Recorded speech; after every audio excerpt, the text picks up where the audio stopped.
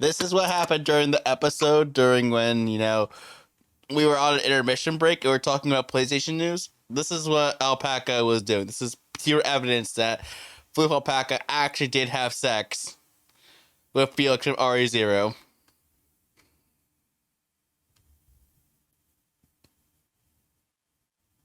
Like I said, age restricted.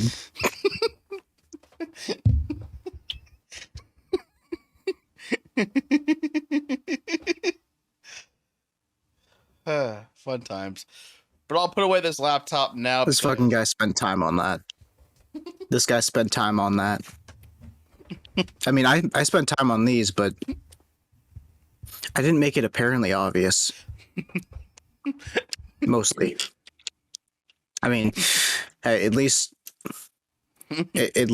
oh shit, wrong thing. Hey, you want rubber ducks? Okay, we'll bring a rubber duck in. Fuck. No, we don't need that. At least, at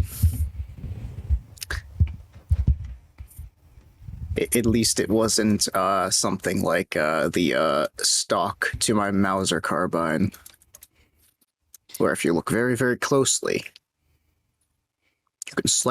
you can just ever so slightly see me, Toby Fox. We team up and we create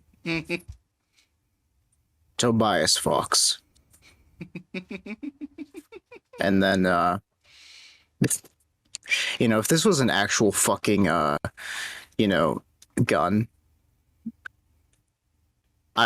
I don't know. I don't know how to say it other than history be damned. I don't know. I mean, then again, this thing is its UFO right now, so we'll leave that at that. I need to send that to Brandon Herrera for cursed gun images. He's gonna shit bricks. Good times. So it'll be worse than the teeth gun, I think. Right. Anyways, so Floof Alpaca, anything really new with you per se besides Not really. Still streaming. Just doing all that. Few behind the scenes stuff that's a bit too personal for the show or for anything. Nothing that is concerning, but just sucks. But besides that, what else is new with me? I don't know. I bought like a survival camping kit with like a hatchet and like 2 knives. One is like a machete and one is like it looks like a throwing knife. And the other one is like the axe has like for some reason it has like a hex key in it, or like it's like a female hex key, like it's for bolts. I mean, not hexes. It's for hex bolts. Then never mind. So that did I bring up my newfound love for churros? Okay, so we have a discount store down here where I live, and it's basically like, think of it as it buys clearance merchandise. They buy clearance merchandise and then eventually put it up for sale and such, and it's not outdated per se, but you know how like when you go to like Walmart, they have a clearance section that's full of like old Halloween things or old Easter stuff or Christmas or I don't know, 4th of July, they discount the fireworks if that's legal in your state. It's really depressing to say that, but anyways, well, I discovered Pop-Tarts that have that are chocolate churros flavored, and I love it. For the longest time, I've never tried churros, and I was like, sounds interesting, I guess. And now I want to try a real churros. Like, I really want to try a real stick of it. Like, I don't know, and the reason why it's churros flavored is because it's for the Day of the Dead or Dia de Muertos or something like that, however you pronounce it. D. What's up? So I think it's Dia. Something. The first word's Dia. Yeah, Day. Day of the Dead. And it's like a Spanish tradition sort of holiday where it's very much remembrance, and in some cases it can be almost celebration like. It depends on the area. Some people just give offerings. Some people just hang out with friends and remember the people, and some people flat out actually it's kind of a little bit of a celebration, almost like these people have passed away, and instead of mourning them, we celebrate with the time we have left. I think that's quite beautiful if that is the case. Instead of being mourning and somber about it, like, enjoy the day that the days you have on this earth, sort of stuff. I do like that. I find it pretty cool. So yeah, I bought like 6 boxes of them. I hear you. Yeah. I went to the gym, and certainly I haven't started like since then, but I'm not like gonna quit. There's been off days and stuff, like busy days and such. And I've also felt quite tired as well, so that also factors into it. Yeah, I can understand that too. Yeah, we all have those days where we have to be very tired for stuff. It's not a fun feeling. No. I mean, other than that, I don't know. I've just been here and there. Right. I mean, as for myself, not too much is new. Wrapping up college finals, so I'll be able to have some more time to, actually commit to some more content and get some of the ideas I've had in my head out there. Okay. Among getting my Epic done. And the Walmart that's nearby me where I work is actually closing down, so I got a lot of stupid stuff. And by stupid stuff, I mean getting a laptop I didn't think I would actually need, but I have it, and it has Windows 11, so I can actually do the review. I have a way of being able to do it now, and that's very exciting.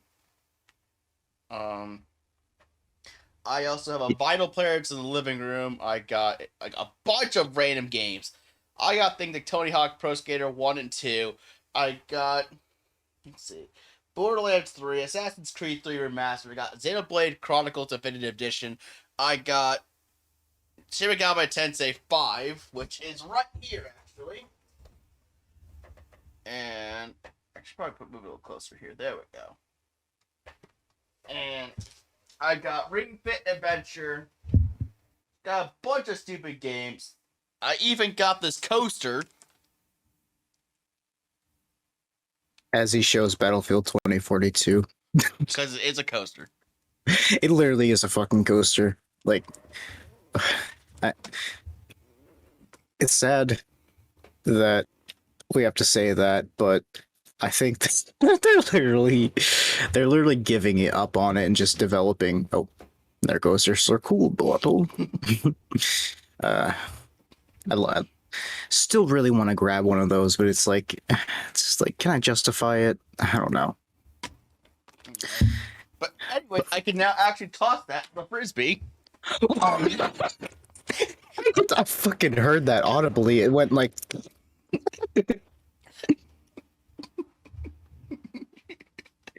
Made an audible thunk. I don't know if it got captured in the video. I think based off the trajectory of my arm, I don't think it did, which is kind of sad, but No, from what I saw, it hit the fucking wall and bounced off and landed on your bed. God damn. I mean, it's a worthless piece of shit game, but god damn. Why you have to be mad? It's only a game. Jeez. I think it's gonna survive, but if it broke, I would be surprised. At the end of this, before you hit stop recording, let's just unwrap it and just see if the disc shattered at all. If you want to do that, that is up to you, but fuck's sake.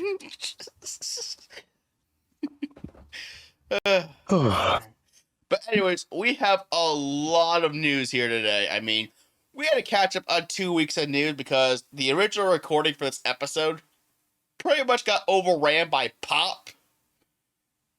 a content popping noise, which we tried to alleviate within some of the last episodes by trying to make it seem like Slenderman was invading the episode. Yes. And now I managed to move my audio interface down here to another USB port, actually USB Type-C port. And now we can officially say, based off what I've seen, that Slenderman is dead. We finally killed him. He's dead. I made shoot noise. He also went off screen, so I don't know what to do now. He died off screen. It's an off screen death. He could come back in a sequel, but not really. No. He's dead. EKIA. I mean, hey, what else is worse? I mean, we could also just go back and summon the R34 of, Floof Alpaca making love. Fuck you and your laptop. With this rubber duck that's in its UFO. That's it. Pulling out the KP9. I found this in an actual gun site. I don't know how the fuck this works, but it's like a conversion. I mean, I could just summon, the baby rubber duck. I can also bring up the, various, Yeah, the various things. Like Katsune Miku. Yes, that. Sorry. Anyways. But yeah, so we got various showcase announcements. We've got Halo Infinite news, plenty of stuff regarding Activision Blizzard. And we also got some news regarding, Embracer buying Square Enix. And the fact that, Elon Musk just somehow bought Twitter, is in the process of buying Twitter. And internet providers entered a lawsuit against California net neutrality law. We also have Epic Games asking court to stop Google's removal of Bandcamp. And we have, pro-consumer things, like Apple's self-service repair program. That's good for the player, dude. Absolutely. Sorry. And I know that the topic that Alpaca here want to talk about the most is how I don't. how Microsoft open sourced the 3D movie maker. Oh, yes. Yes. Let's talk all about that when it comes up. Because, oh my god. So, nobody probably knows this, but I know a certain someone who made a certain something in that and created one of the best movies ever, featuring Mario, Garfield. One second. Let me look at the thumbnail. I forgot.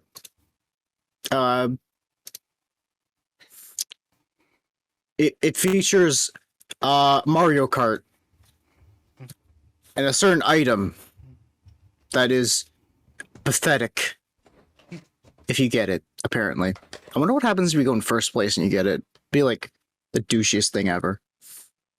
Honestly, because the thing is that Mario Kart changes the odds of the item depending on what position you're in. So you essentially have to do is literally be in dead last place, get the blue shell, and then somehow manage to drive all the way up to first place Mm, and then throw it and see what happens. okay.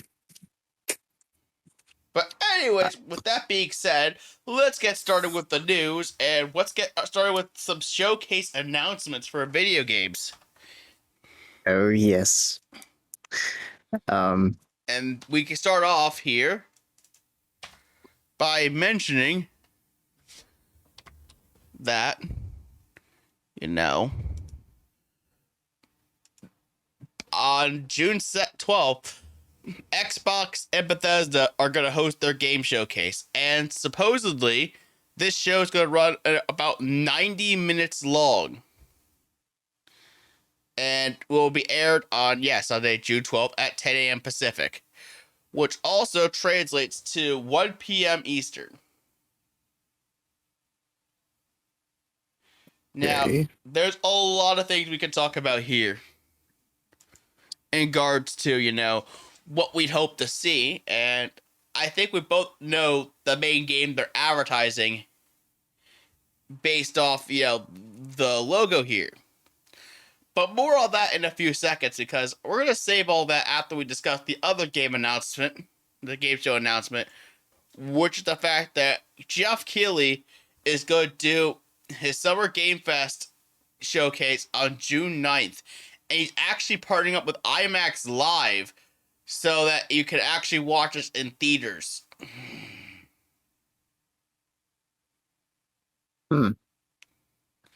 Oh, and it's also going to apply to the Game Awards too. So if you have an IMAX theater nearby, you could technically watch the Game Awards or the Summer Game Fest live in theater with popcorn.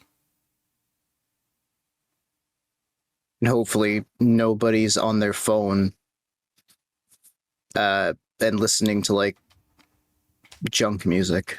Right. Actually, the funny thing, not to bring this whole thing off topic, I remember when I saw Sonic 1, the movie before the pandemic started, and I was the only person in the theater. It was great because I could use my phone, I could eat a bunch of popcorn. It was great. I never got the same experience with Sonic 2 because everyone's starting to get back into the groove of life. But that's beside the point. Let's talk about the two game showcases here. And what do you think, at least more so for the Microsoft showcase? Because we know what game is going to be there. Oh Based yes. off the logo. Like, I'll show it one more time, but you can see stars, a glimmering light. It's going to be Starfield. Oh yes. Starfield is going to be in this show 100%. And I am eager to see what this game plays like. I have Game Pass Ultimate. I would be looking forward to play this game day one.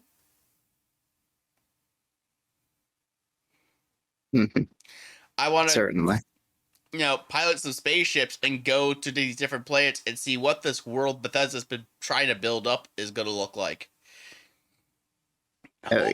Hopefully this game that Bethesda is making is going to alleviate some of the fears that they have, that fanbase has from certain games like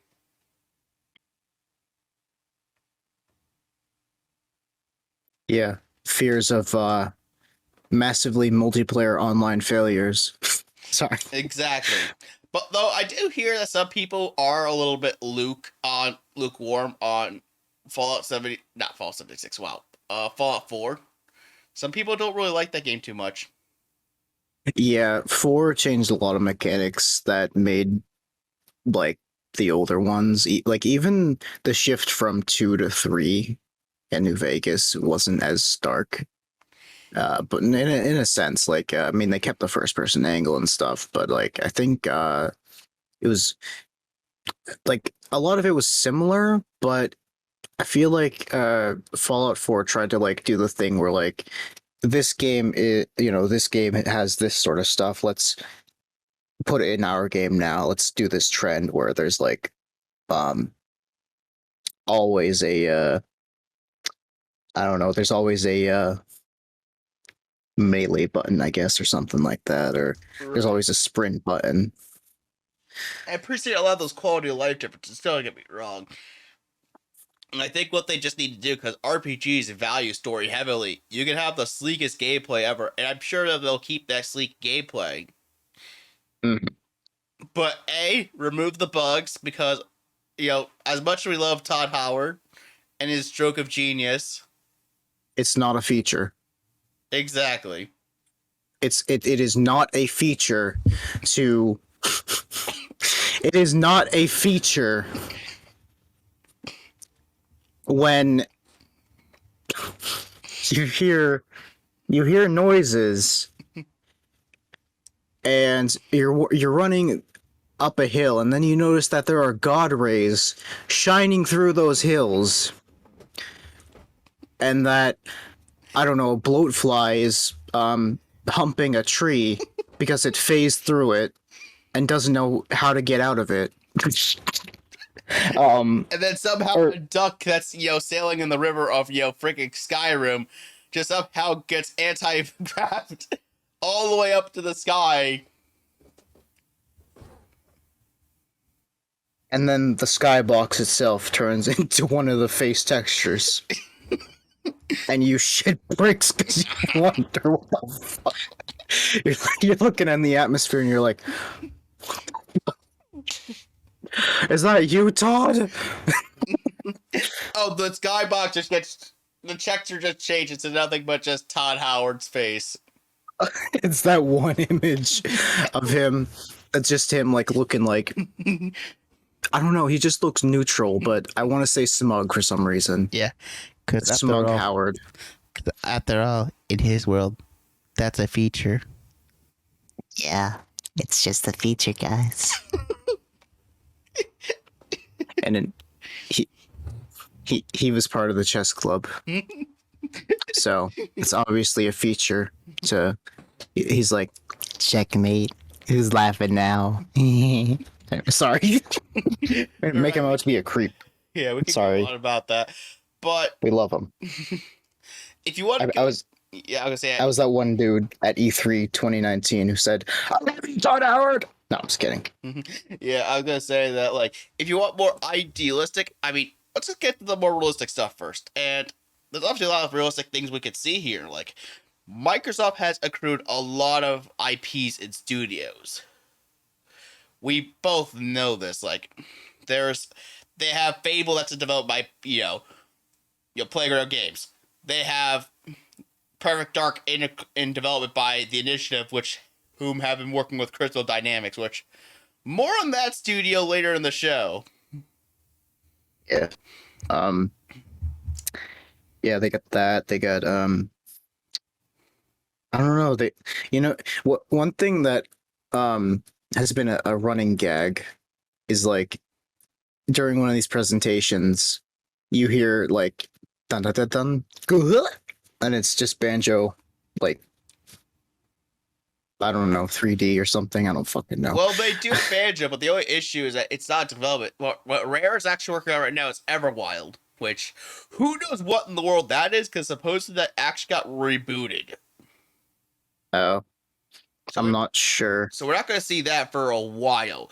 Though I could potentially see maybe some Sea of Thieves updates, maybe, if they decided to push that game still. Also, I could see maybe some more Halo Infinite updates. That could be cool.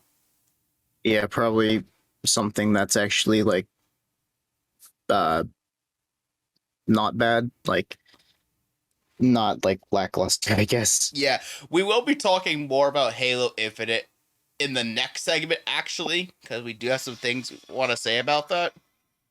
Yeah, I see. But besides Halo Infinite, Starfield, and you want to move into Dream territory. I would like to, actually, because we do know that, we know that Obsidian is actually working on two major games right now. Outer Worlds 2 and Avowed. What if, dude? Yes, we're gonna open the can of worms here. What if, at like the very end of the presentation, right? They leave everybody on a cliffhanger. You see the logos of Bethesda Game Studios and Obsidian, because Microsoft owns both of them. And then remember, you're nobody until somebody loves you. And that somebody is Radio Static. Fallout New Vegas 2. Or whatever, Coming to theaters 2023. Sorry. or Sorry. whatever they're gonna title it. Fallout New Vegas, the new frontier. I'm sorry. Well, it may not even take place in Las Vegas, because if those of you remember, back in like one of the 20 episodes, we actually did have a full-on discussion of what we think this game should be. Mhm. Could be. Which I think that's a very interesting discussion to take a look into. But I hope, one of the things I would like to see, I mean, I did mention this is actually a possibility, but I would love to see Fable. I want to see Fable. That would get me to scream like a schoolgirl. Oh yeah, I could see that. I'm a big Fable nerd. Like, I played like the all 3 of the main games. I played them all. Let's And see. I mean, I haven't played Fable Journeys. I did play a little bit of the beta for the what was gonna, I think, Fable Legends. I think the game is. I forgot the name. I did play the card game though. That they did at with the studio that it was made for former Lionhead employees. Mhm. But yeah, that's a whole thing that happened. But I do think that Microsoft is set to have a good show, and who knows what some of the other developers working on. I mean, also, could they potentially show maybe something like Senua Saga? Maybe. Because that's the sequel to Hellblade. So I mean, I think it's plausible. yeah, It's plausible. I mean, we did see it at the Game Awards, and that footage looks freaking incredible. Yeah, definitely. It looks much better than watching Fufu Paka make love with the Hatsune Miku duck. Much better. Fuck you. Though honestly, you're better than that Rule 34 image, so keep that in mind. Thanks. But then again, anything's possible. It certainly is. It certainly is. Anyway, sorry. Yeah, do you have anything else you want to say about this before I move on to the next topic? No, I think I'm all set with the Xbox Bethesda showcase thing. It's gonna be June 12th at 1 p.m. Eastern Standard Time, right? Yes, and since it's a Sunday, you bet I am going to watch that show. I am going to watch it. Certainly. So definitely stay tuned for that. Because we're going to be talking about all this, what would have been E3 coverage over the course of, the coming, weeks. Oh yeah, of course. Of course. But now we have to get into some Halo Infinite controversies. And before we get into that, I want to hear your thoughts on what we think of season 2. I mean, I unfortunately have not had a chance to play it yet, but from what I've heard of the season 2, it's a bit of a mess.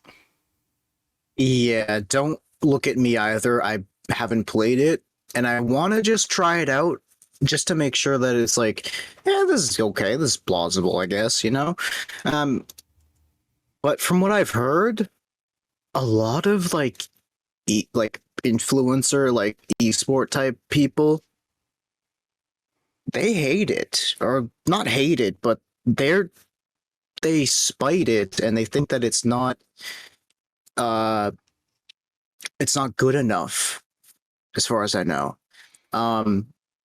Absolutely. The roadmap itself was very lackluster, and I hate to say that, but that's just how it feels to me as well, because it's like, oh, here's like, what was there, 4 maps, right? Or 2 maps? There was 2 maps, yes! So there is one that looks a lot like that Halo 3 map that's in the sky, and then there's like that Breaker, which has a giant laser, which that's fucking cool. But for 6 months, You're telling me that they're going to release 2 maps, and I hope that there's a way that they could just be like, yeah, that roadmap was, well, we're going to surprise you, but actually we're overclocking our employees and making sure that they make a few more things before, we get like a player count of like what was that game that had like 1 concurrent player? Give me 1 second. Let me look back. It was that like sorry. Yeah, Babylon's Fall. It like they better hope it doesn't turn into that because of the low player count, or the fact that people aren't really liking the new season, which would lead to that. Right. However, what Halo Infinite has that Babylon's Fall does is compelling gameplay, and that seems to be keeping it up for the very much for the mean term. And that's what the thing that both of us like. The core gameplay is amazing. It feels like classic Halo. The only downside is the content release. Like, we just need more maps. At this point, I don't care about modes anymore because I think a good chunk of the ones we have now are fine. Yeah. Especially the fact they've introduced some of these modes too is pretty sweet too. Just give us more modes, more weapons, and I'm good. And more places to use them on. Exactly. That I think I already said maps, but anyways, we'll go with that. Sorry. No, I heard modes, but I'm sorry. I don't mean to correct you. It's like, it doesn't matter. Anyways, so let's get into this first part here, and right away, we could see here that Halo Infinite is actually supposedly it's actually locking season 1 challenge slot unless you buy the season 2 battle pass.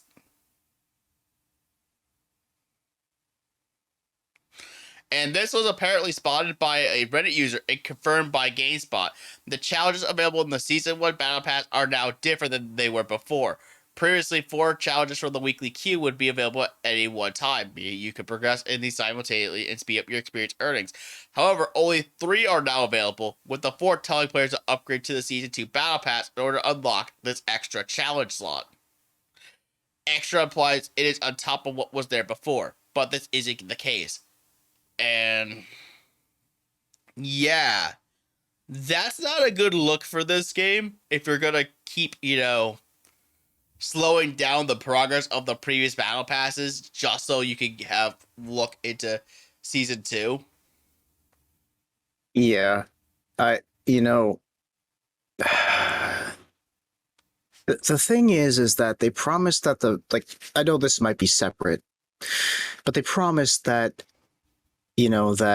or they said at least that season battle passes would carry over, and the progression does, but this challenge slot, I mean, it's not disingenuous, but it's kind of like I wish it wasn't as, I don't know. I understand it's probably, it's only available for the first season, for the season that it's it exists at, but it's like, I don't know. If you're saying that it carries over, like when it comes to like everything else, it's like, I don't know. Yeah, I agree entirely with you. I mean, what we're seeing here is an instance of definitely greed. Like, don't get me wrong, I do plan on buying the season 2 battle pass, just so I can lock the content in, so when the game becomes good again or exciting for content, I'll be ready to go and have all the content ready to go and just channel in and just get as much as I can. Oh yeah.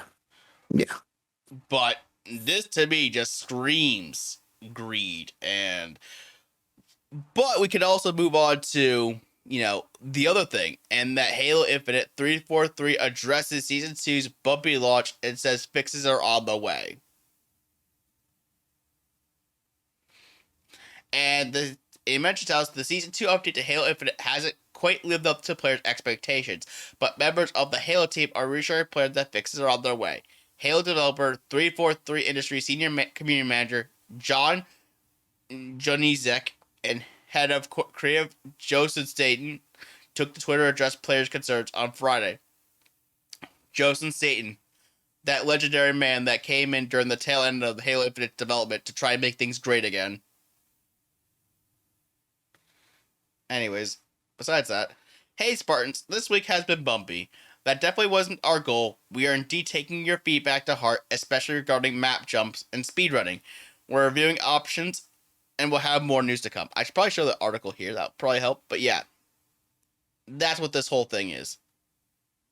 And a thread by Junizek dives further into some of the issues. According to Junizek, the last Spartan standing challenges in the interference event were fixed and should now be tracking more accurately and helping you earn rewards. Halo Infinite will also compensate players who log in during the event with 5 XP boosts and 5 challenge swaps. The team has also responded to fans' concerned tweets, clarifying that a jamming issue regarding semi-automatic weapons is an unintentional glitch and will be patched in the near future. Yes. I heard about this, and when I was talking about how, bigger influence esport players, they're angry at it, and they're like, this shouldn't be a thing, something like that. I wonder if the tactical rifle does that too, or something like that, because it's burst, but maybe they don't understand what burst versus semi-automatic is. But man, whatever. Of course, yeah. So we have that's what I mean. I do think it doesn't address the main concerns that we both have, which is maps. Mm-hmm. Give us maps. Give us weapons. Don't get me wrong, all this stuff is good, and it's obviously very important, but just give us maps.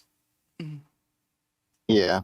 Imagine the skewer, but you couldn't actually use it because it's jammed, and you were like, fuck. It literally screwed you over. Yeah. I could only imagine that. It feels terrible to think of it. Anyways.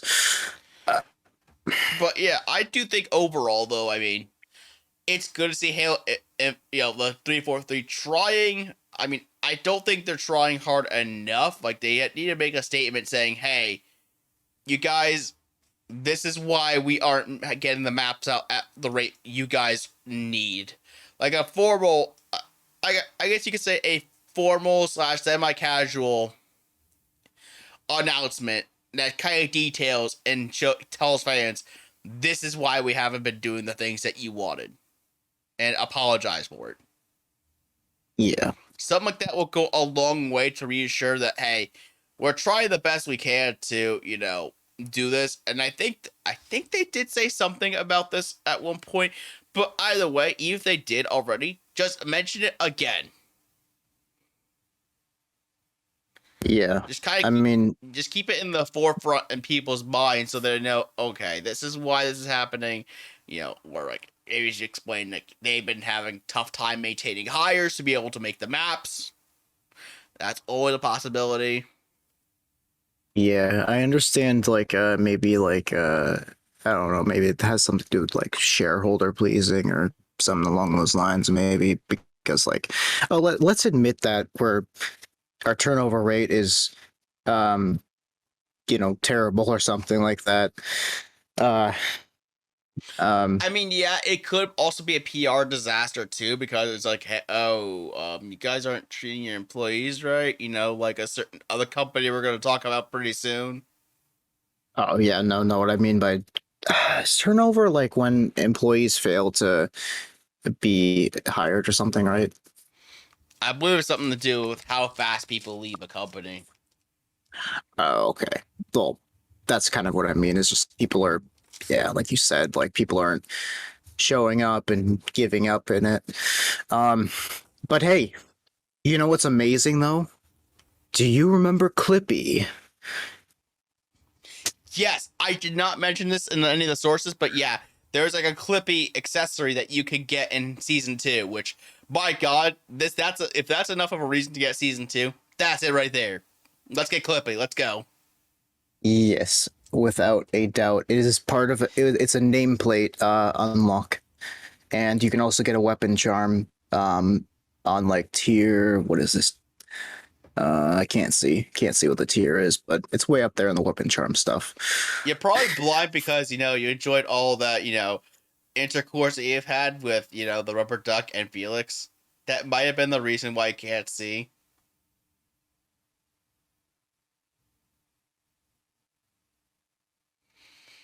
Stop giving me hope for my unfortunate reality. Anyways, let's get to that certain company that the two of us like to rant on because they keep making stupid decisions every single day. I mean, do you guys really just not have phones? Literally, because Activision Blizzard announced on April 25th that they are making Diablo Immortal for PC. And that in this open beta on PC, there's going to have crossplay and cross progression with mobile phones.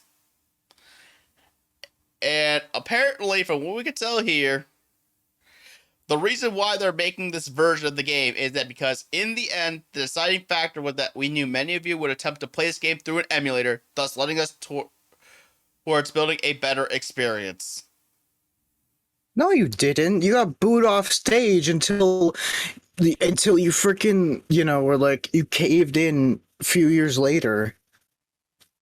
Like, no, that's not how it went. You were just like, well, that was embarrassing. Get to work, my slaves, I guess. I don't know. You know what? What's the kicker? If GAHCast was around during that time, I would have ripped a new one. Like, that would have been a funny discussion for the two of us to have. We would have been roasting their ass. We would have been laughing at each other all day, like we've been doing with the freaking Xbox segment we just did. Like, but even worse than that, because don't tell me don't shame me for. Don't say, do you guys not have phones? What? What? No. We have pride in playing on our computer, not on a phone. I understand people do like playing on phones, but no. And then to call it like oh yes, you guys would run it through an emulator. You guys would run it through an emulator, so you know what we did? We put it on the PC, dude. No, you didn't! You put it on PC because you were so embarrassed. Like, anyways, get wrecked. Also, too, we can see here that Warcraft Arclight Rumble has been announced. It's kind of like a vertical, you can see it here, kind of like a tower defense sort of game. And you can see there's like PvP battles and head-to-head. I would say tower defense, but you can kind of tell it's a top-down game. Yeah, but we don't have phones to play it, so I don't know. I mean, I do, unfortunately, but I'm not gonna use my phone for these games. Yeah, and my phone would. I just use my phone to like watch YouTube and like call people. Yeah. So I have small games, but they're not microtransaction crazy games. Like they're small little games. Yeah, I remember you introduced me to Territory.io or something like that. Which you can actually play on your computer as well. Oh, okay. Well, that's nice. But yeah, I know you liked that, and it was I liked it too. I liked the concept of it. It's like a battle royale map game, which I think is kind of cool. But besides the point, though, I mean, you could take a look at the gameplay trailer yourself, and you could see like what sort of vibe this game is going for. Like you could tell it is pure mobile garbage. The graphics look like your typical mobile game. It really does. It like really does, honestly. Like you could tell it's like tower defense elements mixed with RTS elements, but it just looks so generic. It really does. It truly does. Like the most least generic character I can see on this board is on this entire page is if you look where it says leveling up progression. I don't know. There's like this like troll doll with a like gun on an airplane. That's a gnome. It looks like a troll doll. True. But anyways, besides the whole point of this, I mean, you can see what they're aiming for, and it just looks like a freaking... It just looks really generic. It's a shame, too, because I'd rather take Warcraft 4 over this. I mean, hey, at least they brought back the cheetah men from Action 52. Woo! But Like- I think they're the actual legitimate creature that is an enemy, you know, in the games.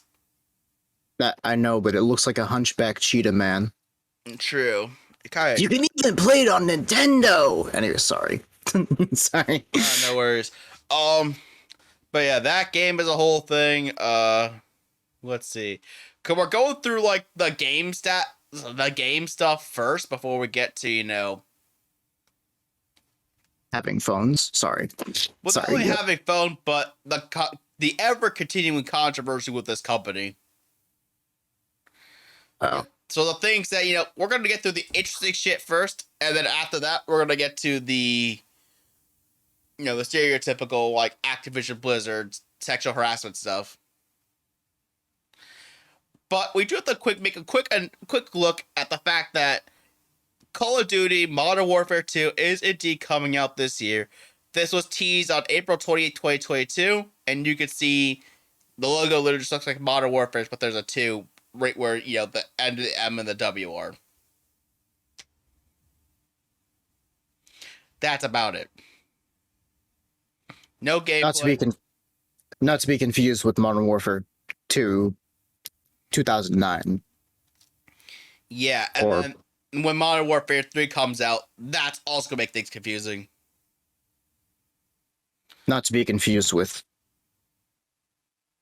Yeah. you know, the The only thing that's going to break the curse of this is what Modern Warfare 4 gets announced in this whole ordeal. If Modern Warfare 4 gets announced, that's going to be a what the hell situation. Because now you're going to... that actually would be a bit confusing too, because not only would you have Call of Duty 4, Modern Warfare, then it's going to become Call of Duty Modern Warfare 4. Yeah, I just realized that. So you get the Modern Warfare, 4, then you get the original COD 4, which is not Modern Warfare 4, and then you got the remaster, and then you got the 2019 reboot, or actually, well, it's not. It's like a soft reboot because it has the same characters, but also new characters. But anyways, yeah, I don't know, just like call it like Modern Warfare. I mean, you already fucked up with 2019, but I don't know, call it a Ghost 2 or something, and like have like a Logan from that game be a playable character, and bring back Riley, the German Shepherd. Enhanced dog models up the ace. I mean, true, you could do that, but at the same time, I don't think Ghost was the most well-received Call of Duty from that era. I know, but it's way better than the trash we have now, so I don't know. I mean, true. I mean, but speaking of trash in Call of Duty, Oh yeah. Speaking of trash. so Activision says Call of Duty Vanguard didn't meet expectations because people don't like World War II. So that's the headline, but after a little while they also blame our own execution and a lack of innovation, which that headline is a bit clickbaity, but whatever, I get it. But to make that a bullet point, because people don't like World War II, look, it's not the time, it's just, it is completely your own execution of it and your lack of meaningful innovation. Right, like World War II was the time period that this juggernaut of a series started on. Like, you think you could perfect World War II via a different story that was not told. Yeah, and sorry, go ahead. Like, you could potentially emphasize more on, like, World War II, or more of the Africa War, or the battles in Russia. Like, I mean, I know some of these games have covered this stuff, but maybe we could go more in depth in the things that's not exclusively Germany. Yeah, like,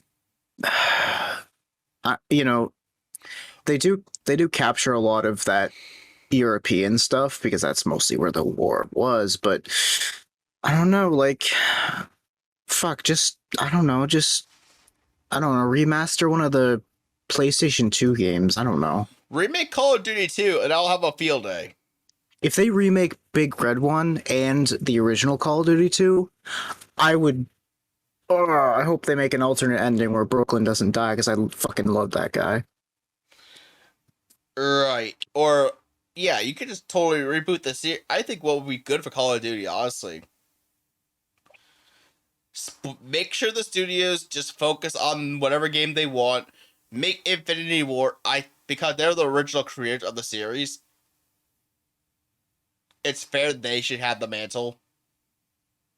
Yeah, but then Treyarch made like a really edgy, sort of psychological World War II game. So I think if they just band together, that would be pretty nice. But then they also have their plate, like, with the fucking zombie mode, which is a total failure. I mean, the zombie mode, the thing is I remember that being super cool when it first came out, and then all of a sudden, zombies just went complete off the rails. They added story plot points, which didn't need it for what essentially is a Left 4 Dead mode. Yeah, in a sense, but not really. Like, Yeah. When it comes to like that zombies thing, they tried to make sense of all the stupid Easter eggs that they put in, like, and they saw that people were getting intrigued by it, and then eventually they were like, shit, shouldn't we just make like a story based around that? And then you get to like 1, which is okay-ish, and then you get to 2, which is like hell on earth. But even then, people didn't really like 2 that much when it came to the zombies mode, except for Origins, and I think Buried was pretty decent. And Mob of the Dead. Yeah, can't ever forget Mob of the Dead. But 3, where it became like kaijus and like eldritch gods and stuff, like, is like that's kind of took a turn for really, really fucking weirdness.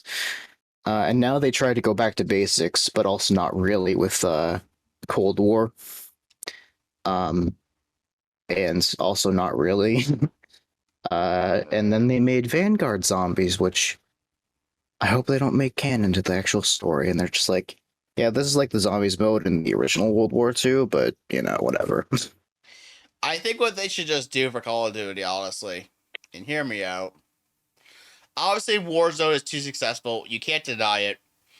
Let Warzone continue as its own thing. And give back Verdansk. Yeah. Even though Verdansk had its own shit flaws, but Caldera just is like... Or better yet, just remove the Call of Duty label altogether for that game, because I feel it's way too different now.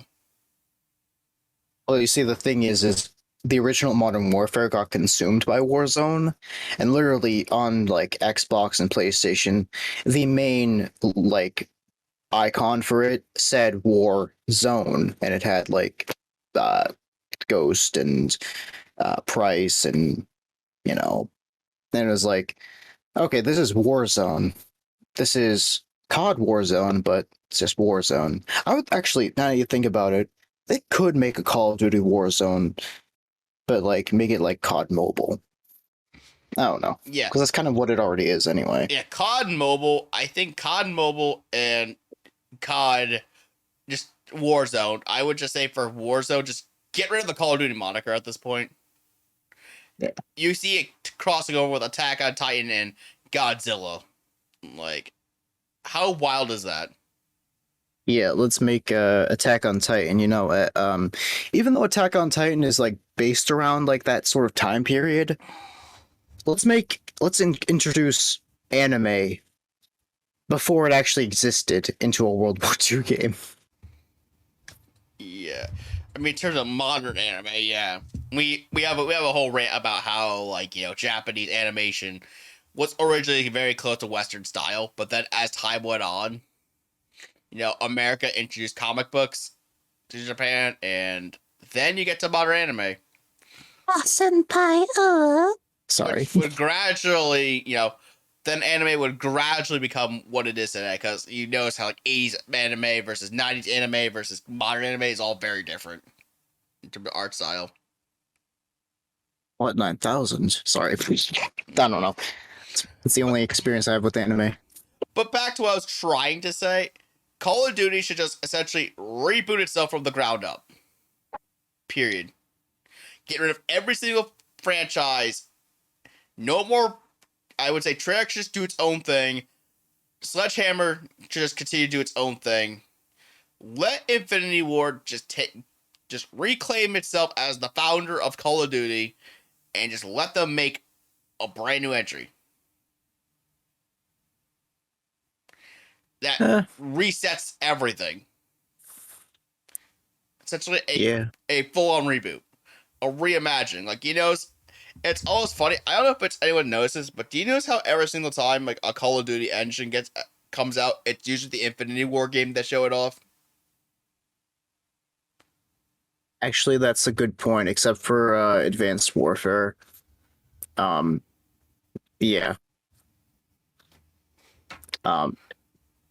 Yeah, they really just, I mean, then again, though, like, no, I get what you're saying now. They really do seem to be the iteration of it, sort of thing. Because, like, Modern Warfare was nice. Like, you could tell it had its aesthetic. And then Cold War came in, which Cold War was an adoption, basically. Like, Cold War was a Sledgehammer Games project, and then Treyarch had to pick up the torch and adopt it into their own sort of franchise, and like add it to the thing. And then they pretty much just took Modern Warfare 2019 with Sledgehammer and just said, well, let's make another World War II game. That, the tail end of World War II was pretty nice, so let's just rehash it, but give it a fresh coat of paint from Modern Warfare, and make broken animations, and have the SIG M16 or M17 be reused. A modern pistol that's actually still not even in the hands of most troops. Let's reuse that and not change it to a 1911. That's fine. Anyways, I'm being narcissistic about it. Yeah, I don't know. So essentially what this would be is that what this should be is that it should just be Infinity Ward just holding up a Call of Duty for 3 years and then publish a new one. It shouldn't be an every year thing. It should be an every 3 to 4 year project. Yeah, what I saw actually was, I think like 300 people worked on the original COD 4, and now Activision is saying, "Oh, Vanguard had over 200,000 or so people, working on it, and yet Vanguard is a fucking dumpster fire, and COD 4 was like the best ever." Yeah, like the early Call of Duties, once you got to like the end of the Modern Warfares, yeah, Modern Warfare 3, is that the cutoff point? Yeah, well, actually, I think like what it is like Black Ops was the cutoff point, and then 3 people started to get really angsty, and then 2 was like Black Ops 2 was like. Speaking of which, they tried to merge the timelines from the new Modern Warfare games and the original Black Ops timeline. They're trying to merge it now, but the thing is Black Ops 2 takes place in 2025, And Modern Warfare 2019 takes place in 2019, and yet the technology from both of those games is vastly different. Black Ops 2 is an overestimation of the advancements, while Modern Warfare is like modern day sort of stuff that you'd see every now and then. Hilarious. Anyways, but what I was saying was, I think Black Ops 2 people found it was pretty cool and all that, and then Ghosts was like, bleh, and then Advanced Movement was like, no, and then I mean, I don't know. like the advanced movement and super cool movement, but that I think at that point, let someone like Treyarch or Sledgehammer make a new IP for that sort of thing. Yeah, Let them make a new IP. Just don't call it Titanfall because that's already with EA and EA and and Respawn. yeah. Call it like Call of Fall. I don't. Sorry. Or you could revive one of the names of like Advanced Warfare. Yeah. Just remove Call of Duty on it. And make that just a new IP. Done. Mm. Or Infinite Warfare, and just make that a new IP. Done. So let whatever company did the best at the advanced movement, let them have it. Let that studio deal with that. Yeah. Because we're making a situation which Infinity Ward does the mainline Call of Duty games every like 3 to 5 years. Yeah. And then, because live service games obviously are successful, you just want to keep maintaining content, new guns, new maps, etc. Unlike Halo Infinite, which doesn't really have a clear timeline. But enough about rambling about Call of Duty and what we think should change with it. We need to move on to the remainder of the Activision Blizzard segment here, because we have a lot to say on this. At least not much, but we can at least try. I guess I have something to say about it. I just fuck. I'll try to make this as quick as possible, wrap it up in a package, and then we'll move on to the next topic, which I think is more interesting. I hope so. Alright, so... Okay. I'm going to make this rapid fire. The union, Yep, I know. Union working to organize Activision Blizzard workers, the Communication Workers of America, filed a complaint today with the National Labor Relations Board, accusing the video game company of forbidding workers from discussing ongoing sexual and workplace harassment lawsuits. Apparently this is the first time, and yeah.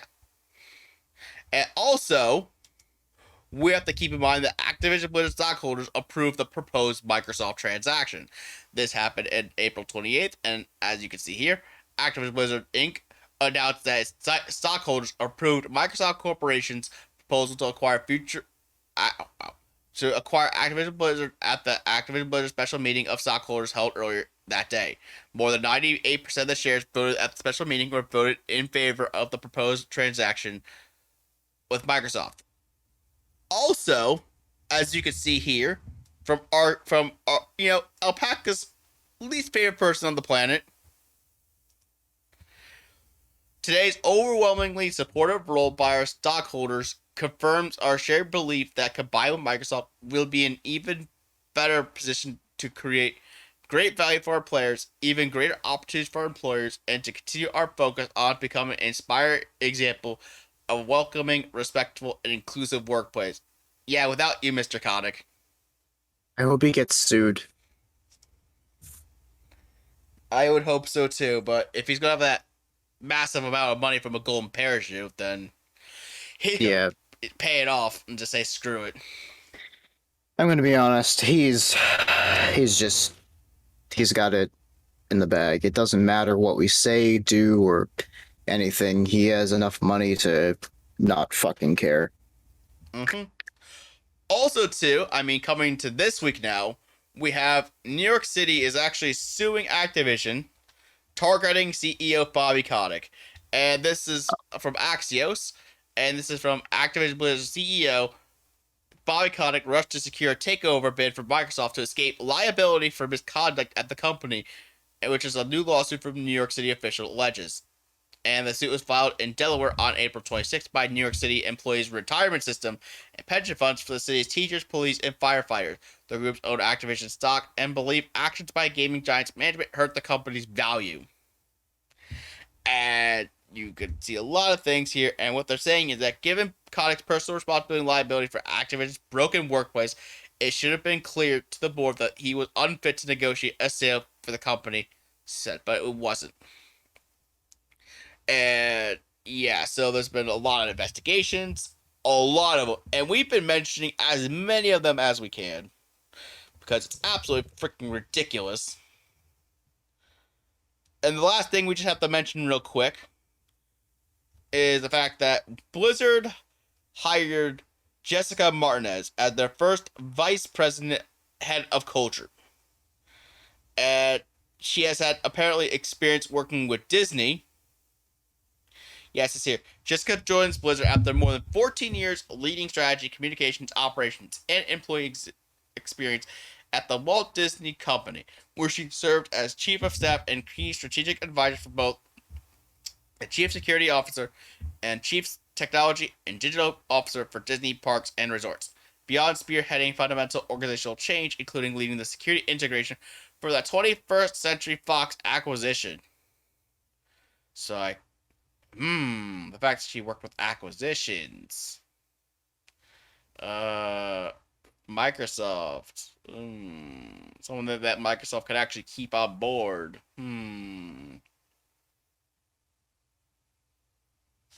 I don't know. But yeah, that's everything. That's for all the articles for that whole subject. I try to make it quick. Any other? I appreciate it. Any other? Anything? Any quick thoughts about this before we move on to our next topic for the day? All right, so from the top, I guess this Engadget article, it doesn't surprise me that, hey, if I feel like there's a point in which if you have enough money, you have enough power to, if you have enough power, I guess it really doesn't matter what you do. You can just pay off, Right. When it comes to this,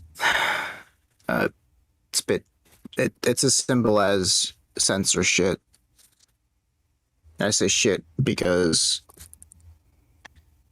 we're allowed to fucking say what we need to when it comes to shit like this. When it comes to this Business Wire article, good, I guess, and fuck you, you fucking Battletoad looking ass. Anyways, the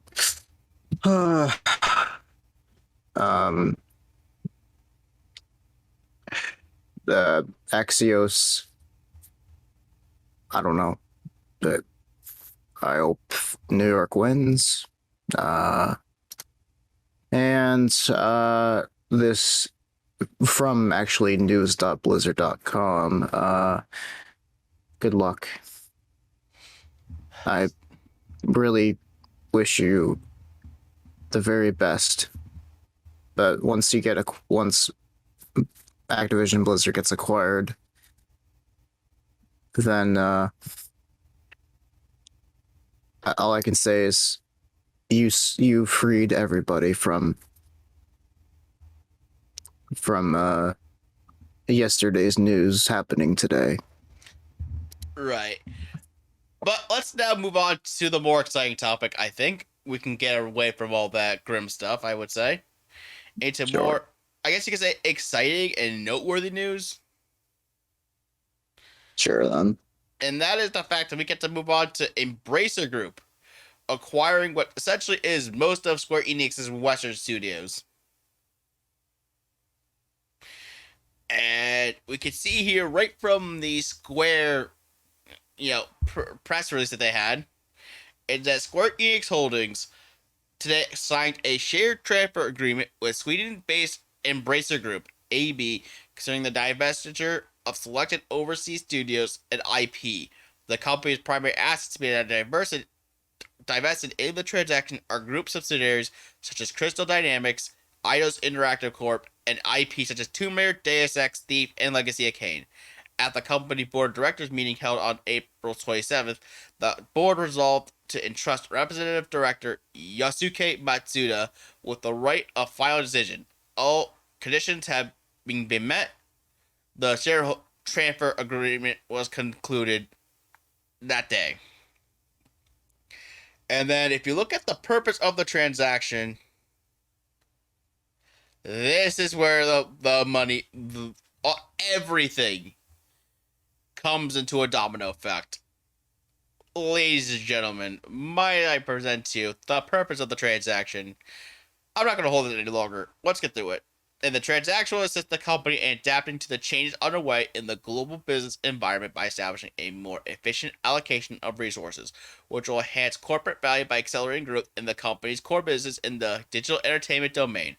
In addition, the transaction enabled the launch of new business by moving forward with investments in fields including Alpaca's favorite things: blockchain, AI, and the cloud. And the move is based on the policy of business structure optimization the company set forth under the medium-term business strategy unveiled May 13th, 2021. I find it ironic that's called the cloud, and there's that saying, you got your head in the clouds. Literally. Like, we're going to talk about a certain crash that happened later in the show. Yeah. But the fact they made this right when that happens. Yeah, I mean, high hopes for, I don't know, a shot in the dark. Yeah. However, despite that, the company's overseas studios will continue to publish franchises such as Just Cause, Outrage, and Life is Strange. But yeah, you can scroll down here and take a look at all this up. We're not going to go through all the financial stuff, among others. But yeah, keep in mind, among others, because I believe this is also including, get ready for this, Gex. I mean, I don't know. It's just a minor thing. Gex was a niche franchise. I have never played it. But you could see some franchise like that make a comeback. Yeah. Which apparently at one point in time was actually the mascot of Crystal Dynamics. Oh, okay. For the longest time, I didn't know that. Okay. There was a time when she was. But then Lara Croft came. And I guess ever since they made some Tomb Raider games, that became the staple character. I mean, would you rather have, you know, I don't know, a lizard or, well, a gecko or a, some lady who's like Indiana Jones? Yeah, so let's take a look at what. I mean, obviously, for $300 million, this is an absolute bargain for Embracer. 300 million? That's 100 million apiece, which I don't know. And you get all the catalog, which we're going to look at, you know, Embracer side of the whole thing. They're going to get not only Tomb Raider, not just Deus Ex, not just Thief, Legacy of Kain, but also 50 other back catalog games from Square Enix, which will likely include Gex, like I mentioned. Yep. And Alright, if you scroll down here, we can actually see the reason as to why Embracer wanted to buy this. And pretty much they're saying that the studios possess a unique ability to deliver blockbuster hits decade after decade. The acquisition brings a compelling pipeline of new installments from beloved franchise and original IPs. Well, obviously include the new Tomb Raider game. The acquisition builds on Embracer's mission of creating a leading independent global gaming and entertainment ecosystem. Embracer has been particularly impressed by the studio's rich portfolio of original IP, housing brands with proven global potential such as Tomb Raider and Deus Ex, as well as demonstrating the ability to create AAA games with large and growing fan bases. And yeah, and they just explained the status of the thing. But however, minor thing that's interesting to note is that after closing the transaction, The United States will be Embracer's #1 country by number of game developers and can be #2. And these guys are found in Sweden. Okay. Like I said, minor thing. Also, but despite the fact that this could be used for crypto, we do have to admit there could be another potential reason for this. And that, according to this article here, from Metro Entertainment, we can see here that Square Enix lost $200 million on Marvel games. So I see. Yeah. And for the longest time I thought, yeah, they're kind of just giving their things away, but after Hydro here just, showed this to me, I was like, oh, okay, that makes more sense, I guess. Let's just sell them off and then make hey, you remember that crypto thing? Yeah, let's use that as the excuse, not because we lost money. yeah. Which nobody wants to hear, I guess. But I think also that is part of their strategy too, unfortunately, for the two of us. Yeah. It's a combination of shaving off expenses, making themselves a leaner company, and then on top of that too, we've been seeing this too, like throughout the article we've been talking about throughout the show. They've been wanting to explore crypto, Mm-hmm. and now they'll have $300 million more to be able to spend on that. Okay. All right, not me. But any other thoughts about Square Enix and Embracer and this acquisition? Because this was a relatively shocking announcement. Like, who would have thought that Tomb Raider would be sold for such a rather low amount? Yeah, I get that. No, I don't know. I don't know how to feel about it. It's great and all that it's great and all that they Embracer Group has another acquisition on their hands and stuff. And it's great that they are now in control of all these franchises, because I can only assume that they're pretty passionate when it comes to, video games and stuff. I don't hear much drama when it comes to them. So I mean, as we've seen before, they own a lot of stuff. They own Gearbox. They own THQ Nordic. They own Koch Media, which also owns Deep Silver and Saints Row. They own Coffee Stain and Goat Simulator. They own Aspire, that's doing the Knights of the Old Republic remake. They own Dark Horse Comics, which owns the Hellboy IP. They own a lot of crazy things. yeah, I see. Well, I don't know. Good luck, Square Enix. I hope you don't cause global warming because you want to pursue crypto. But now we have a couple other acquisitions we'd like to talk about here.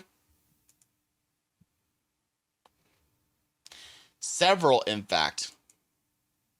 Oh yes, this next one is quite interesting. And previously, I thought I didn't really understand why an investment group would, but what comes to mind now is it's much more eyeballing. Like, wow, what, oh great, anything but Anything but money. anything but money. I Anything. love my money. My massive,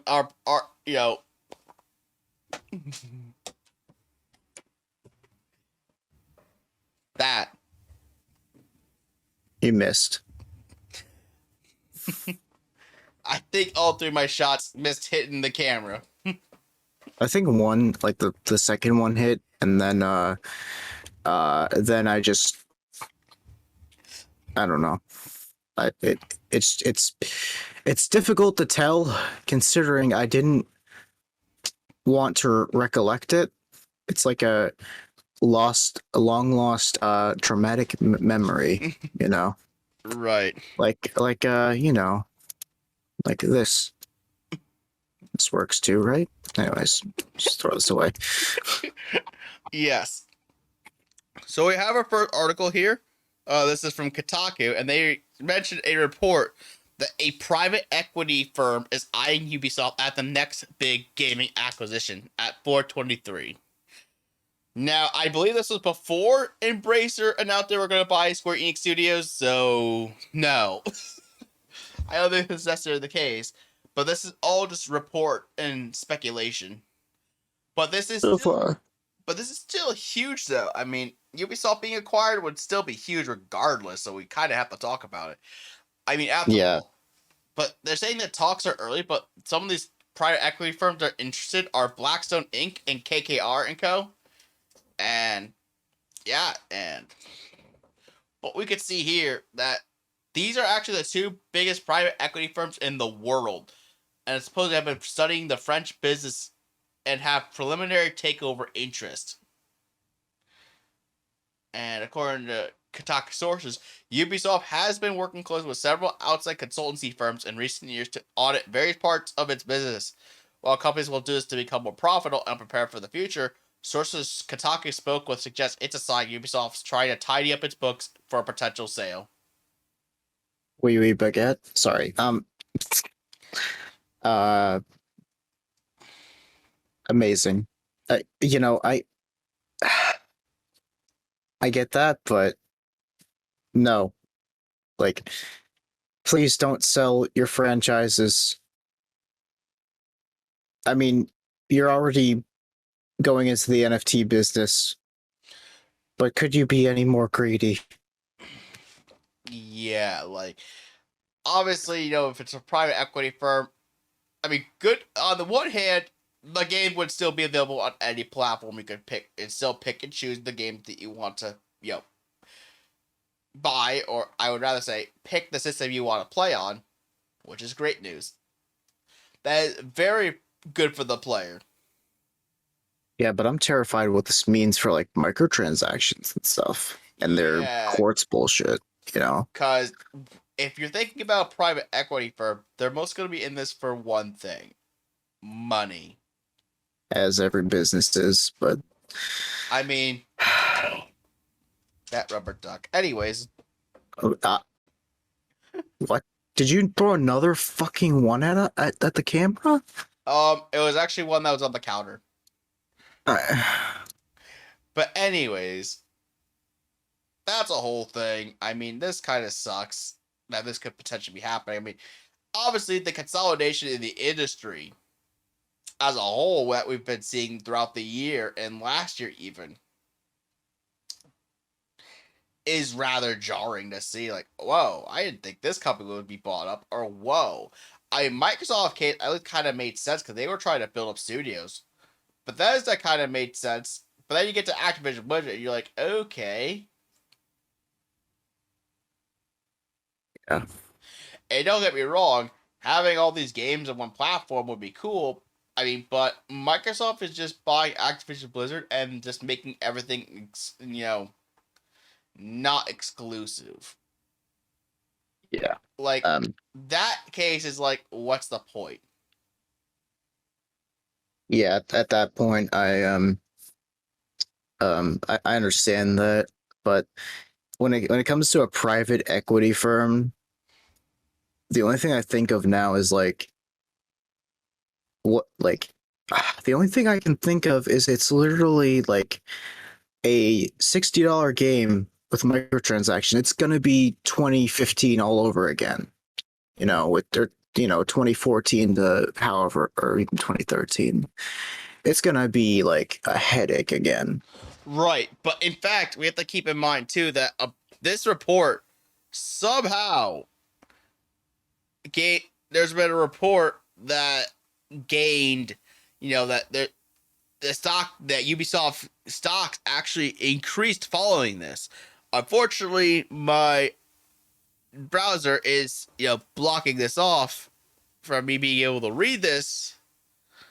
But I see it now. Word that it's gonna let you, the access to raise Ubisoft's stock price, which indicates that investors are feeling confident that or are proving that this should happen. Another thing that might be interesting too is Warner Bros. Interactive game studios could soon be for sale. And Xbox and PlayStation are reportedly interested. But I don't think Microsoft could pull it off right now because Activision Blizzard and trying to get through the legal loopholes of being able to buy them. Get over here. I just realized it's gonna be not good considering like everyone was like, oh well, Activision, blah blah blah. I guess I don't know. One thing I'm a Activision case, it's like I don't care who buys Activision Blizzard, just get rid of Bobby Kotick and you're good. You're the martyrs of our case. Mm-hmm. But this is a different case here. Like early in April, the merger between Disney and Warner Media officially closed, becoming Warner Bros. Discovery. Warner Bros. Interactive game studios have largely been left alone through the merger period, always selling Playdemic to EA in June of 2021. Now the merger is finalized and Warner Bros. Discovery is restructuring. Plans for Warner Bros. Interactive Studios appear to have changed. A report claimed that Warner Bros. Discovery is already shopping its studios to interested parties, which include PlayStation and Xbox. The report comes from Fanbyte Media's Emran Khan, who says that he's hearing a decent bit of chatter regarding Warner Bros. Discovery's new plans. Khan explains that Warner Bros. Discovery is shopping its game studios around. The list of studios that Warner Bros. Interactive has includes Avalanche Software, Monolith Productions, NetherRealm for Mortal Kombat, Rocksteady Studios, and TT Games. And yeah, they also mentioned that Khan draws attention to is that WWE Discovery is specifically considering selling its game studios and not its intellectual property. That makes a studio acquisition not that worthwhile. You're just buying the talent, but not the IP. If you're gonna buy NetherRealm, you want to have Mortal Kombat locked down. Of course. I think the thing why they want to keep the IP because they know they can make movies off of it. Yeah.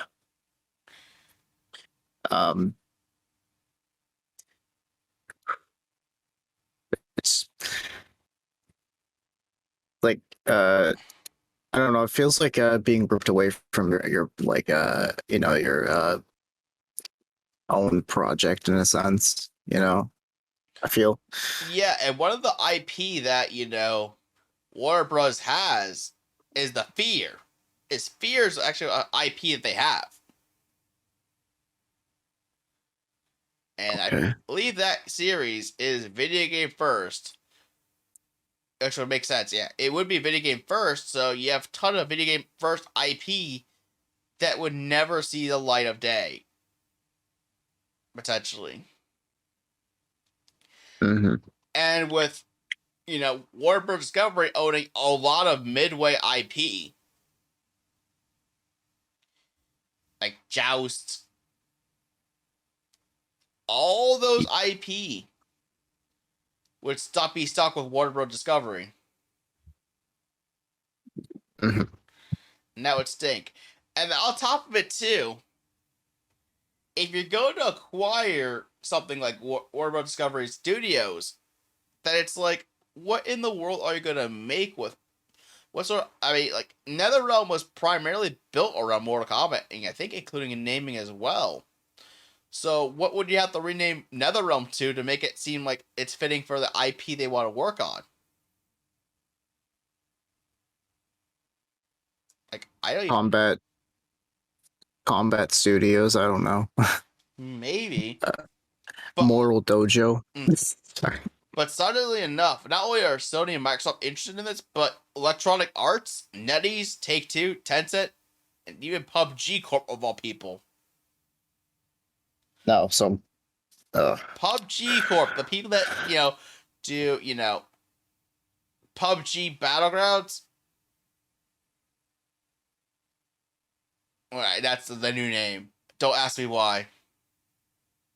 I just heard you say that and I was like, hold on a second. No, but that just means player knows battlegrounds.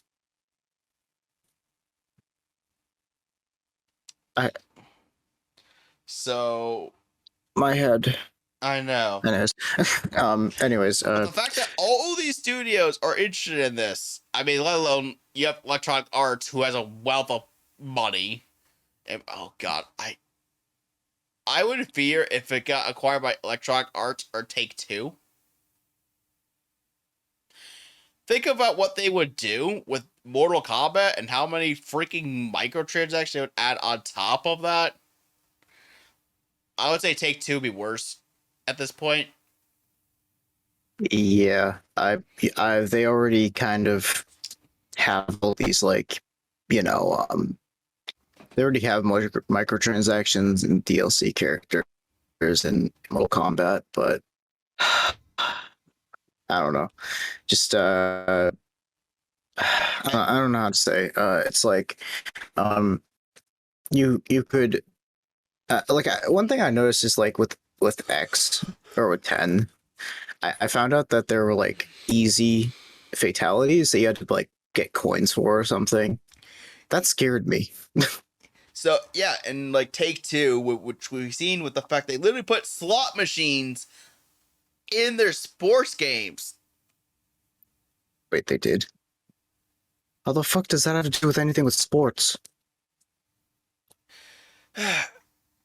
They literally add casino mechanics inside of the sports game. GTA Online, not only do you have this new GTA Plus service, but that also is a microtransaction slog. Mm-hmm. Like, that's insane. Like, they would go overboard. And I would not want to see, Mortal Kombat get their easy fatality mechanic and currency reintroduced, and then more on top of the typical fighting game structure of season passes and all that stuff. Yeah. However, there's also some acquisitions that are also being looked at.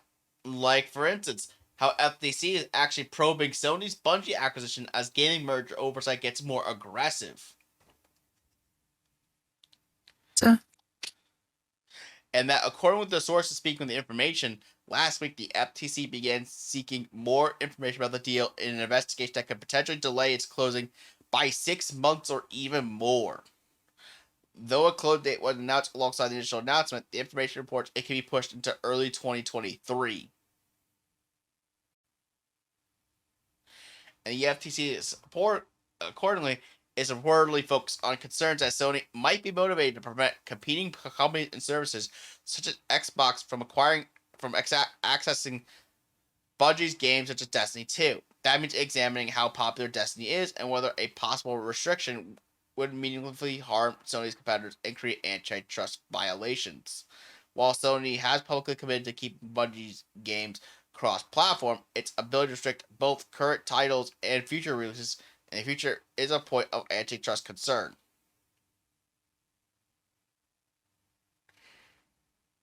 And yeah, I mean, if that is true, that Sony could eventually restrict, like, hey, they could be like, oh, hey, Destiny 2 is going to be available for everybody else. Don't worry about that. But then all of a sudden screw over people by saying, hey, Destiny 3 is going to be only on Sony platforms. That could be a dangerous precedent. But I do think that Destiny series as a whole, based off how Sony's been wording everything, is likely going to be a multi-platform series. Beyond Destiny 2. Yeah.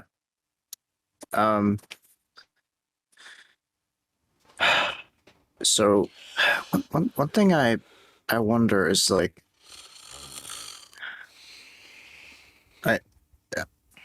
why is it Bungie that's why is it Sony and Bungie? Like what about Bungie is more like what about Sony and Bungie is more appealing to look into than Activision Blizzard and Microsoft? Well, I think they're still very interested in that one, don't get me wrong. But it's just a new inquiry that they're looking into Sony as well. I see. Yeah, Still because kind of ridiculous, anyways. Because like we mentioned before, the consolidation can get dangerous. yeah, Like, what if we get to a point in which Microsoft's like, "Hey, we don't really need our Xbox division anymore. Hey, Sony, do you want to buy this off of us?" I doubt that would happen. I mean, Microsoft's too committed to gaming now. They would not. I don't think they would ever sell Xbox at this point, considering the naming and the device they're doing is too integral. yeah, But to sidetrack back to Sony here, I do think that yeah, if this doesn't get delayed, that would stink a bit more for Sony. But honestly, like I mentioned with Activision Blizzard, if you're gonna just buy Bungie, I mean, actually, I do think that Sony buying Bungie does make a bit more sense than Sony buying. I mean, wow, Microsoft buying Activision Blizzard because of their the fact they still want to make all their games multi-platform hmm and just rake in the money. But Sony seems to want to use their talent to help fuel their games as a service, like online multiplayer knowledge. This is more of a knowledge acquisition rather than just a product. They're like, okay, you can just leave Destiny 2's multi-platform. We're just more so interested in what you guys know so we can make better live service and multiplayer games. hmm Um, yeah, I don't know. I just think it's like, uh, what's the difference between 3.6 billion versus Activision Blizzard was like 69 billion, right? Yeah, close at $68.7 billion. And that's by a lot. I don't know. It's just like, And the market share that Activision Blizzard has is a lot larger than Bungie. it just feels strange, It does, yeah. Like, ever since Microsoft tried to build up their first party studios, then everybody thought it was a great idea to start consolidating. But then also, keep in mind that as Jason Schreier says, the FTC didn't even look at Microsoft's $7.5 billion deal at Bethesda. But last year, the commission got a new boss, Lena Khan, who was ambitious and hungry to fight tech consolidation. So this new person, the FTC, is getting to be very serious about wanting to halt or slow down these acquisitions by tech companies. yeah. And I think it kind of shows that if you're going to probe, you're definitely interested. Yeah.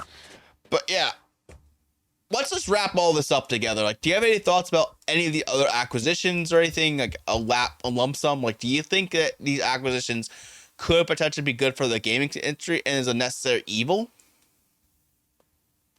Or do you think that, this should, I don't know. I have no happen? other.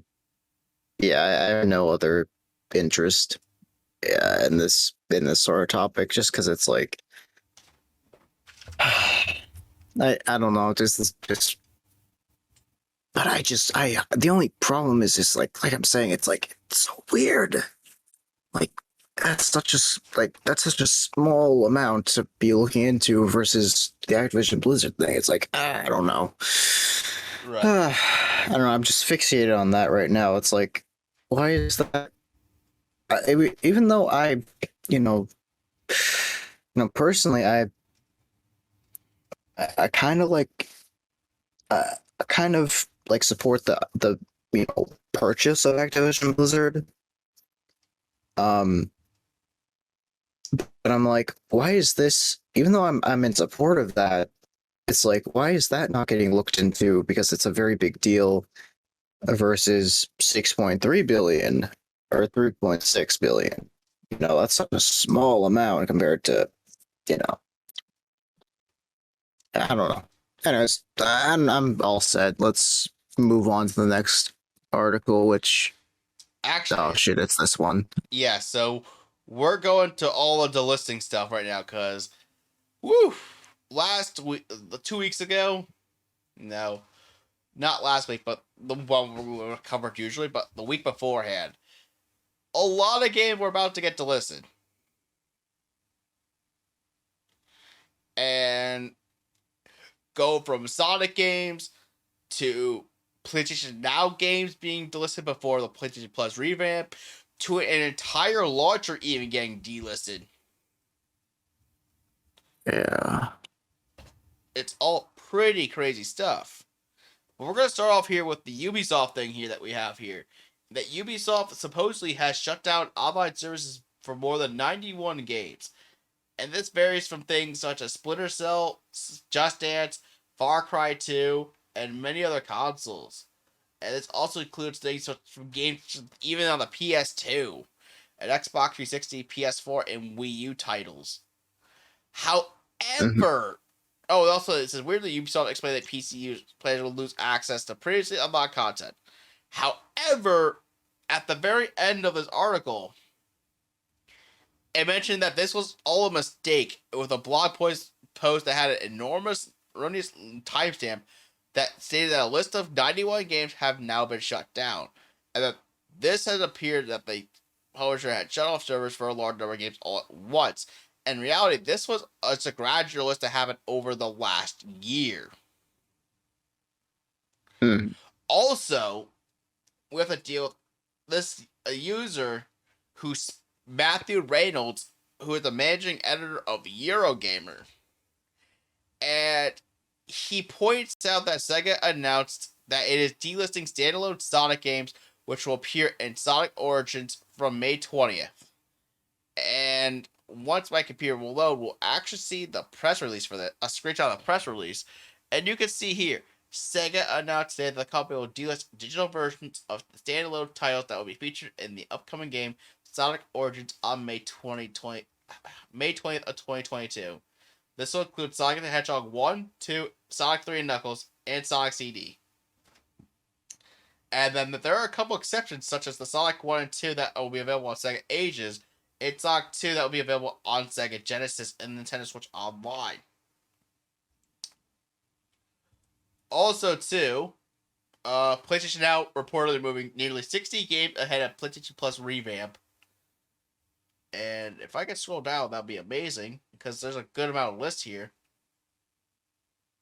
Including the main one, which is literally the front page image. Yes. Metal Gear Solid 3. No, sorry, wow, 4. That sucks. 4. That's all right. Because 4... The thing about Metal Gear Solid 4... And holy shit, I don't remember where the hell I put that game. It's somewhere in my room. But... that game has not been ported to anything else. It's only experienced itself in terms of, streaming in modern platforms. And that really sucks. Especially for a series that's so interconnected. Or rather, a game that requires knowledge of all the games. That really sucks. Snake had a hard life. And now he's being delisted as his slowly ages rapidly. That makes sense. Yeah. Other games on this list include various Sonic games. Rest in peace. Though that might be that Xbox Game Pass may have a win on Sonic games. There's various Sonic games listed from the servers. Crazy Taxi, Comic Zone, Alter Beast. Like a lot of Sega games, actually, surprisingly. And yeah, that's about it on that one. And more on this soon. Okay, we also have to talk about how Bethesda is sunsetting its Bethesda net launcher and migrating to Steam. And this was updated on April 27th. And if we scroll down a little bit more, actually, I think the rest of the article is... Actually, here we go. So, it's just a Q&A thing here, showing you, this is how you get to all the stuff. And yeah, they officially announced it that you can now... Actually, starting May 11th, you'll no longer be able to play your games with the Bethesda Net launcher, but you'll still be able to access your launcher in your library. And yeah, in other words, you can start transferring your games over to Steam and their library. But the fact that this launcher is shutting down and that people who don't realize you can transfer this stuff to Steam could lose out on their games, at least sucks. Yeah. But let's wrap all this together. So what do you think of what I call a delisting catastrophe? Okay, so the Ubisoft one caught me off guard at first, but luckily when we scrolled down and looked down, I was like, oh, good, okay, they didn't just like say, oh, yeah, nah, screw this, let's just like kill off everything, I saw it was like also for like PlayStation 4, and that's not really current gen nowadays, but that's there's no real reason to really have the newer consoles, I guess, as of right now, until they have like a lot more games. And with shortages and stuff, people are less likely to. Anyways, so when it comes to that was a little bit startling until I realized, it's like it's probably like Dance Dance Revolution or something. But I don't know. It's always been shitty to see the always online aspect of some games, especially like, just recently we're talking about Gran Turismo 7, it's like, I feel like if these games like actually you can't play them after that, it's like, I don't know, it feels rotten to me.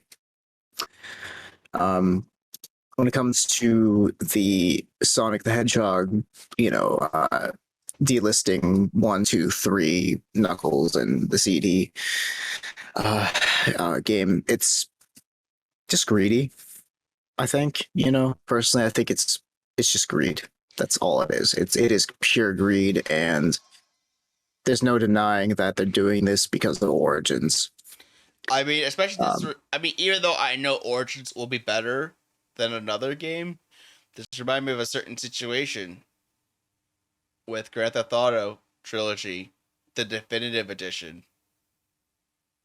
Yep, and I'm so fucking happy that I bought the bundle on Steam before it went away, because this is I don't know. Anyways, Yeah. I hope that they are good though. Yeah. It's not just like, It's made by the same team that did Sonic Mania, which actually is a really good 2D Sonic game. So, if you want a good set of ports or whatever, remasters, or whatever, for some Sonic games, yeah, I definitely hear check ya. out Origins. But make sure you get the digital deluxe version, because as we observed in one of the episodes, I didn't like that at all. yeah, just get the digital deluxe version, get all the stuff, and then walk away for that. Yeah. I would just do it that way. The removal of all these PlayStation Now games, I don't know how to put it. It's just, It's minor. I mean, they're gearing up for a new like a revamped service. That kind of makes sense, but hopefully most of these will come back at some point, because obviously losing out, except for one, and that's Konami being Konami. yeah. Besides Metal Gear Solid 4, I don't know. It's, yeah, like you said, they're pretty much just gearing up for a new thing, and it'll always be there, but the consoles won't always be there. So it's like, maybe that's, I don't know. I think of like all the, like, how the Xbox had like a decaying chip thing, the original Xbox, how that sort of popped up. Right. I don't know. That scares me that PlayStation I have somewhere over in the attic is decaying in some way. Right. As far as the Bethesda launcher, sunsetting. I hope people actually got around to it. As long as the saves and the actual game itself, the license to, own that copy of it, as long as that's transferred over and there's no, like, changes, I guess, like, like a certain trilogy, then, well, maybe that's fine, I guess. It's all right. I don't really think, it matters too much because it's another launcher. I really would like a unified sort of launcher sort of thing. And I know Steam does that, but not really. I know God Galaxy does something kind of similar where you can link up all your different launchers and stuff like that, and it compiles it all in one launcher in one list. Yeah, but as just a computer PC user, I just like, Yeah, personally, I remember the good old days when before like EA with Origin and Ubisoft with Uplay and all this other stuff. You just go on Steam, everything was there. That's it. Yeah, or just pop in the CD and use Windows for PC. Mm-hmm. Right. Or Windows games for PC, which shut down, and I now own a pile of pieces of plastic. I'm depressed. I don't know how to fix it now. Anyways, speaking of fixing. Yes, so we have a couple of situations with Nintendo, and this is not a usual thing that we see, like bad light. I mean, obviously we've seen bad light on Nintendo pretty time, but you would not think that Nintendo would be a, not a great place to work. But in the case, for the first case, there's a contracting thing that they do with Radio City and like upstate New York where you would send and get your Joy-Cons repaired. But turns out, they just been overly rushed. People are leaving left and right, and it's a whole friggin' disaster.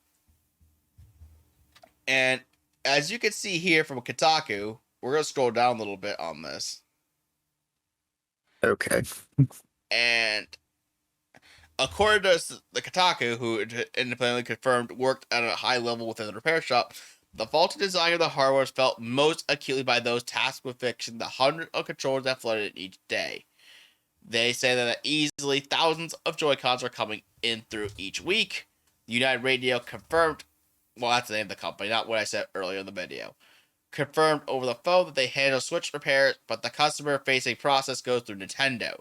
United Radio relied on temporary employees that were supplied through Aerotech, a staffing company. The former supervisor said, "We ended up having to set up an entire new workspace just for Joy-Con repair."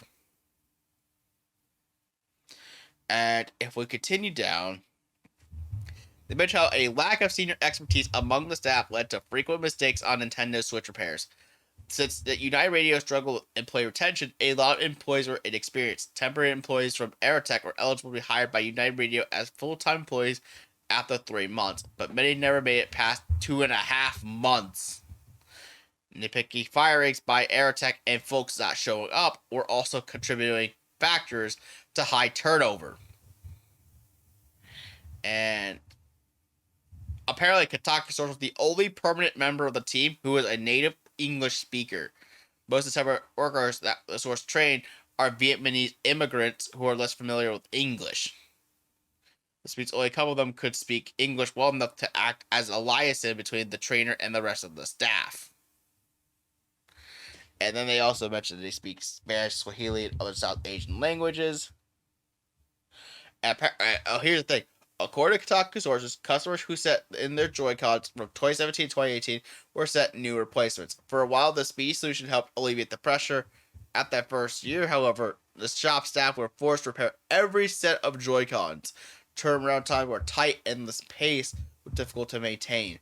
The shop was held to a standard of repairing 90% of incoming Joy-Cons within 4 days, regardless of whether the staffing company set the new workers or not. Yeah, and you can see here, like, the more you look at it, the more you realize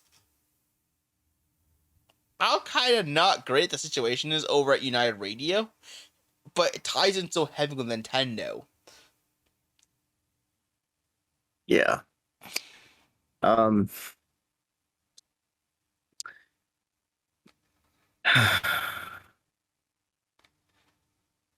So, but It- we also have another article here. We'll get to the thoughts on all this stuff later. Okay, that's fine.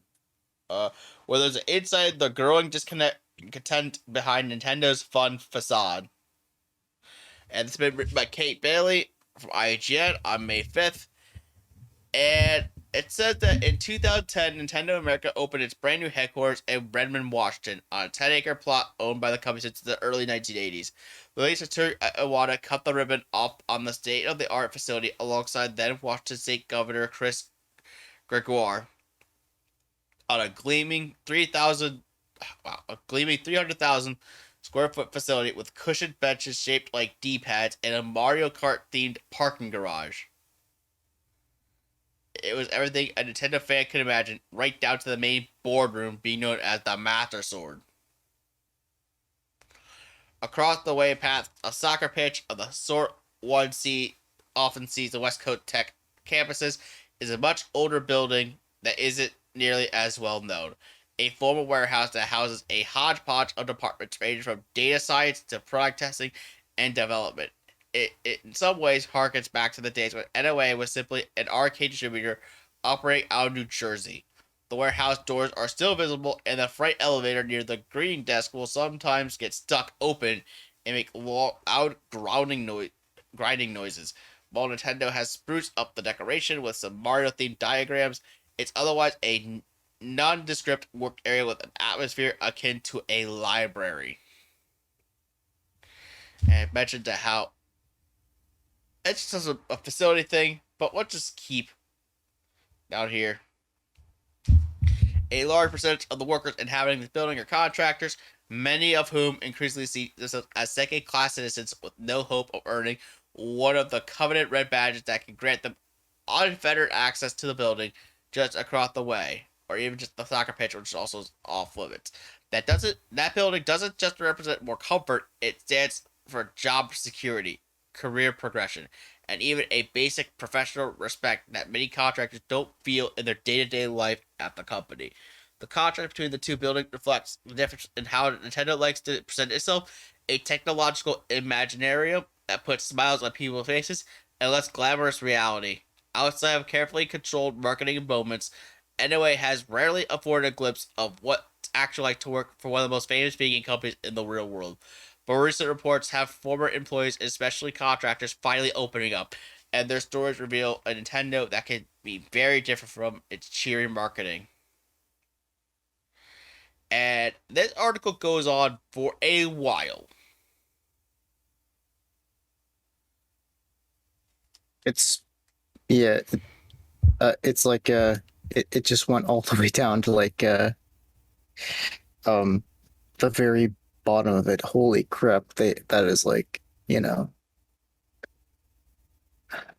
The article clarifies that for full-time employees, at least NOA offers plenty of amenities, participating in various community events, like while touting its headquarters as being environmentally friendly. And we scroll down.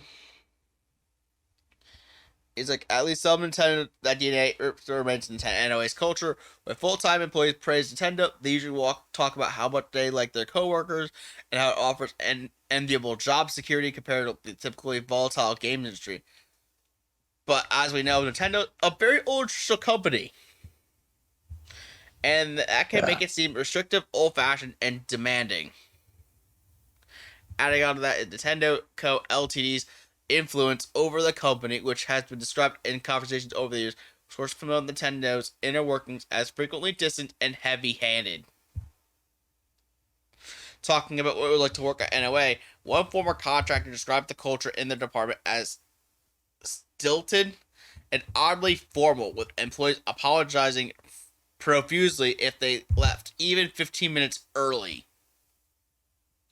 At first I attributed it to being a Japanese company and the expectation that came with it, but it was very much reinforced by the full-time staffers.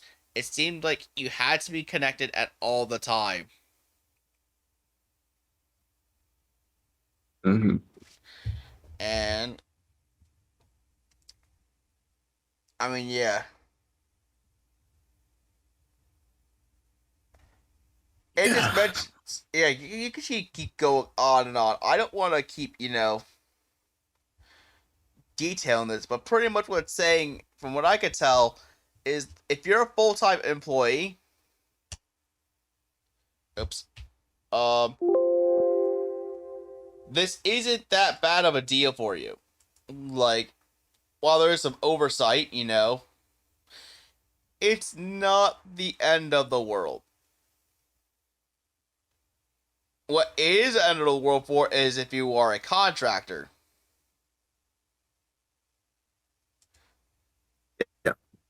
In that case, if you are a contractor, you're kind of screwed. They treat you second-class citizens and just do really horrible things. Well, not as horrible as, say, Activision Blizzard, but still, you don't get treated properly. Yeah, I can see where this is at. It's like overworked, underpaid, sort of treated like garbage, even if you are not underpaid, or it just feels like unless you are the perfect star in their eye, sort of thing. Mm. It's just like, yeah, it's kind of funny that some people admit this. I've heard from some sources. I don't have this in here, unfortunately. It's just one of those where unfortunately you kind of have to take my word for it. what's that? That some people have said that Nintendo is a great place to work at. And everything. But again, based off this article, which I kind of would be leaning toward believing as well, it does show that, hey, if you're a full-time employee, this is not a bad place to work. But if you are a contractor, expect to not be treated very well. And even just looking at the headings and everything, they have a whole badge system apparently. Yeah. Literally pinpoints if you are a contractor, which can make it more prone to discrimination. Ouch. It's like a class system, like a tier system, almost like I'd assume red badge is like the gold standard, while actual gold badges are like important VIPs, and blue badges are like lower class in the sense of workmanship to the company and such. Yeah, I'm just trying to do a quick skim on this. Yeah, I've seen one. I think it was there's a girl named Jen, and as far as I know, she'd be forced to return home because her sister passed away. And then there was an interviewer that told her that she had attendance issues, which is like, that is not something you want to fucking hear when somebody dies on you and you're being told by your workplace that you don't attend, and that you're not valued as much. Oh yeah, I mean, continues here because you can see here that I'm gonna bring the article back up. Translators are constant feature of life, as messages are translated and retranslated. Taking time off can be frowned upon and viewed as putting more burden on your teammates. Sick days include fervent apologies and promises to be in touch. In contrast with the sometimes overbearing positive employees constantly talking about how lucky they are to be at Nintendo, especially areas like marketing localization department. So yeah, like Nintendo seems to be a very contrasting company to work in. Some departments, they're absolutely amazing and treat you extremely well. Other departments, especially if you're a contractor, it's absolutely horrible and a nightmare.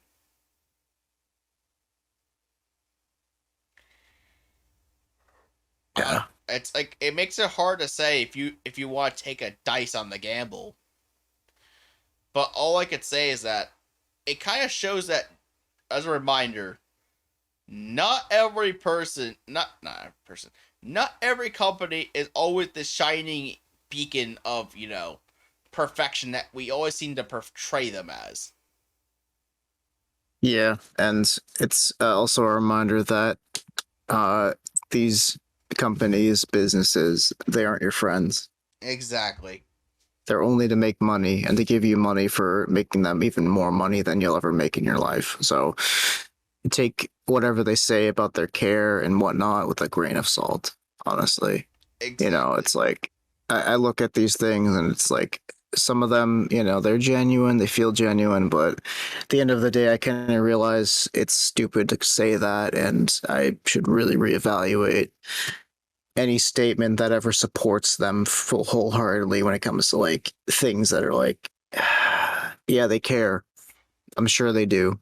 Me, some random dude with emotional problems out somewhere far away versus this guy sitting at the top of his skyscraper in his boss's chair, Right. I hear like you. I'm like nothing, so it's like I'm a speck of dust, I hear you. just like you. I hear you. Get that pop figure away. Anyways, Yes. But speaking of controversial stories, I mean, we're going to take a field trip back to Square Enix again. And the reason why we have to take a field trip back from Square Enix is because Yuji Naka, the creator of not only Balan Won the World, but created Sonic the Hedgehog himself, detailed his experience at Square Enix. And a case as to why, like, Balan Won the World is not the greatest game when it came out. And this is coming from, and the translation is being provided by Cheesemeister. jeez, Meister. What a name. Yeah. And it's a whole series of tweets that, fortunately, he was able to translate each of them one by one without having to make us rely on Bing Translate or Google Translate. Mm-hmm. So here we go. I was removed as director of Balan Won the World about half a year before its release, so I filed a lawsuit against Square Enix. Now that the proceedings are over and I am no longer bound by company rules, I'd like to speak out. I think it's wrong of Square Enix not to value games and game fans. According to court documents, I was removed as the director of Balan Won the World for two reasons. It was done by the producer, head of marketing, head of sound, managing director, and HR. First, when a YouTuber arranged piano performance of the game music was released in a promotion to the original game track, turning the composer into a ghostwriter, I insisted that the original track be released, and this caused trouble.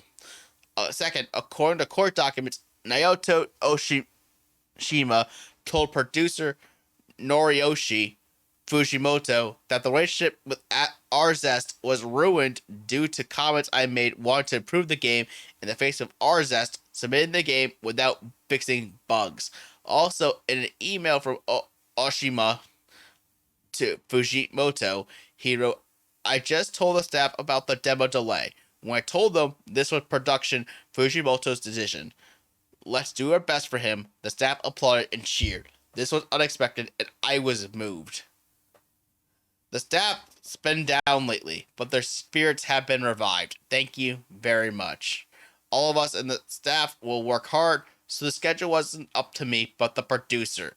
Yet the schedule being tight what the producer's doing. Something was off. We were releasing an original game, but only putting out a range track was definitely wrong.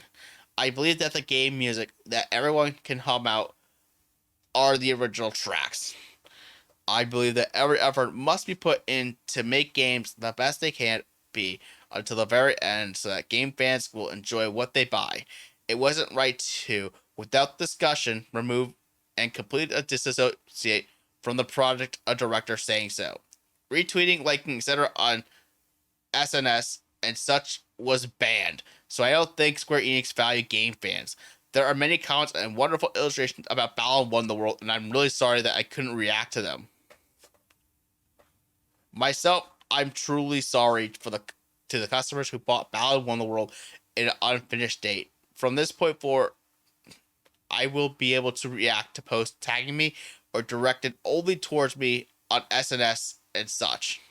I believe that when making games, asking for fixes in order to make something good should be a given. If that's not possible, it should be talked over, but it looks like they can't. I don't think they value games. For Sonic the Hedgehog, 2 weeks before finalizing, the spec was changed so that if you have even one ring, you don't die. This now well-known rule was the result of improving the game until the very end, and people world over have enjoyed it as a result. Improving a game until the very end is what being a game creator is all about, and if that's not possible, something's wrong. I asked my lawyer to negotiate my just being able to comment until the end of production, but their refusal led me to file suit.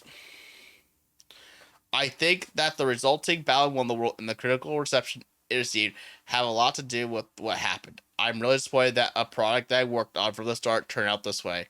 I personally regret that Balan Won the World was released to the world in an unfinished state. I wanted to consider all kinds of things and release it as a proper action game. I don't think that Square Enix and RZest value games and their fans.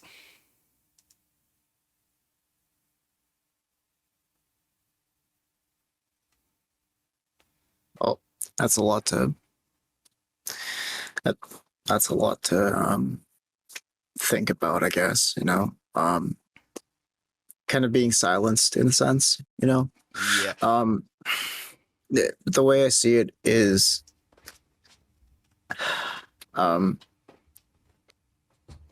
it, it's a bit disingenuine, you know, especially from this the what is it the third tweet. First, when a YouTuber's arranged piano performance of the game music was released in a promotion instead of the original game track, turning the composer into a ghostwriter, I insisted that the original track be released, and this caused trouble. So that's at first I was wondering at first, but what he meant was is like the YouTuber who made it and his version wouldn't be credited, or something like that. Is that right?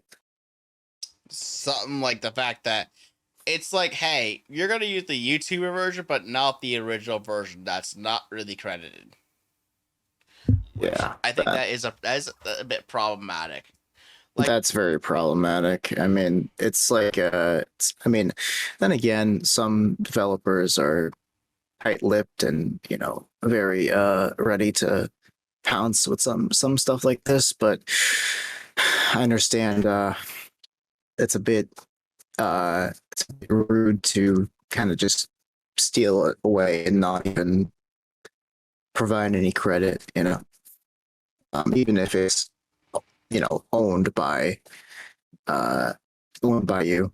I understand it's very not genuine. Yeah. I mean, if you look at some of the Twitter comments, if you click on the original post and scroll down, some people do say that Yuji Naka can be hard to work with, and I get that. But at the same time, is it right to literally mute what essentially is a mutiny against the director or producer of a game? They want to do something different? Who knows? I mean, I understand his argument that the 2 weeks before Sonic, well, if you have a swearing, it's perfectly fine to to get hit because you'll still survive it, sort of stuff. I understand, you wanted to speak up about it. So, I mean, if somebody's pointing out that a game is not finished and stuff, and it's a bit more important to listen to them, especially if they're in a higher position like that, So Yeah. it's sad to see that Square Enix didn't like that he wanted to improve the game. Right. Because not only do we see a situation in which Square Enix is completely being out of touch, being into cryptocurrency, and selling what their developers, like we mentioned earlier, but they're also treating someone, supposedly, who, was helping, lead the direction of a game rather poorly and practically silence him. I mean, if the developers thought he was being a bit too harsh, that's one thing. But it sounds like he just has a very, very high, standard. Yeah. And some people may think he's a bit too ambitious. But to me, this screams he just has a really high standard. He might be very strict, but he just has a high standard. And ultimately, it seemed like people might not like the standard he wanted to have. Yeah. And so made working with him rather difficult. Nice. Yeah. I see where that comes from. Well, either way, luckily, he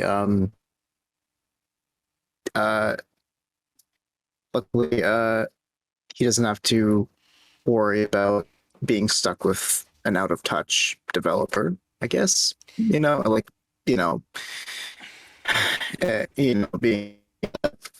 your project, they at least a project they have part in, you have no bound, and it won't, because hearing this being released in unfinished state, that's like, I don't know, it's sad to see somebody actually noticing this and being silenced like that. It's like, right. I'd rather have a company like that that's willing to, not just pretend it's fine, because the pretending it's fine point, it depending on the situation, pretending that it's fine it's like building on top of shaky ground. It's like hoping that it all works out or that nothing will come of it, but it really will eventually. It just will take a little while.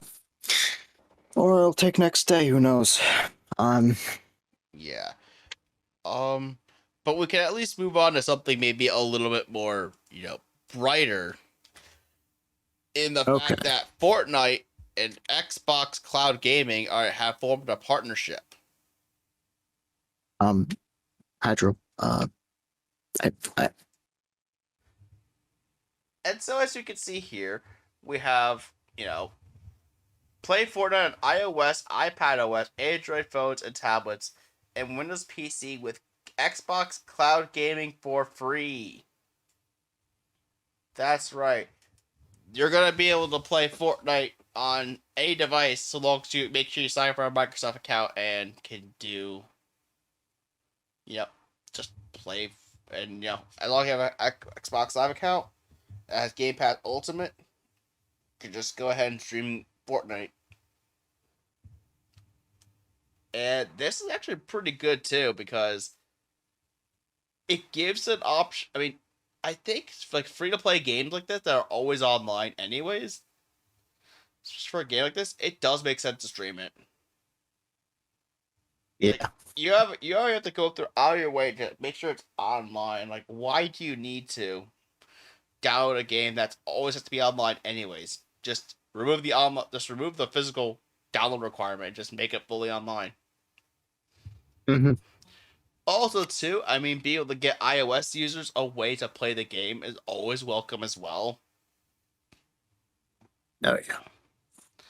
I don't know what your thoughts are on this, but Well, I think the ability to at least like it's a the fact that you can just bypass the whole Apple thing, by the way, is interesting. Like like Xbox partners with Epic Games, so anything that it's supported with is you can play it. It's a really cool. But besides that, I mean, I understand what you mean by not always online being streamed, I guess.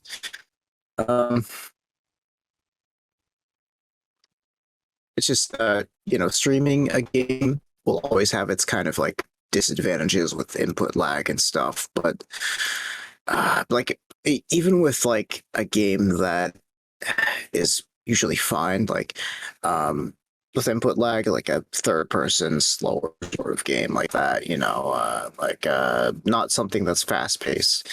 It's not as very it's not as needed. But and I get what you're saying with that though.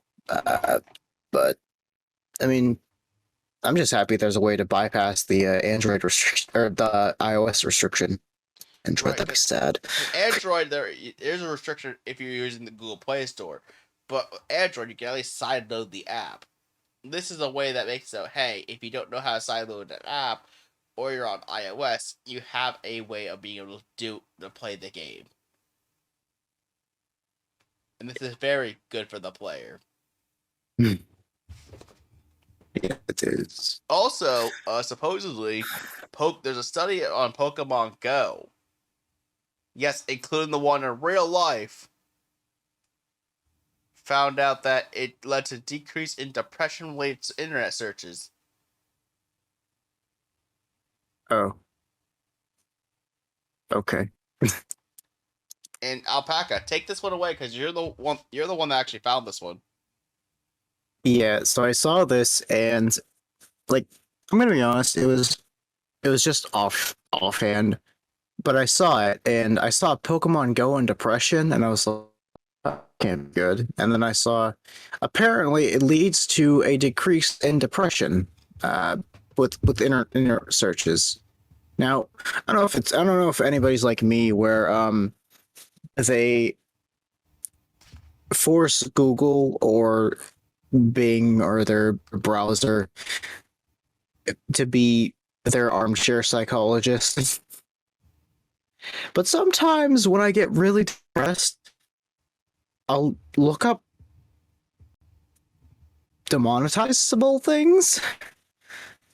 And I don't know why I do it, but I just do it. I mean, you probably were just looking up, R34 versions of you having sex with a Hatsune Miku rubber duck or, Felix from RE0.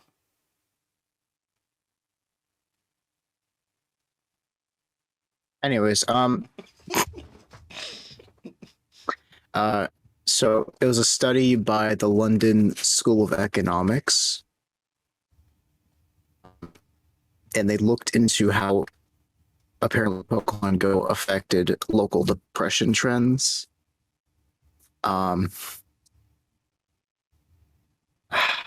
Areas that had access to the game, the amount of depression-related searches just wasn't as much, I guess. Right. But I don't know.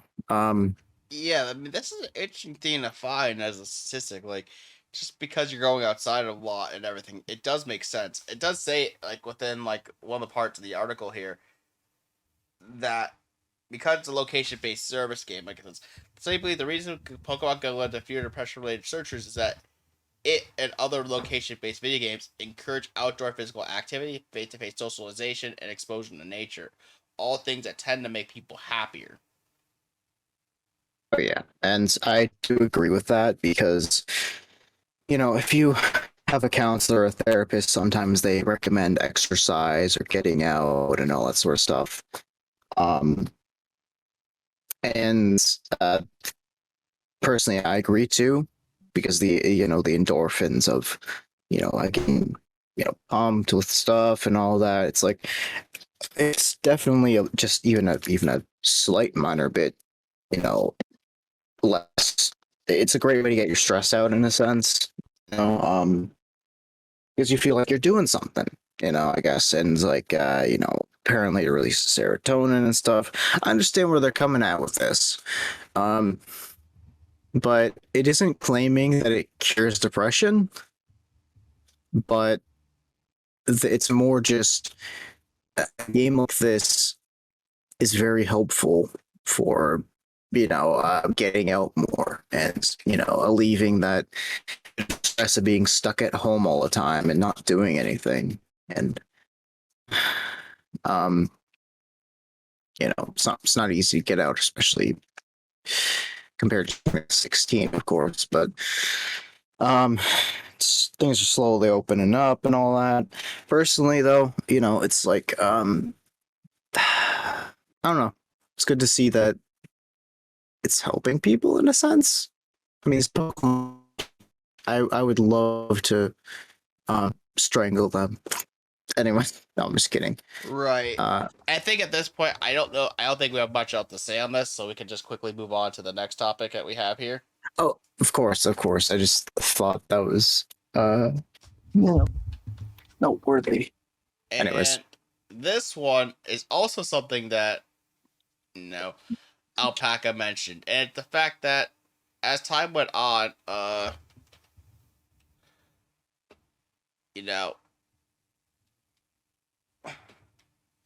you can see here, Babylon's Fall dropped to one concurrent player on PC. That one concurrent player on PC could be you, my audience, or it could just be Alpaca because he wants something cool to play. Fuck. Something cool to play. Nobody's playing it. That's right. Okay. That one person. But anyways, Alpaca, go ahead and explain this story, because I believe you're the one that found this. Okay, so when I came to this as well,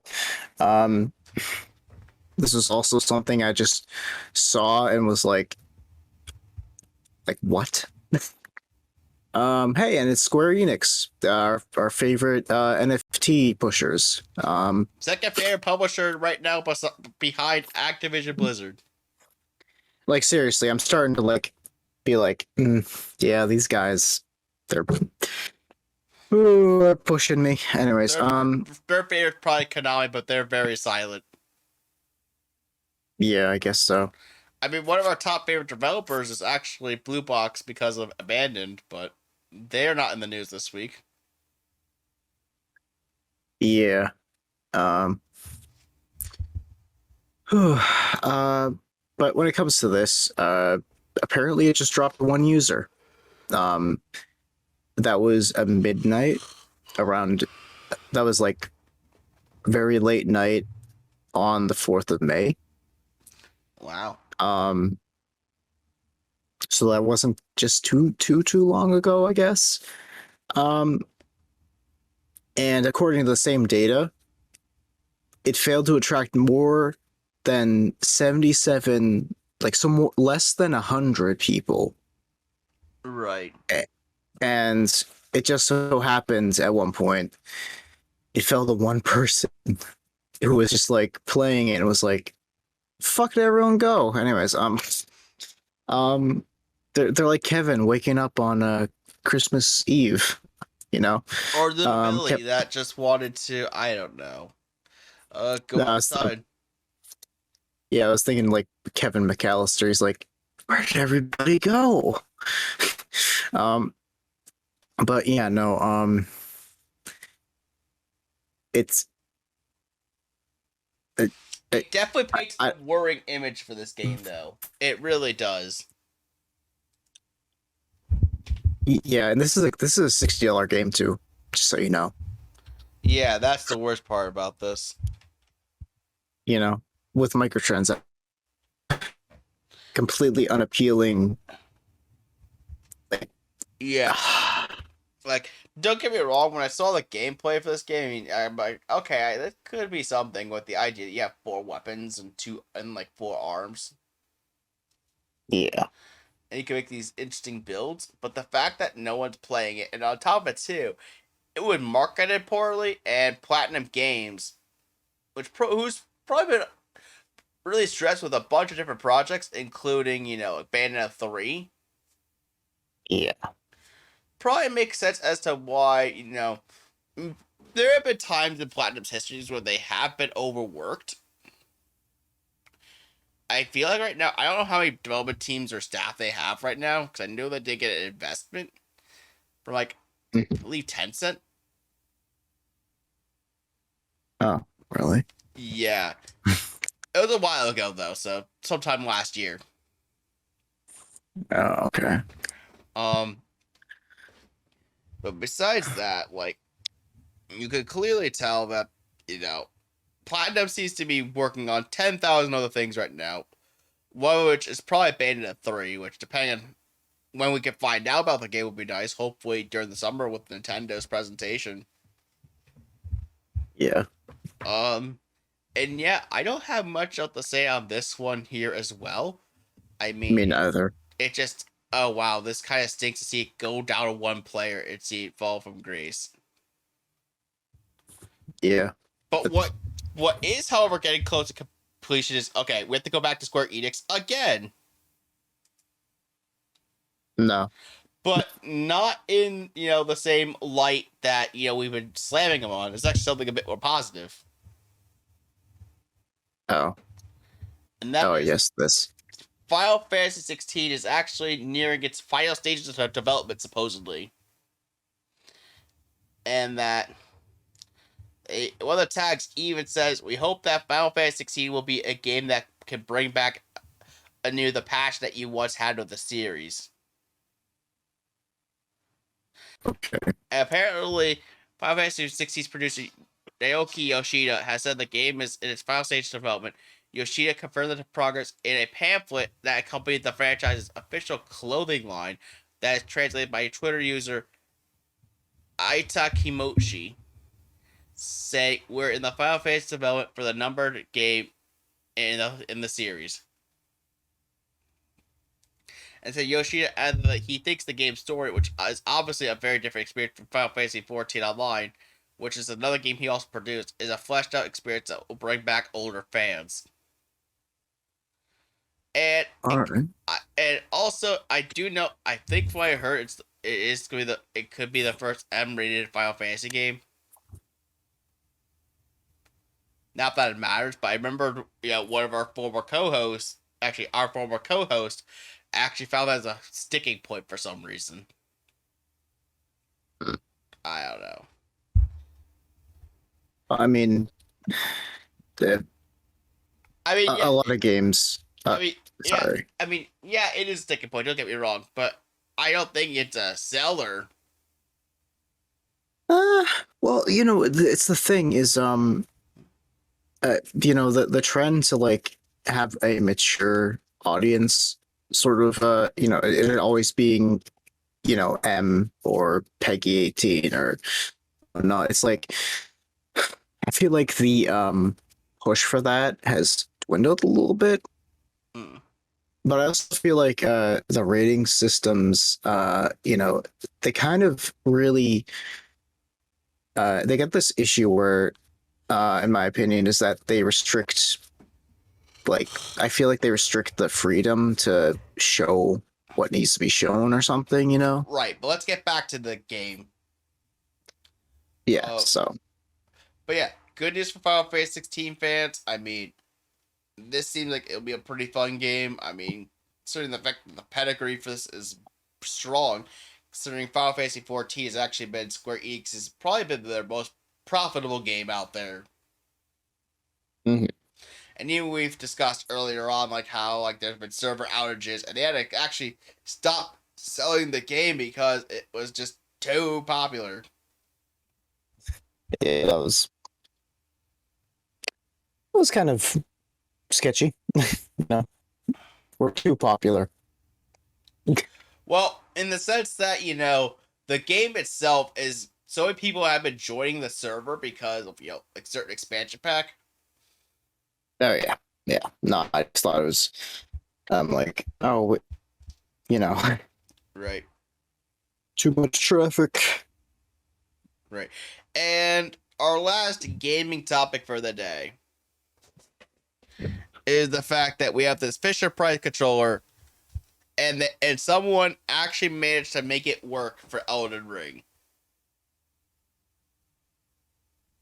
Oh. So yes, your toddler too can learn how to beat Elden Ring. Oh, okay. And this is according to Rodazum on Twitter, has modded the Fisher-Price Lap and Learn Game and Learn controller to actually work on PC, and they even played Elden Ring with it. And he shared footage of the controller, which he effectively turned into an Xbox controller. He also explained that a bit about how he modded the controller while leaving so many of the toys' original sounds intact. So whenever you press buttons, it'll still make sounds as if it was the toy.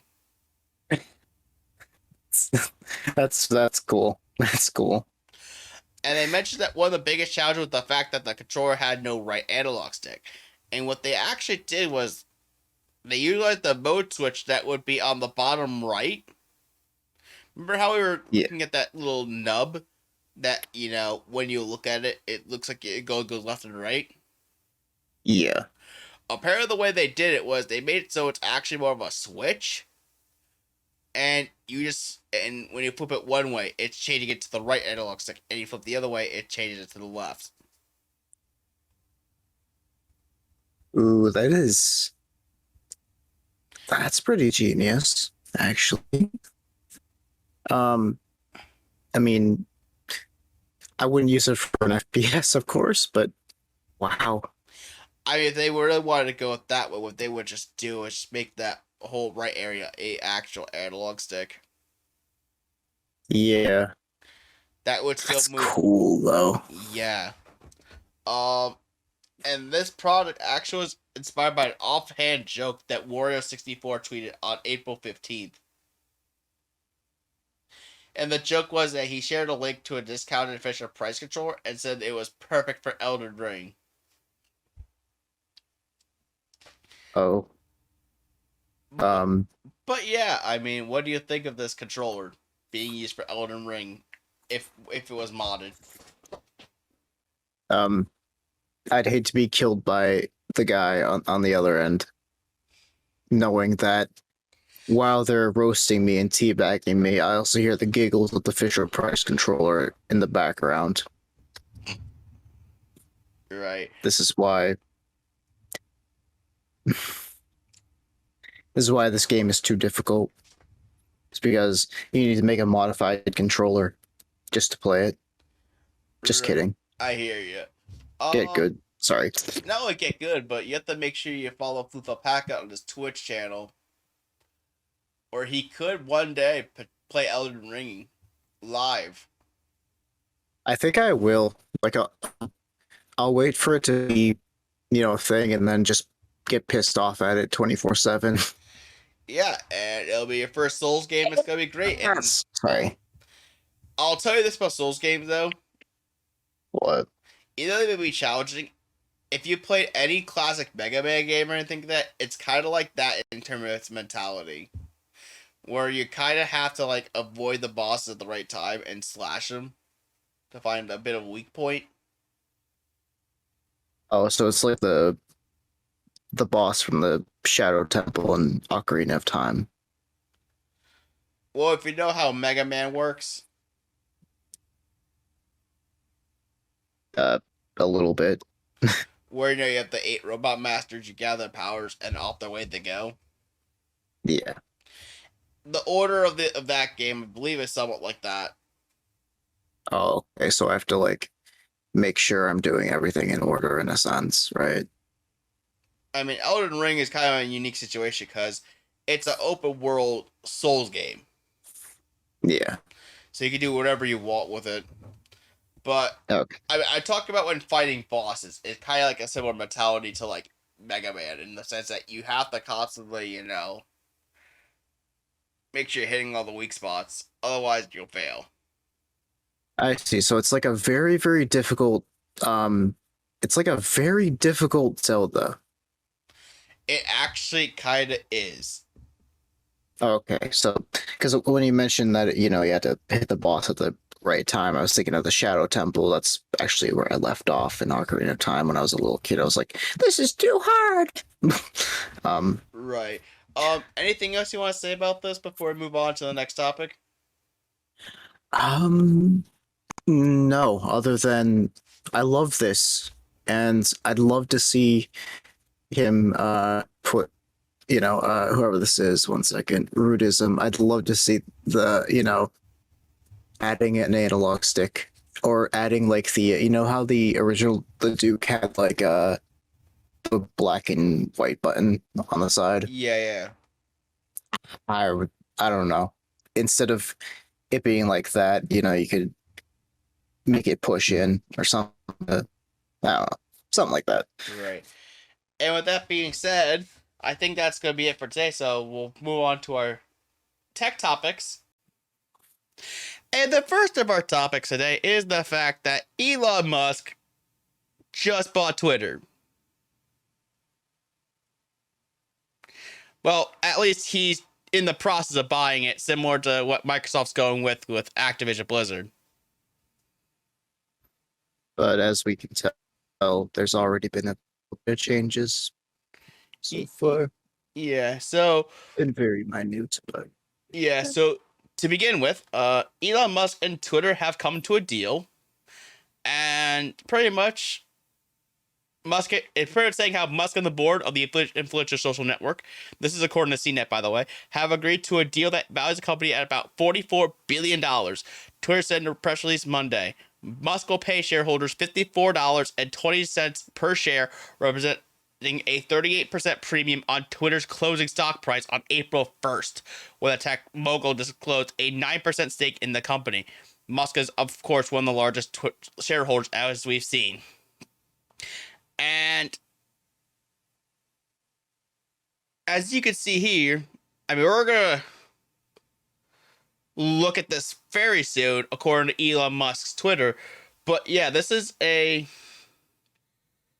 very good thing. I mean, you can even see how Twitter, I mean, not very good thing, depending on who you are, but Twitter CEO Parag Agrawal even mentioned that Twitter has a purpose and relevance that impacts the entire world. The proud of our teams, inspired by work, has never been more important. This is April 25th. And yeah, so this is a good I guess not good, but progress towards Elon Musk actually winning the war. yes, he's winning the battle of the bird instead of the battle of the bull, just the battle of the bird. Right, like we've seen beforehand. Before we get on further, like we've seen beforehand that Twitter tried to fight back on this deal, and clearly they lost. Yeah. And now Twitter is gonna eventually become Musk's utopia of social networking, Yeah, I guess so. where that may Something be. like that. And throughout this time, Musk actually has been announcing some of his plans on his Twitter, which we're going to take a look at that here. And this kind of starts off with things such as, I hope that even my worst critics remain on Twitter, because that is what free speech means. And he goes a bit further than this, and says free speech is the bedrock of a functioning democracy, and Twitter is the digital town square where matters vital to the future of humanity are debated. I also want to make Twitter better than ever by enhancing the product with new features, making the algorithms open source to increase trust, defeating the spam bots, and authenticating all humans. Twitter has tremendous potential. I look forward to working with the company and the community of users to unlock it. Okay. That open source thing eventually. We're going to come back to that. Yeah, that's a little bit of a bold thing to put out there already. Let's come back to that though. Yeah, open source algorithms. That means a lot Right. in the way of you know, dev community, with making tools and such. Right. Also, we could see here later in the week, he mentioned the extreme antibody reaction from those who fear free speech says it all. By free speech, I simply mean that which matches the law. I am against censorship that goes far beyond the law. If people want less free speech, they will ask government to pass laws that affect. Therefore, going beyond the law is contradictory to the will of the people. Again, we're going to come back to this because there's a point here that I kind of want to make that regards other countries. Because some countries don't have the same free speech law that the United States does. Yeah, some are First Amendment covers little in those countries, even though it's not the First Amendment in this case for another place. Mm-hmm. It's not one-to-one. Right. And that's pretty damn obvious once you look at a few things in the world. And obviously, you can tell that Elon Musk has been starting to become very passionate with Twitter, because as you can see a little bit later on in the week, Truth Social is currently beating Twitter and TikTok in the App Store. Truth Social, which he mentions is a terrible name, exists because Twitter censors free speech. Should be called Trumpet instead. Honestly, I kind of agree with that. It's a bit scary though. The whole Truth Social thing. Remember we were talking about how it became like an echo chamber? We were afraid of that. Mm-hmm. I can see that he's pointing fingers because he's like, yeah, I'm going to be more free than this, than Truth Social, I guess, that sort of thing.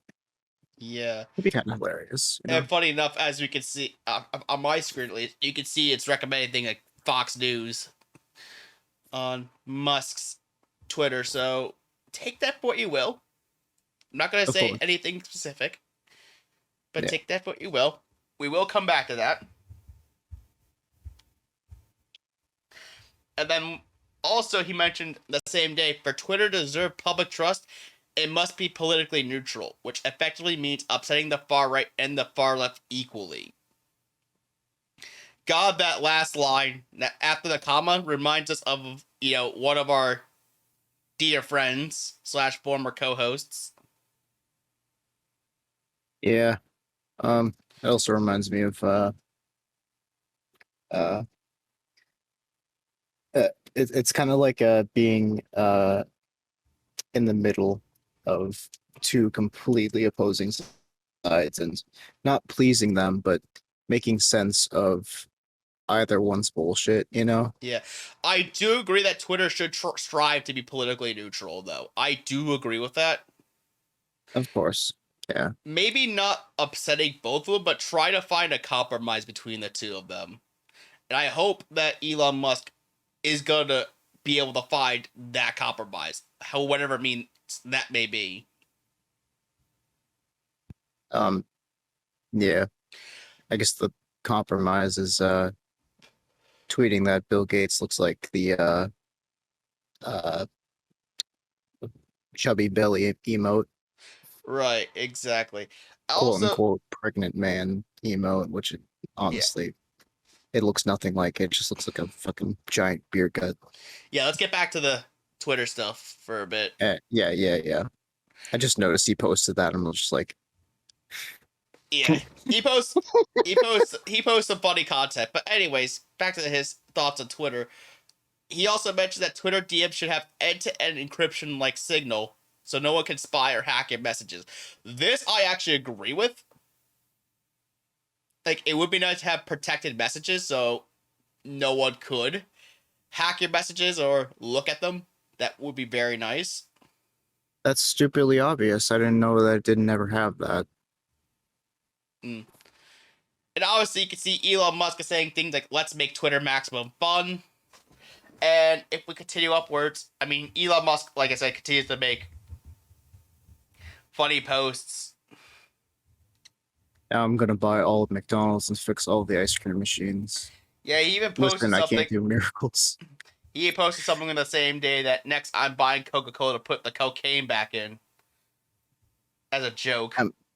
I mean, honestly, I'm already feeling it. I just opened up a can of Coke and I'm just like, yeah, that feels nice. And then here's another thing. This isn't necessarily Twitter related, but I feel like this brings a idea as to what his philosophy is. The far left hates everyone, themselves included.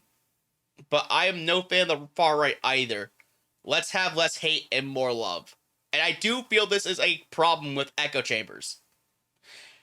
And this is something I wish Elon Musk could resolve, is how do you end the echo chamber effect that social media has created? What can you do to bridge those gaps?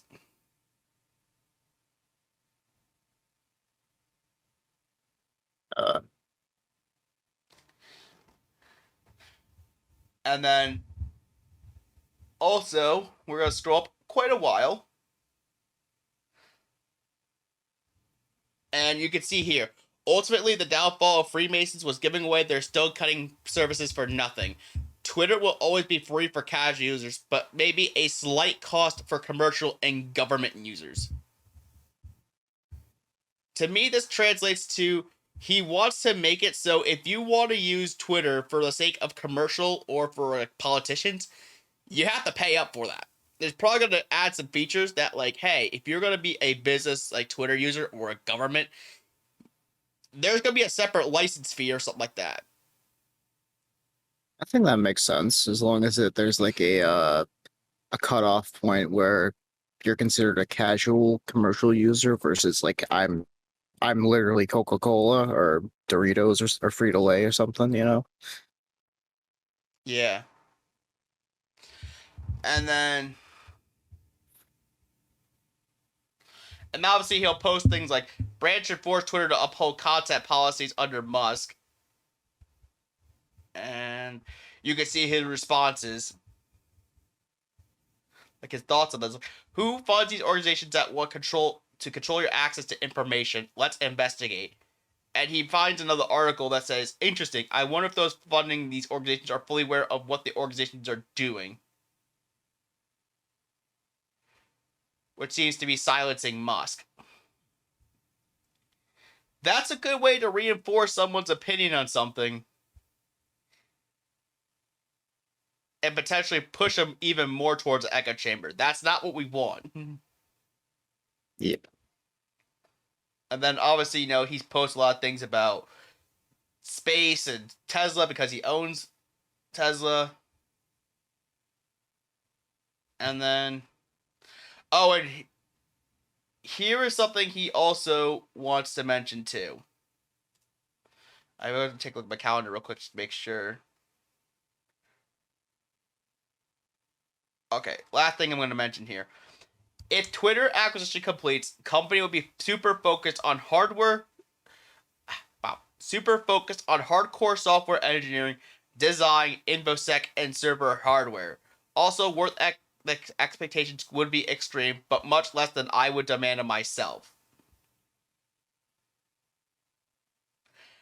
This pretty much means to me that if he is going to, that, you know how like certain companies are like Amazon, for instance, have a very strong work ethic. Yeah. From what I could tell from Tesla, from like how he treats Tesla or SpaceX, think something like that, but slightly less extreme. Okay. Like a sense of a very high standard. Yeah. A performance. But Elon Musk like stresses himself out, from what I understand. Like he goes complete like trenched in the battlefield within the companies he owns. Mm-hmm. So, but yeah, this is all we have to say from his Twitter. But there's even more to say beyond just the thoughts he mentioned on his Twitter, which he's very vocal on Twitter. He is very vocal. So you get an idea what his thoughts are and how he wants to transform Twitter just from that alone. But I also want to move on to other things, such as how Trump is, while he's still banned for Twitter, says he won't return after the Musk buyout. And this literally is mentioned because former President Donald Trump says he won't return Twitter, the platform he was banned from following the deadly January 6th insurrection, but instead he'll use his own Truth Social network to reach his fans. Trump made the comment to Fox News on Monday following the news that Tesla CEO Elon Musk has struck a deal to purchase the social media network for $44 billion. And he even mentioned that I'm not going on Twitter, I'm going to stay on Truth. I hope Elon buys Twitter because he'll make improvements to it and he is a good man.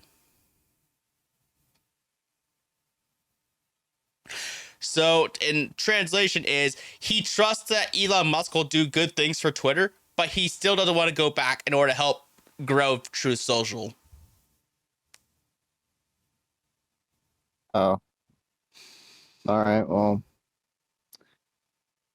I mean, I understand. I understand kind of why, because he literally only formed it because he felt, well, one, he got banned, but he felt like it wasn't catering in a sense to his political ideologies, I guess. Yeah. So he made his own in a sense to almost in a way to spite, you know. And I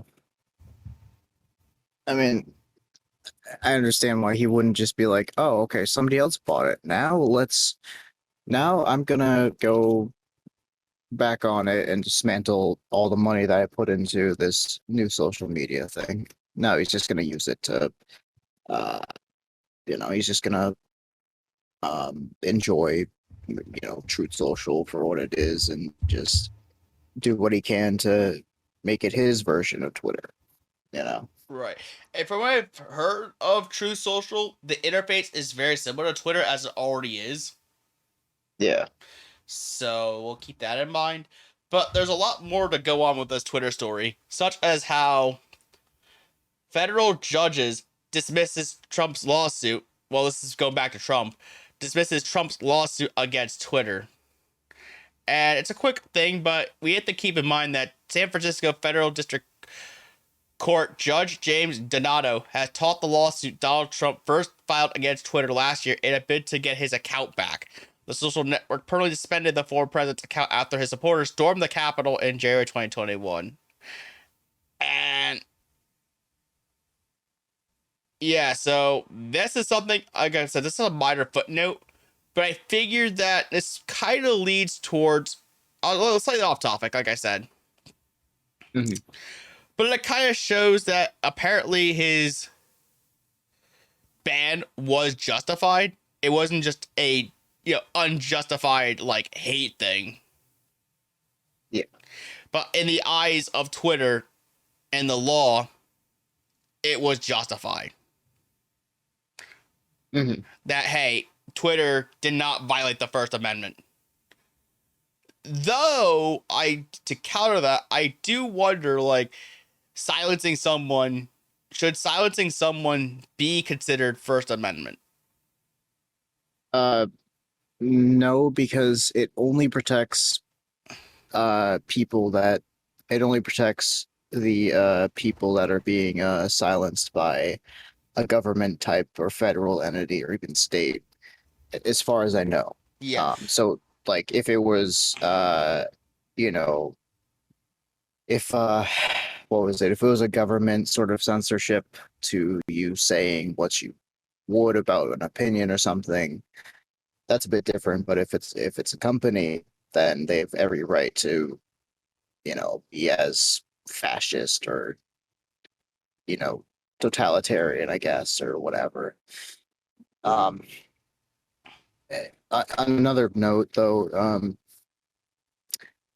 I feel like the only thing I don't like is that if this happens while Trump was president, I feel like the only difference is the literally having a president of the United States being banned off of having their account suspended or deleted and banned off. I feel like that's a bit different because that is literally the leader in a sense. It's kind of like somebody who's been appointed as the leader, for 4 years. I feel like that's a little different, even if personally you can't agree with him and he might be saying some stupid stuff. I think any president shouldn't be banned when they're in office, at least. Right. That's why they have a dedicated government accounts. They have dedicated government accounts. Yeah, I feel like that's the only exception to that, unless they get hacked and then some moron starts making them say things they wouldn't say. Right. I mean, I know that Trump used his personal Twitter more than the presidential Twitter during his time in office, but that's beside the point. We have to get back to the main story of. Let's get back to the main story of the whole week. I thought this would be a nice little diversion, considering the fact that we mentioned Trump being banned, and like how this could be a more, just as a little point that, hey, this is still the ban is still technically justified by the law. Yeah. Let's get back to here though, or at least isn't really much of a point of contention, I guess, or something. Anyways, yeah, like you said. Yeah. So, and we also have the fact that Jack Dorsey even endorsed Musk's Twitter takeover. As you can scroll down and see his tweet here. I love Twitter. Twitter is the closest thing we have to a global consciousness. The idea and service is all that matters to me, and I will do whatever it takes to protect both. Twitter is a good company. Twitter as a company has always been my sole issue and my biggest regret. It has been owned by Wall Street and the ad model. Taking it back from Wall Street is the correct first step. And in principle, I don't believe anyone should own or run Twitter. It wants to be a public good at a protocol level, not a company. Solving the problem with being a company, however, Elon is the singular solution I trust. I trust his mission to extend the light of consciousness. Elon's goal of creating a platform that is maximally trusted and broadly inclusive is the right one. This is also Paraga's goal and why I chose him. Thank you both for getting the company out of an impossible situation. This is the right path. I believe with all my heart. And this guy is the co-founder of Twitter, and he's literally saying, hey, I trust Elon for doing this. So this shows that there's faith within like the founding spirit of Twitter to allow this. Yeah, I wouldn't give anybody something that I hold dear as almost like my child, in a sense, something like that, right? Yeah. Seems a bit, it seemed like you were just, giving it away at that point just because of money. Mm-hmm. I would make sure that the person that I give it to, this makes total sense. Also, I never noticed just like what Jack Dorsey looked like. I don't know. Reminds me of like a friend I knew. Right. Anyways, sorry. Yeah, back to this. And also, but however, not only do you have your, you have your praisers, but you also have your critics, such as Europe. The entirety of Europe was just like, what the fuck, dude? No, this is bad. Musk bad. Something like that. I don't know. Yeah. So apparently, in an interview with the Financial Times, that Musk Twitter must still be subject to EU regulations, including the new Digital Services Act, governing efforts to fight misinformation. The Tesla chief is welcome, but there are rules he has to follow. And for those who don't know, this act required Twitter and other internet companies to share how they're curbing false claims on their sites. It also bans ad targeting minors as well as specific ethnicities, political affiliations, religions, and sexual orientations. Firms also have to share how their recommendation systems work, offering non-profiling alternatives and share data with researchers. Any company that doesn't comply risks fine up to 6% of global turnover if they refuse to change an EU ban. I do feel like, honestly, with how transparent Elon Musk is, pardon the sneeze, That's okay. but I feel like how transparent he is and how open source he wants everything to be with Twitter, I feel like he would actually oblige to these requirements. I don't think, obviously banning ads makes a lot of sense. You don't want to spam too many ads on a social media network. I mean, I don't know. Right. Facebook's doing it pretty well. Sorry.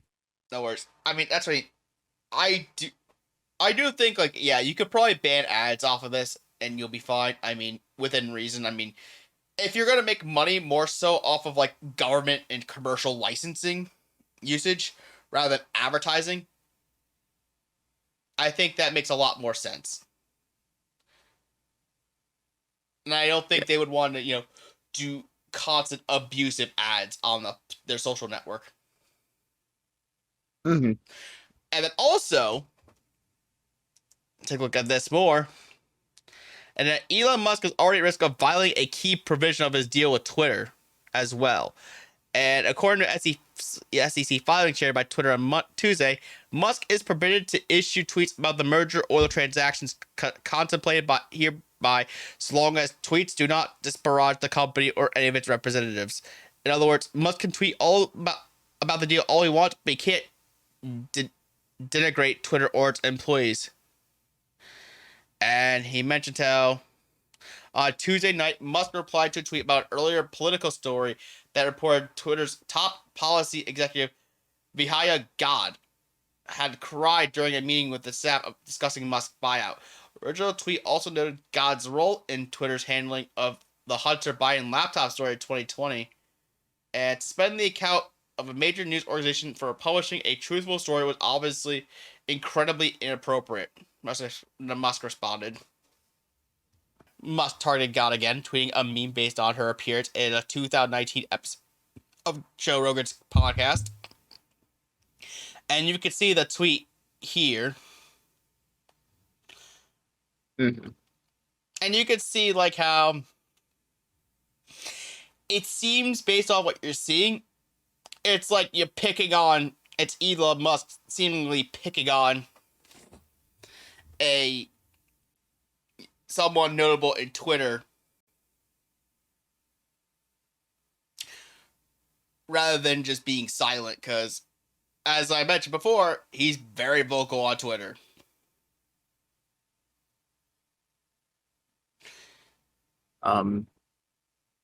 Yeah, it's just,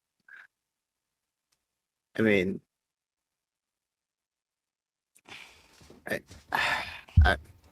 it's criticism, like,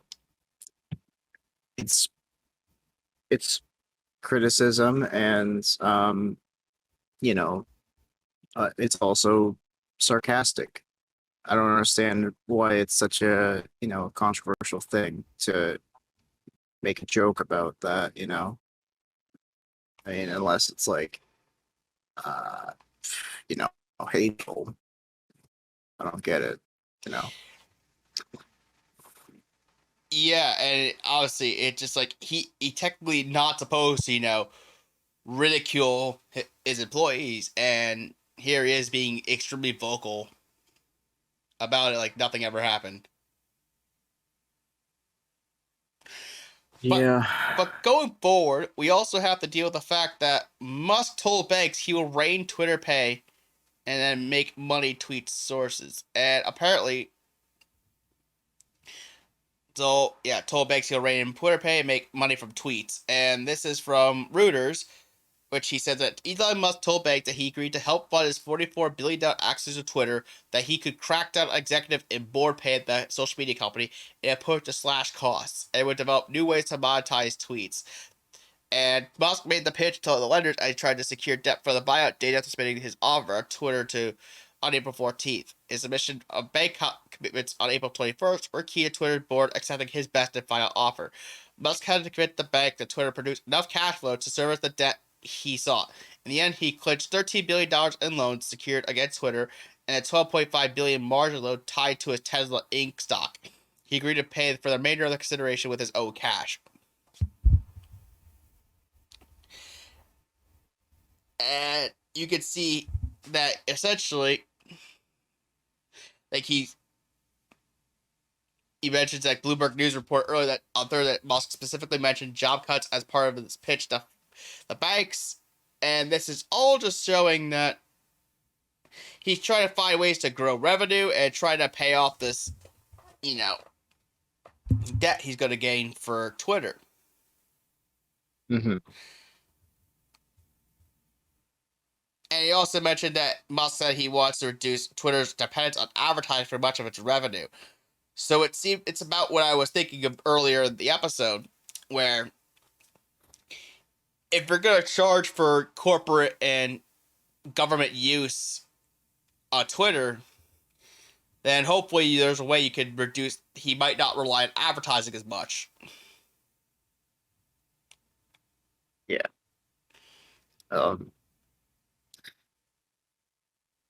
But how do you monetize somebody's tweet though?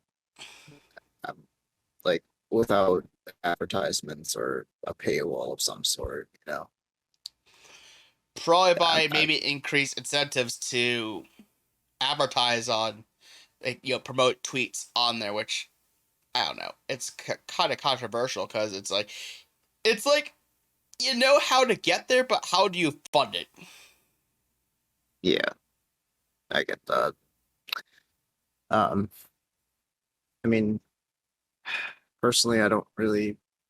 I mean, if you look at Twitter itself, there's always this like empty space. I swear, off to like the left, or maybe right. I think. Yeah. Give me 1 second. No. But I don't know. I'd assume that they'd find a way. That's like he also mentions here, for instance, that Musk has tweeted about limiting the salaries of Twitter's board directors, which he said could result in about $3 million in cost savings. And also Twitter's stock-based compensation for the 12 months ending in December 31st, 2021 with $630 million, a 33% increase from that. And gross margin was also lower than peers in Meta's platform, Facebook, and Pinterest, which was argued this leaves plenty of space to run the company in a much more cost-efficient way. Mm. So essentially saying, not only is he trying to find ways to, grow business revenue, but he's also trying to introduce new ways to make money out of tweets that contain important information or go viral. And he also mentioned he wants to bring up an idea including charging a fee when a third-party website wants to quote or embed a tweet from verified individuals or organizations. Which, speaking of which, you know how we have some of those websites and we were able to see those tweets on the website? Yeah, like the previous one, Yeah. where it embedded per the previous CEO and Elon's tweets, and I think, yeah, see how, or EV, I guess, whoever EV is. Yeah, Give me so one what second. this is saying is that, hey, if you want to abuse these tweets from these noble people, oh, you have to pay up money, which is such a Yeah. weird idea. Like, think about how many like journalist sites or whatever rely on that. Yeah. That might not be the best move.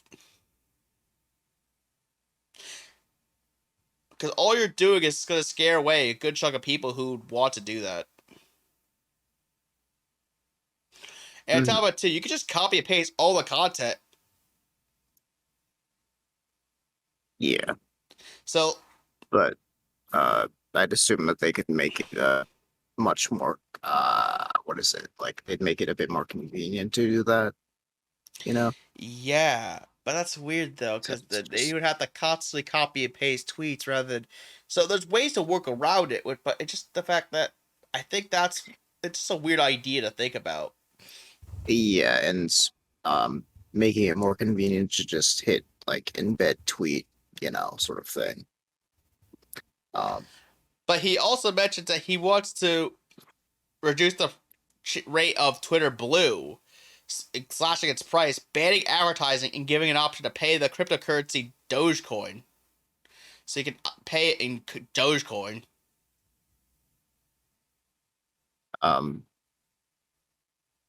Okay then.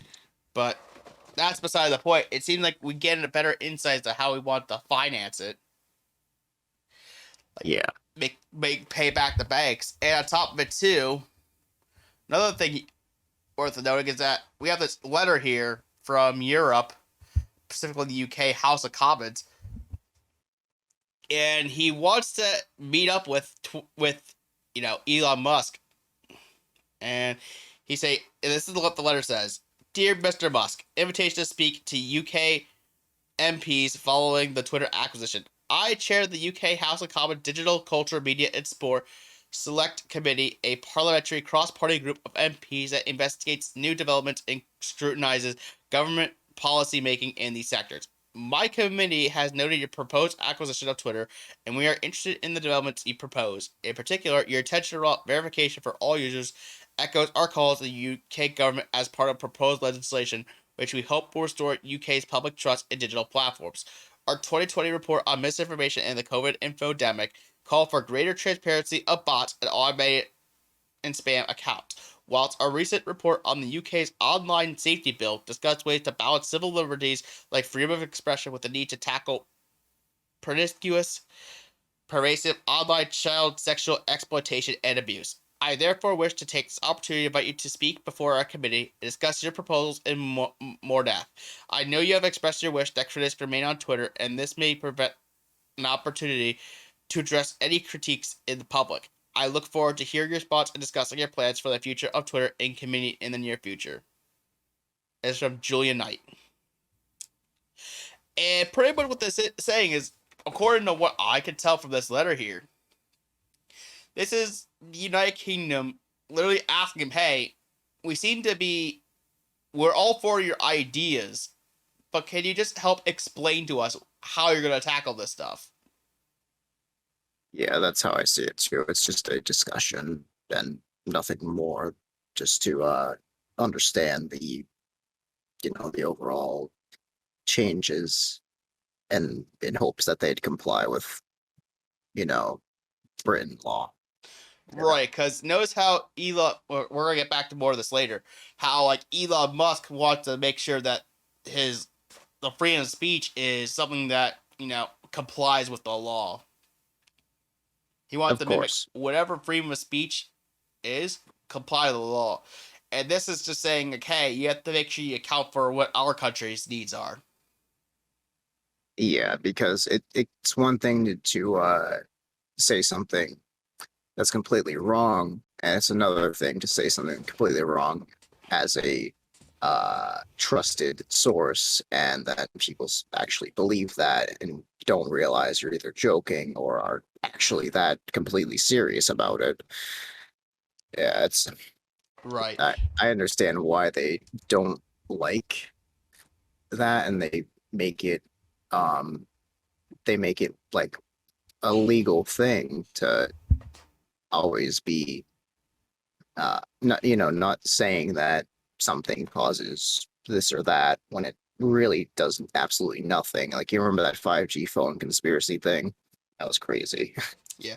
Also, Um, too, keep in mind that not in addition to another source of critics is the fact that on May 6th, Elon Musk and Twitter were sued on Friday by a Florida pension fund seeking to stop Musk from completing his $44 billion takeover of the social media company before 2025.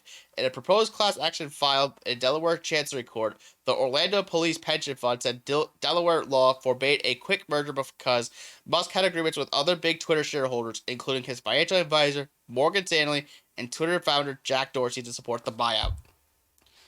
The fund said those agreements made Musk, who owns 9.6% of Twitter, the effective owner of more than 15% of the company's shares. It said they required delaying the merger by 3 years unless 2/3 of shares not owned by him granted approval. Morgan Stanley owned about 8.8%, and Dorsey owned 2.4%. And yeah, this is obviously a pretty big deal. Definitely. Well,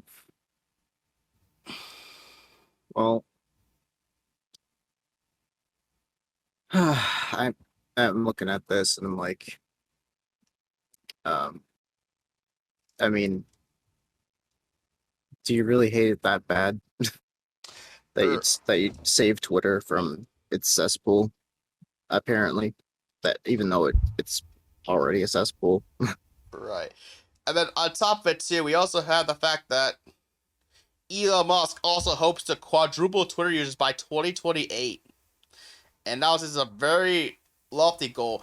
And it says among the biggest questions on people's minds since Elon Musk made his bid to buy Twitter is how the service might change under his ownership.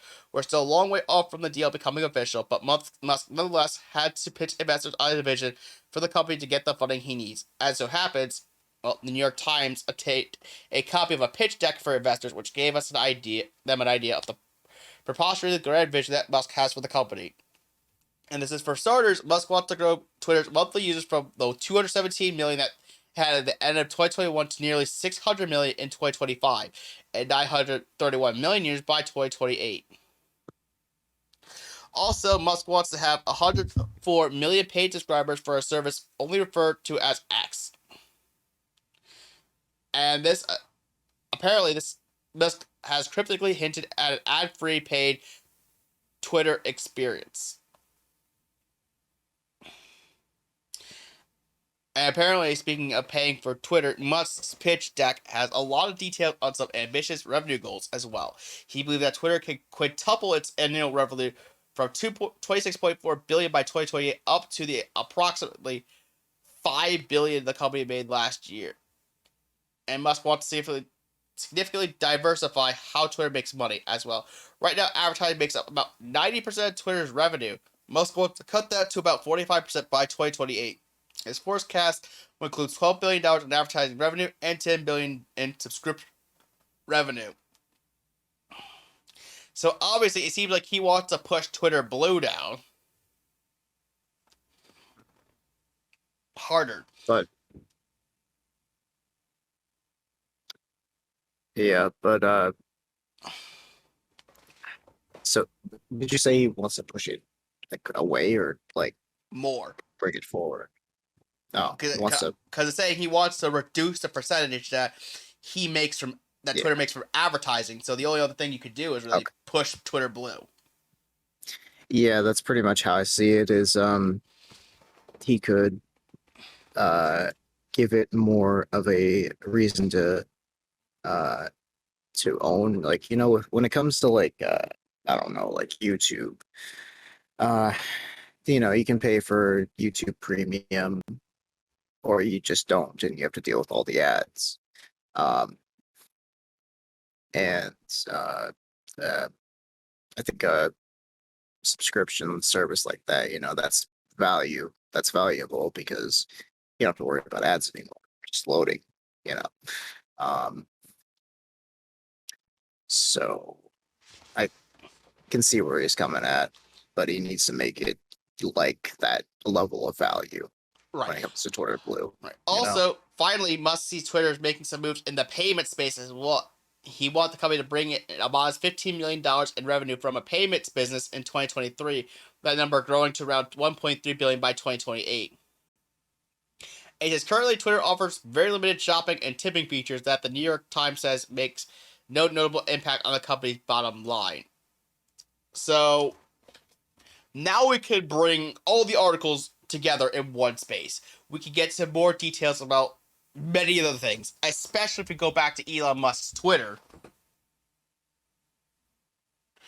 which we have a couple things to say on that front.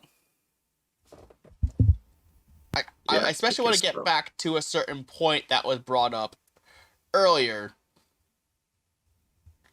and that is, if my webpage will want to load.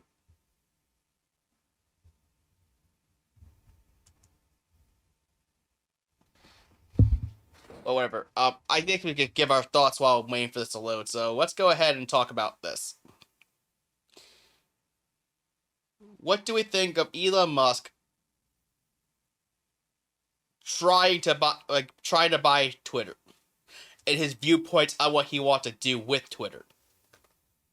Okay, so for me specifically, all right. So I personally I like the idea of like in a sense neutralizing the making it not apolitical, but making sure that the politics stay very neutral, very like, okay, that's I don't really care, but or I don't really believe in that stuff, but we could still be friends, sort of stuff, like that sort of stuff. And the plans to make it. Well, one thing about the advertisement thing, um, I feel like if he were to do something like that and just make it very more focused on Twitter Blue and stuff, I understand that. I think that would be okay, but he'd have to make sure it has some value, of course. As far as like the idea of enforcing a let's say like enforcing a sort of like company and government has to pay up sort of thing, I can agree with that because a lot of like subscription services, like with a Unity has a thing where they if you make a certain amount of money from if you just make it, or if your game actually sells well or your project sells well and your revenue all of a sudden shoots up, then you have to make sure that you purchase the developer subscription and such. I also know that like free tiers from many other things, if you make a certain amount of money, they force you to buy a higher tier subscription because I guess they would have to, you're making money off of their stuff and they're not getting anything from it. So I can see where that's coming from. And the fact that social media, in my opinion at least, is really, I feel like for a lot of people it's it's a factor in their opinions and stuff. And it's a factor in what they consume and stuff, because you kind of just block off whatever you don't like and you just watch what you like, sort of stuff, or you read about what you like. You never really get to see other sides. I feel like the control that some companies have, they can really sway you one way or another. So I do like that with Elon's sort of like central sort of political view. Not very central, but you know what I mean. It's more it'd be it'd be a great way to capitalize on that in a sense. At least for me, like capitalizing on people, companies using his, service in a sense, to push advertisements or influencing. I would also create a paywall for any sort of company in a sense, Right. they'd be forced to, they'd be paywalled, and then they can, I don't know, then they can choose just how efficiently they run their tweets. Like every tweet costs like, I don't know, some odd amount of money for the company. That's not very significant, but if you start tweeting stupid shit like what if we kissed on top of the Wendy's VR roof, then yeah, obviously sorry Wendy's, but if you tweeted that, then Wendy's would have to take a cut out of their revenue and give it to Twitter because of that one tweet. And every time you tweet it advertises your brand, something like that. I could see how that would work. Second. Yeah, but while I get to that, I mean, let's bring up some of the other key points. There's two key points I said we wanted to come back to that I really want to get to.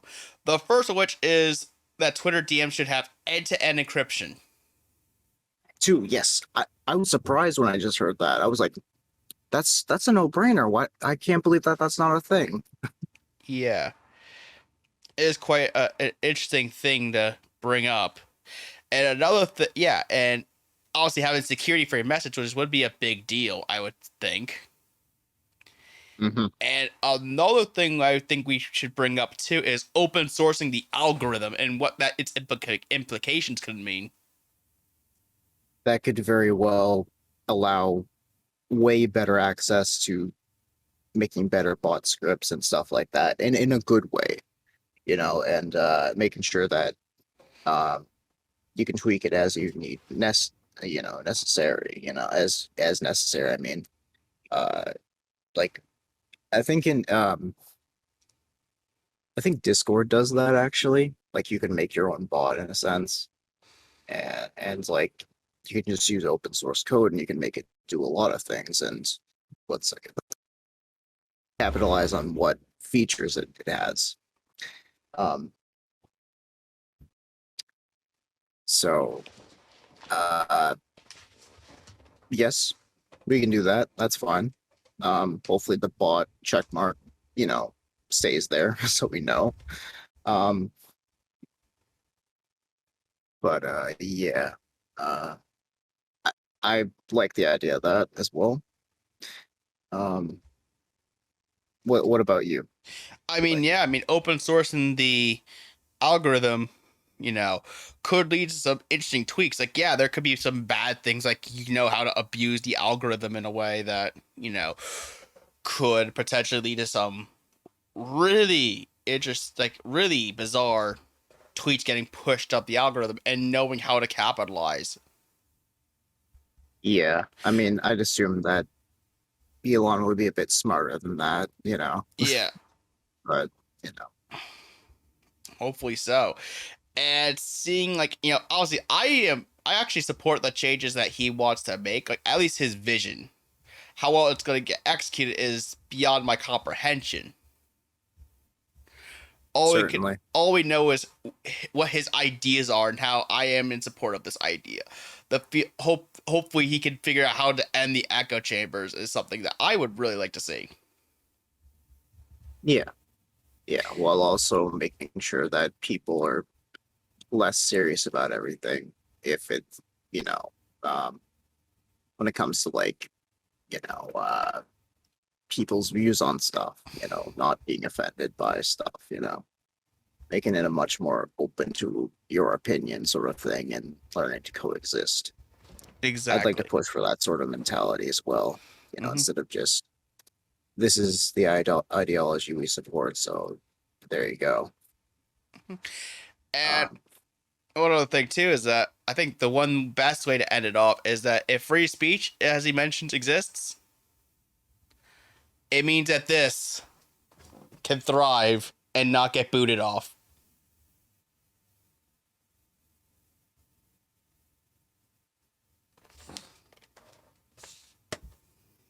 when I said use a rubber, I didn't mean that.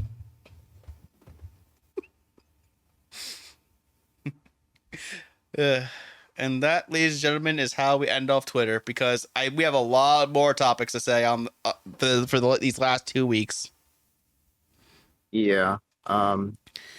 such as how internet providers actually end the lawsuit against California on its net neutrality law.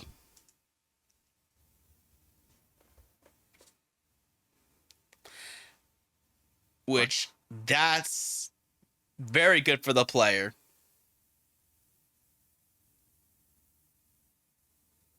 Yeah. um.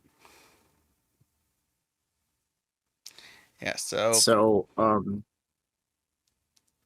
Yeah. So the thing about net neutrality is, it's basically it allows ISPs to discriminate what contents you're, transmitting and, uh, receiving. You know, um, what the lack of it. I mean, sorry, excuse me. The lack of net neutrality. They can't discriminate if you have net neutrality. And this is something I think you know, net neutrality is something I support because companies shouldn't have anything to do with you should be able to pay for their service and then that's it. They shouldn't have to screw with you, you're already paying them. well, not only that, but you're getting, you're not getting the same speed in certain areas. Certain content could be blocked and everything. So you have paid tiers for certain content, which is not fun. Kind of like how cable is. Yeah, certainly. Then I forgot what his name was, but I remember actually sending a letter to a senator at one point, and I was actually very afraid because I didn't know exactly what would happen after it. It'd just be like pre 2008, internet, but it could also mean much more. Of course. And let's get to the article here. And this is on May 4th, which the U.S. broadband industry ended late on Wednesday its legal challenge to California's landmark net neutrality law, which seeks to protect the open internet. A group of industry associations that represent major internet providers such as AT&T Inc., Verizon Communications, Comcast Corp., and others dismissed their 2018 legal challenge. The Ninth U.S. Court of Appeals had last month refused to reconsider a ruling upholding the 2018 state law, which bars internet service providers from blocking or throttling traffic or other offering paid fast lanes. And they mentioned how following multiple defeats in court, internet service providers have abandoned this effort to block enforcement of California's net neutrality law. The industry associations had challenged the law in a joint statement. And yeah, this is truly good for the player.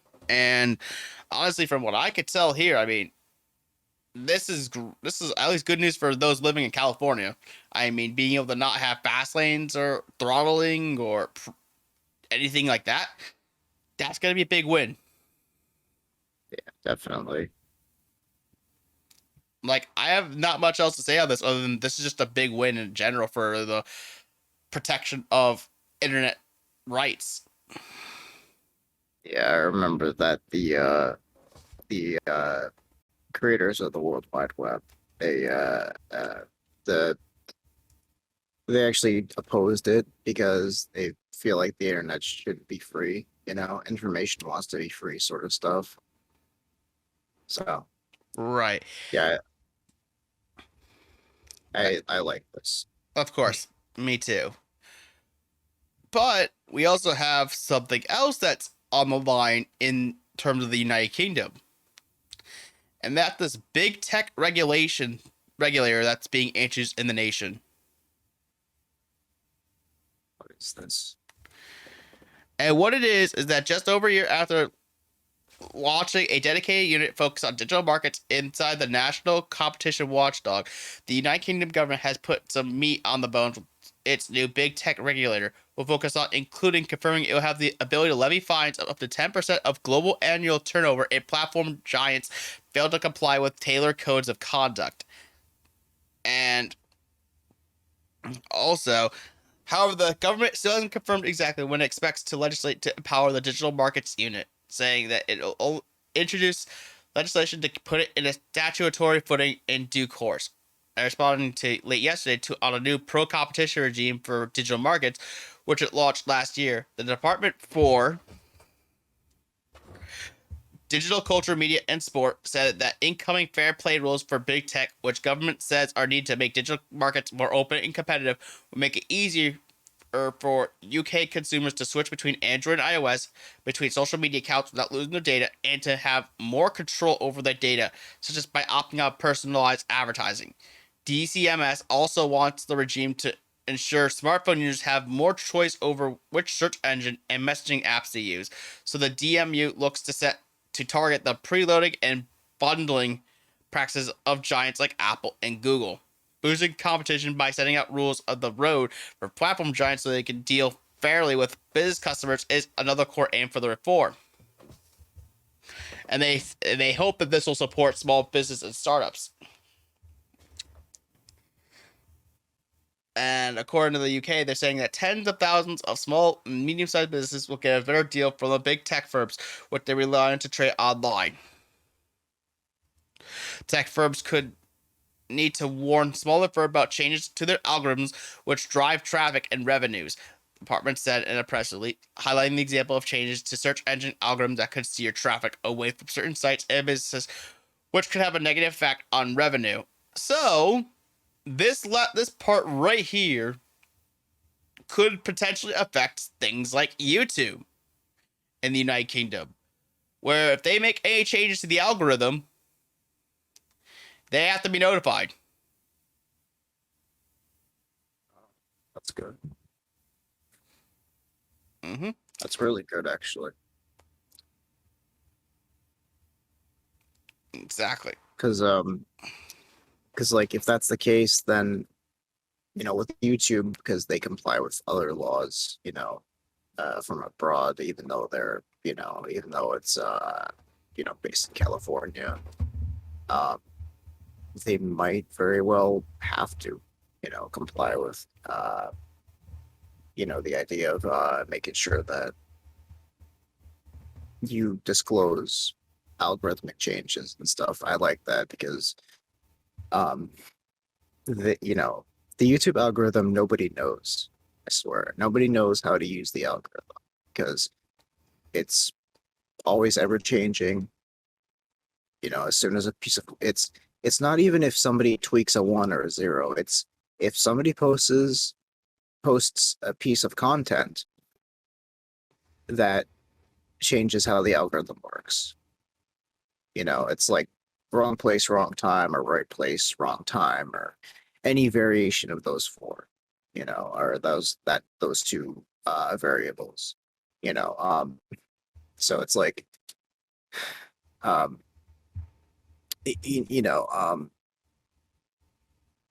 it's a little bit complicated, even if nothing's actually even been tweaked. So adding little things to it every once in a while and ever evolving,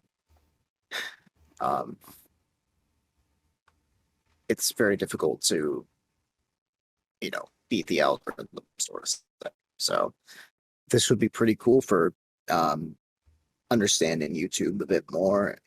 I know I do a lot of I watch a lot of tech channels and a lot of grow your YouTube channel sort of channels. So I think they would also benefit from this. We as a person would, as people, as content creators would benefit. We'd be able to understand how to use it much more efficiently, the only thing I'm afraid of is it just slowly saturating to the point where everyone already knows how to beat it, and it's just back to square one where the top end, you know, have much more resources to beat it faster than smaller content creators and such. Right, and well, I feel like this is going to mostly be more effective to, like, say, like, online businesses, per se, like, on, like, Facebook or Twitter. I feel like this definitely would affect YouTube. At least if you're in the UK. Certainly. Yeah, or if they decide, oh yeah, you know that little island or little island that ran away from Europe. Yeah, we're not gonna deal with them. You know.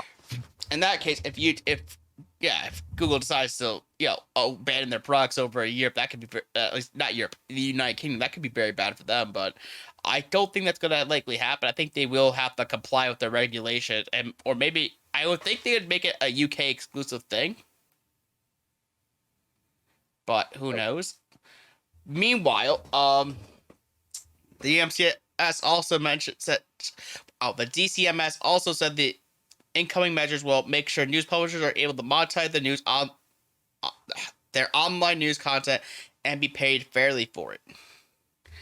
Like kind of what happened with Australia. And also, there's a couple other things it mentions today, such as before any code put into place, further analysis of concerns and consultation with the parties will need to be undertaken through a participative approach. However, our analysis so far showed there's an imbalance of bargaining power between platforms and publishers, which affect the publisher's ability to negotiate terms, and that this imbalance could be addressed through a code. And also, app developers will also be able to sell their apps on fair and more transparent terms. And yeah, just a multiple per se on a lot of the things that, that has been said, again and again. But yeah. You have any thoughts on this? Nothing more really.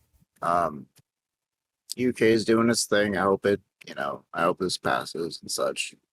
Just because I feel like it would be beneficial, for YouTube stuff, and with companies, a little bit of transparency is always nice, I guess. Then again, they're companies, of course. Yeah, keep in mind, apparently Germany is already doing stuff similar to this. Oh, I see. Okay. So, because later in the article, it mentions how the DME started work in the shadow form in April last year ahead of anticipated pro-competition reform and oversight of tech firms, which the government said it will introduce to regulate the most powerful platforms, following similar moves elsewhere in Europe. Germany is the leading pack, having already this year designated Google and Facebook/Meta as subject to its reformed competition regime for the most powerful tech giants after its updated domestic competition law at the start of 2021, meaning its federal cartel office is empowered to intervene more quickly to address problems linked to big tech's market dominance. Okay. But still, if some of this stuff could at least get traveled to United States, this will be kind of nice too, but honestly, this is still really good for the United Kingdom, and I don't blame, at least on first surface glance, seem good for the UK. We don't know how detrimental this could be for bringing some features over to the United Kingdom or whatever, but as far as I can tell, this seems to be pretty good for the United Kingdom. Yeah, I'd also love to see the long-term effects and such, Right. As with anything, Of course. Another quick thing worth mentioning in the world of tech is the fact that Microsoft Edge is getting a VPN built into the web browser. Whoa. VPN? Oh my god.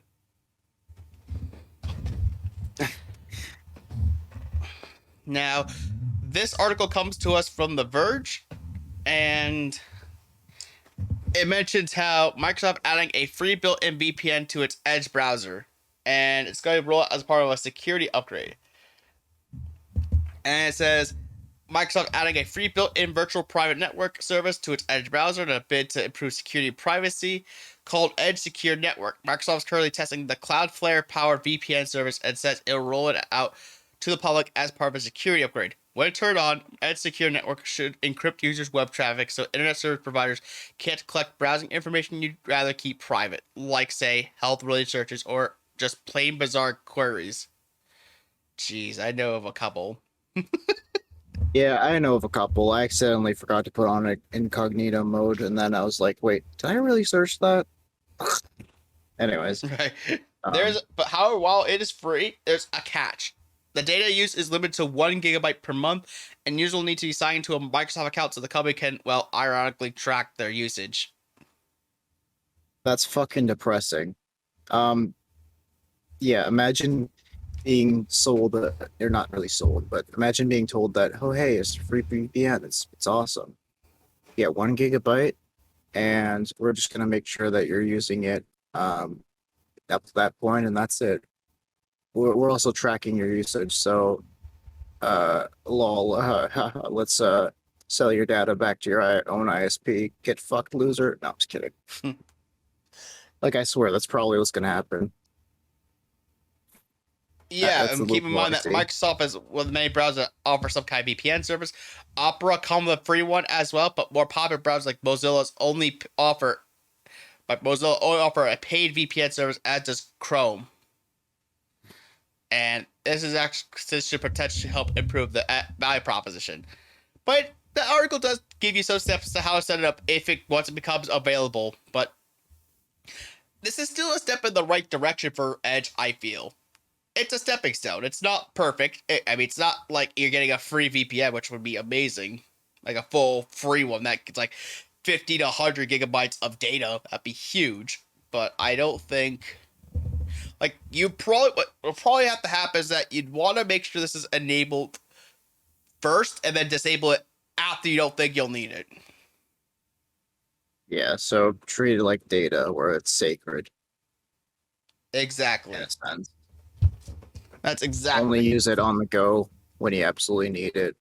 Or if you want to listen to music, I guess, like, put it on 144p, I guess. Yeah, definitely don't use it for Netflix. I'm just gonna say that right now. This is not a Netflix thing. Nope. Even though that'd be pretty cool to, like, watch, like, a 720p movie. I don't know. Yeah, like, You get 1 month. because I hear that some of the main benefits of Netflix in other countries, they offer like different shows and everything like that. But you can't really do that with such a low amount of memory that they offer for this. Yeah, I see. Well, that's all fun, I guess. I mean, Yeah, but then again, we also have to deal with new CPUs from AMD as well for laptops.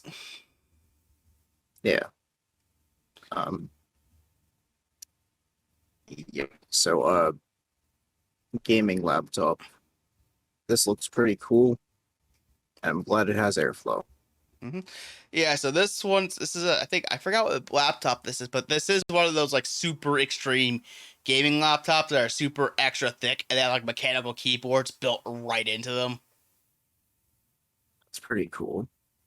Yeah, they're usually very expensive. But back to the main thing here. AMD promises extreme gaming laptops in 2023 with a Dragon Range CPU. And you can see what they offer here that apparently in 2020 AMD won the gaming laptop for the first time until the Asus Zephyrus G14. And they said they'd never seen a laptop with an AMD CPU and an AMD GPU run circles about the competition. But now AMD is setting its sights higher than mid-range gaming machines. It just revealed it's building a new CPU in the pinnacle game performance with the highest core thread and cache ever. The new CPU line is codenamed Dragon Range, and they'll live exclusively at 55 watts TDP and up. Enough power that they'll largely exist in the space where gaming laptops are plugged in the majority of the time. And the parallel slide above shows they're aimed at laptops that are at least 20 millimeters or 0.78 inches thick, while the 35 to 45 watt Phoenix line are aimed at machines thinner than the same mark. Both are part of the same Ryzen 7000 series, based on the same Zen 4 architecture, and unfortunately, it appears both will arrive until 2023, with Zen 4 beginning its life as the desktop exclusive Raphael later this year. Hopefully, they don't start naming them after the turtles. Right.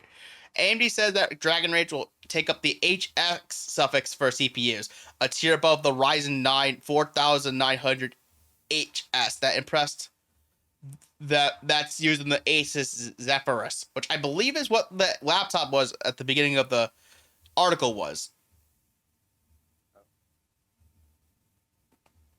But they say, but hinted that we shouldn't take the higher GDP as a sign that they'll totally be ditching power efficient for performance. They're estimated to be notably more power efficient than other laptops in that competing time frame. I don't know how to feel about that because we've been moving towards like very high watt like graphics cards and such. I hope that that's just like a phase. Well, keep in mind, power efficiency is actually more important in the laptops than it is on desktops. Oh yeah, of course. I'm just saying like it's not a phase. It's not a phase, Mom. 2-stage power phase. And then it's fucking bursting into flames and the fan sounds like a goddamn jet. Like I'm afraid to see. I'm afraid to see if they I'm just I don't know. It feels weird with the 3090 being the 3090 and Ti, and I mean the 69,000 is pretty nice power efficiency, but God, I don't know. You know, I'm hoping that when it comes to AMD, they don't like totally give up when it comes to that. You know. Yeah. Also, a minor thing too, it does mention here that AMD also told journalists that day that starting next quarter, it will break out gaming into its own financial segment, with revenue from semi-custom parts like PlayStation, Xbox, and Steam Deck chips joining desktop and laptop Radeon graphics, all part of a single gaming business. So maybe something minor to keep in mind. But besides that, like, what do you think of these new CPUs from what we've been told? We haven't gotten much specs other than power draw, but these seem like they're going to be very potent and very strong chips for laptops. I mean, I'm hopeful. I don't really do laptops as much. I know when it comes to laptops and gaming laptops specifically, is that you really got to make sure that you buy one that is designed with making sure it doesn't crash and burn or thermal throttle way too much, you know? Yeah. Because like gaming laptops have always had this notorious thing where like you have to undervolt them, you have to not push it to its absolute limit, or you know you gotta try to not yeah, it's like there's a point where like it comes to the designer, and if the designer fails, then the product fails, you know. Yeah. And obviously, like I said, I do think this is gonna be good for laptops. I mean, this thing is not gonna be a match for this. Is just a cheap laptop I found out of Walmart because, well, let's just face it. It was something I saw as an impulse buy for $200, but it contained a Ryzen 7 on it, so it was decent for what it was. He's lying. It's his new thing. It's his new favorite computer. I mean, right now these two are about equal, but once this battle station here gets to be upgraded to however high power I could get for this thing, oh my god, then that's gonna be my new favorite computer. He's lying. He loves being able to multitask. He can do this recording while also showing me terrible Rule 34 things. He's Hey. gonna do it. Oh shit. Look at this sussy baka. Look at this motherfucker. I mean, This- you did just ask for it, so No, I again. didn't. I just said, Evidence that Flip Alpaca. Evidence that Flip Alpaca had sex with Felix from RE0 back when we were talking about the PlayStation Direct in that one episode.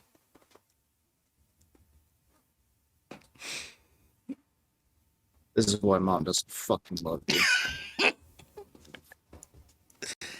Hey, my mom's always down in Tennessee, so explain that one. Anyways, I know a girl who lives in Tennessee. Sorry.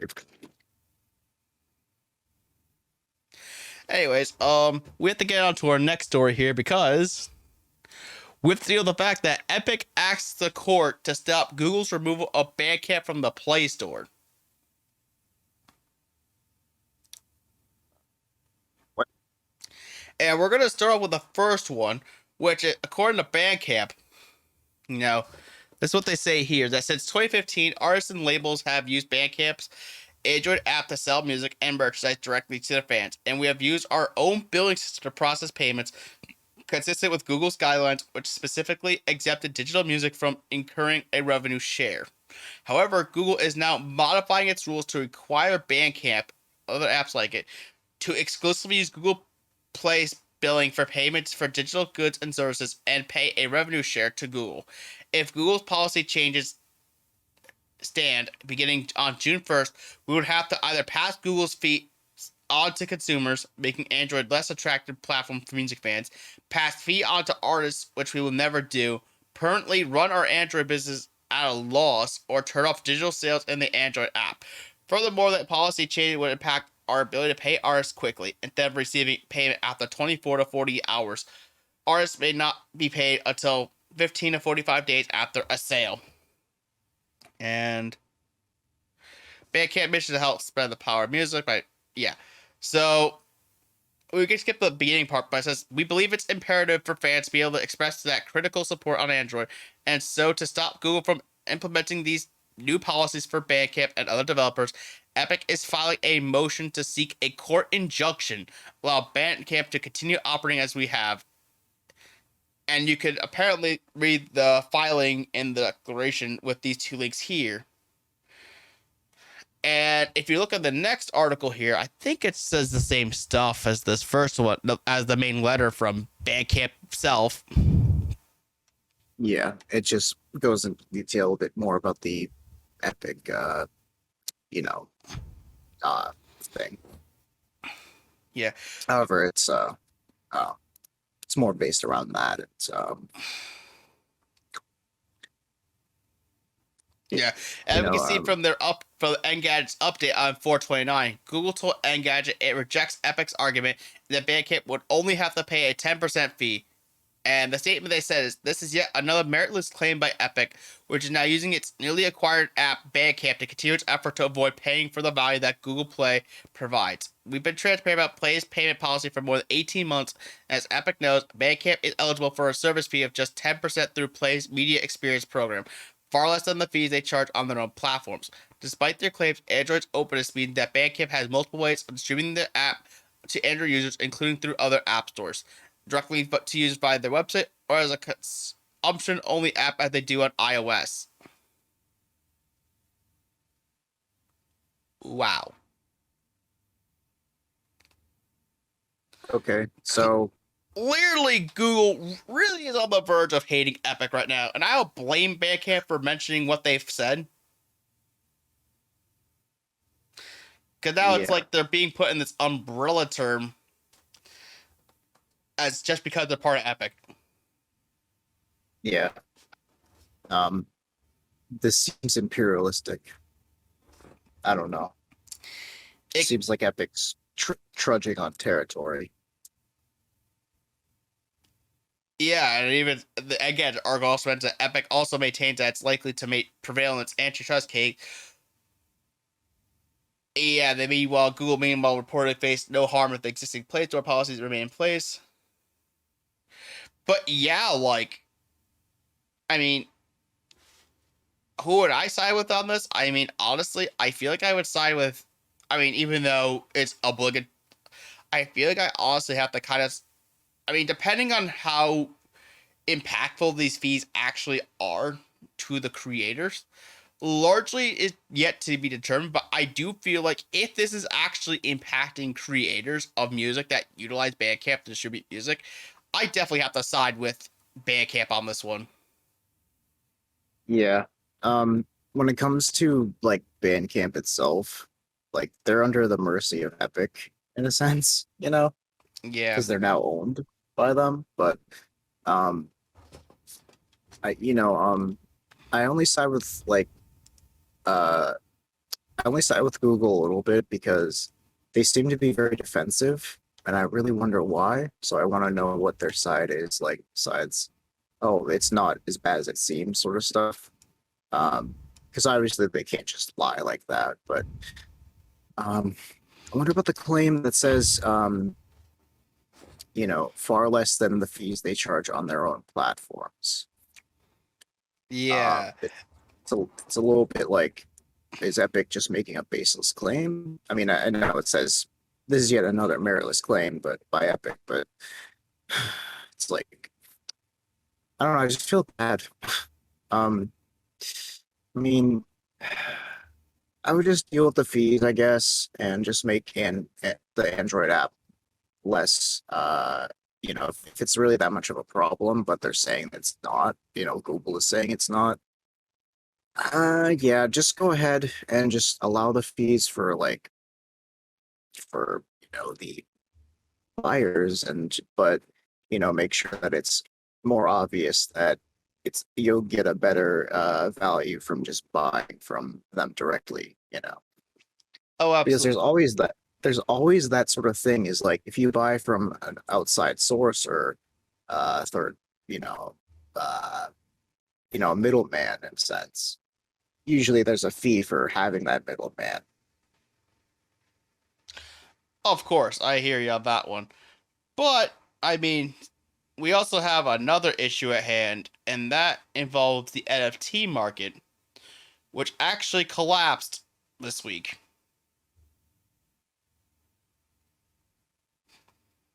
And this was just as another company wanted to use a certain acquisition to fuel the efforts in this market. I slowly rub my hands together with this very evil grin. Ladies and gentlemen, the NFT collapses just as Square Enix sells Tomb Raider to get big on blockchain.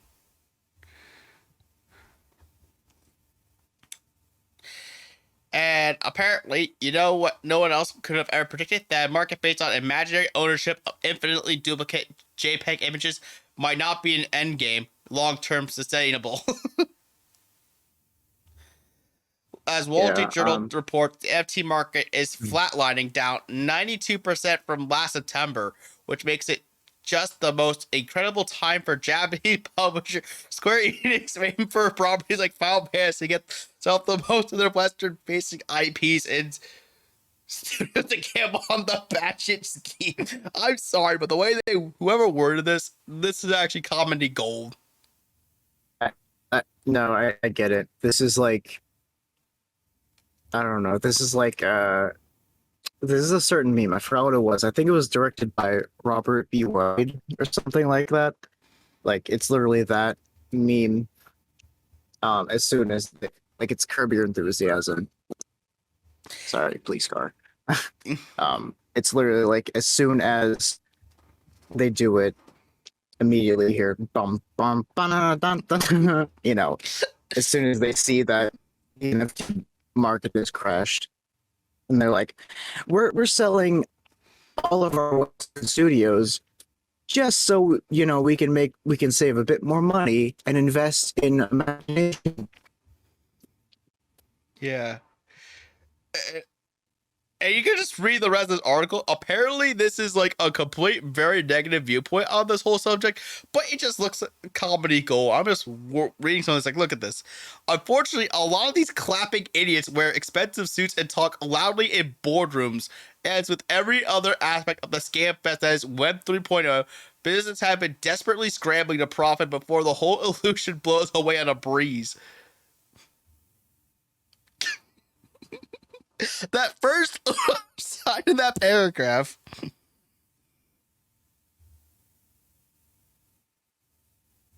You know, nobody's gonna say I told you so, but Square Enix, I told you so. And on top of it, too, like you can see that the paragraph before it, FFT feel like the most extraordinarily precise emblem of the 2020s. It's all a glaringly obvious pile of bullshit. Companies are literally selling a line of code, or what they call a blockchain, to repackage the extremely old idea of digital asset ownership as the next big investment you should get in on now while the going is good. You have been able to own things like video game skins for a long time, of course. Somehow, though, many companies are putting a lot of effort into pretending that you can now own a picture, and then pretending that in doing so, the picture somehow becomes imbued with inherent worth, all giving life by enough idiots clapping their hands and shouting how they believe in fairies.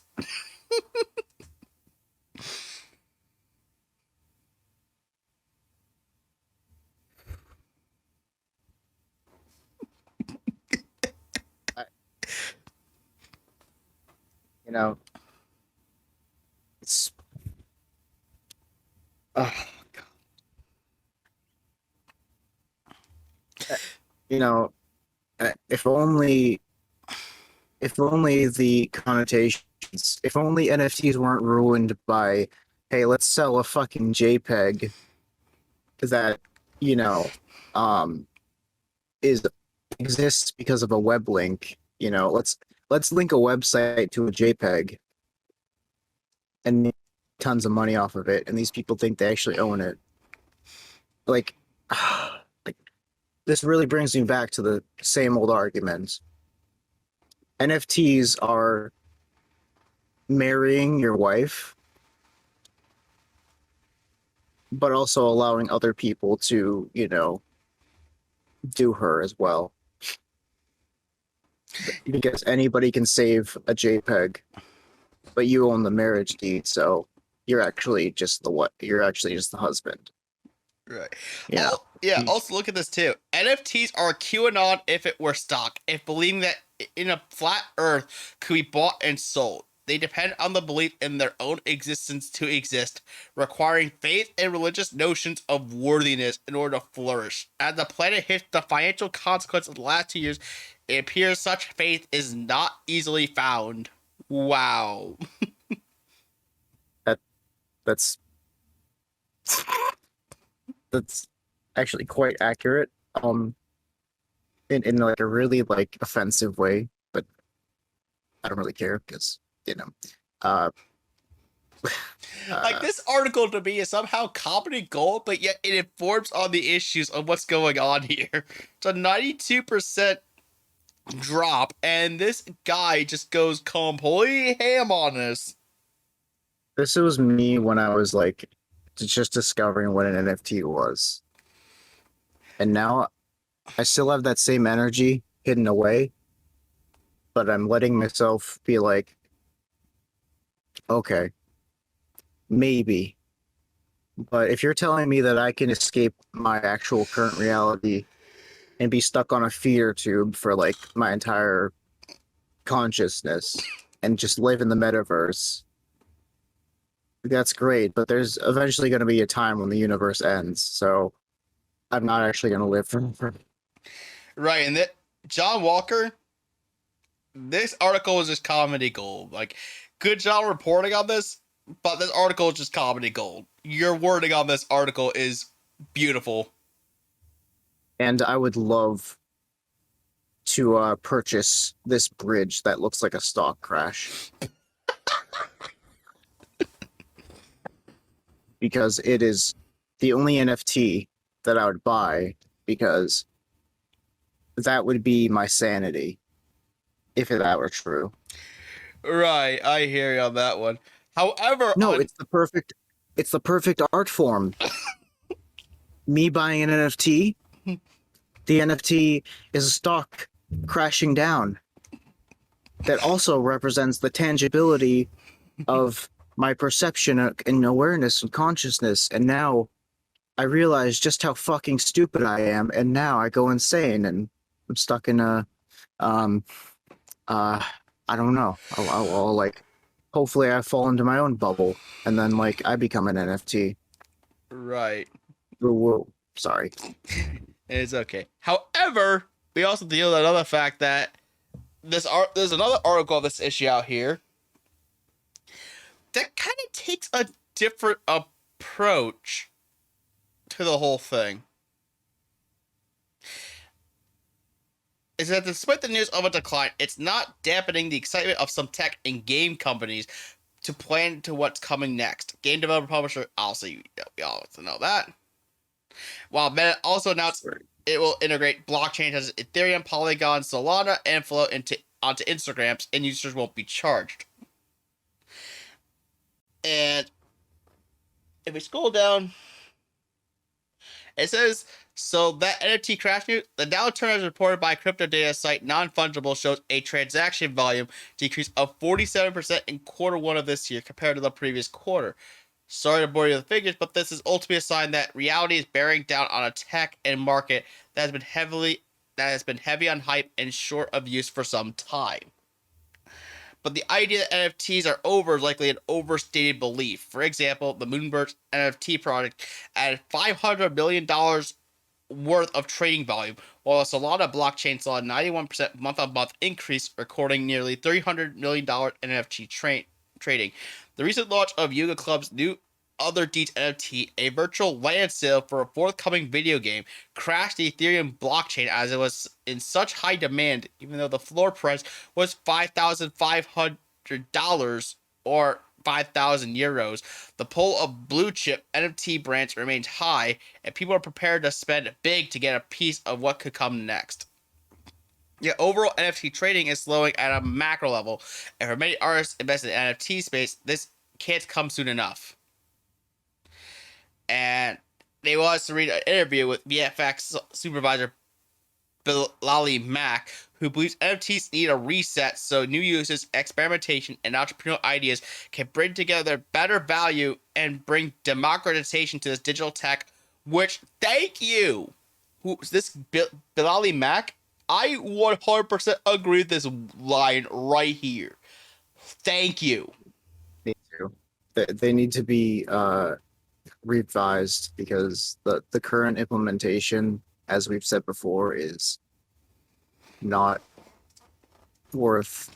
It's not worth existing. It needs to be revamped to a point where it actually means something tangible. You know, like serializing a digital game market, used game market, sort of stuff like that. Like you've mentioned before, any way to serialize a digital asset and have it be trustworthily, you know, I guess in a sense, if that's a word. You know, just any way, you know, like that would make it less of what seems like a Ponzi scheme.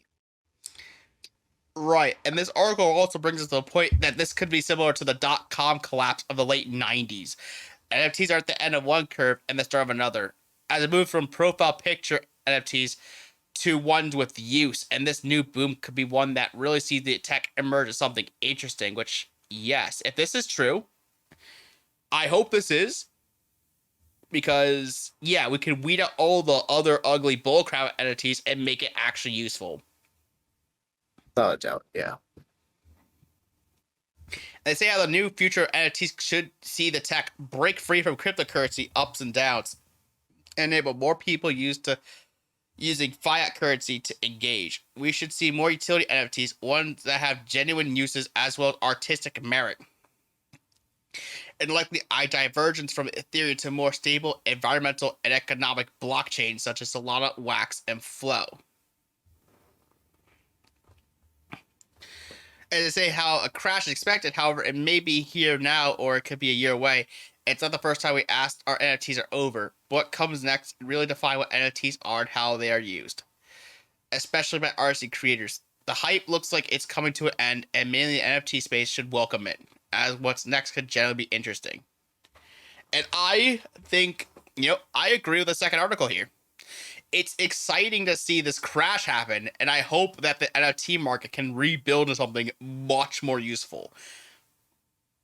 Yeah, I hope so too. I hope it's uh, a, a way to um, realize that this technology that we're using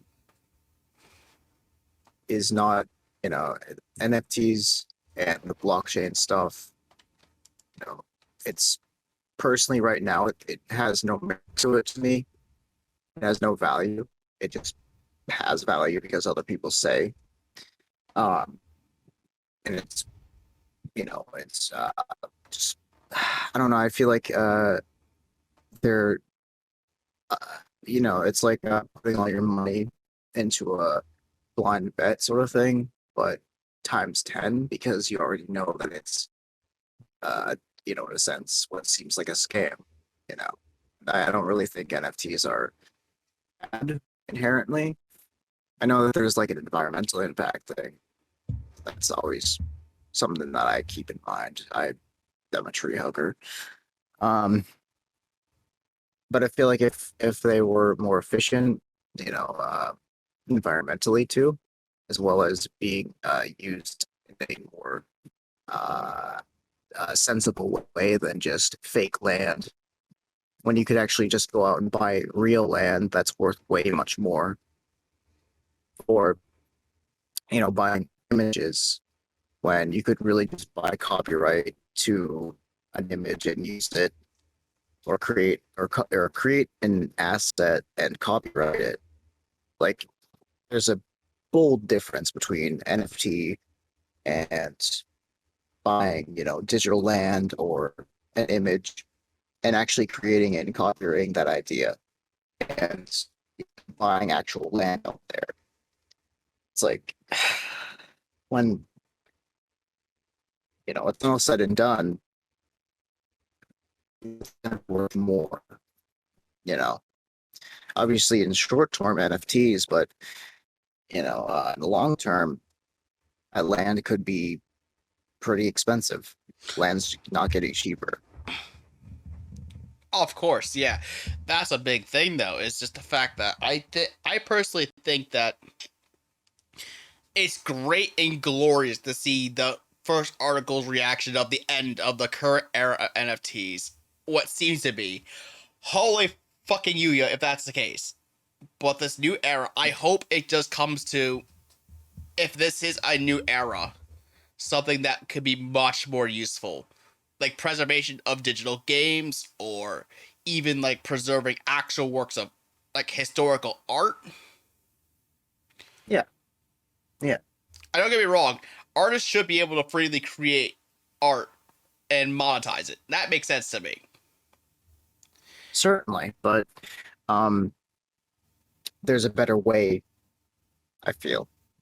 Yeah. You know. That art could just be more than profile pictures, more than just board images.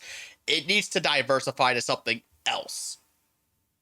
Yeah. It's like having a deed to a house, but a tangible house in a sense, Yeah.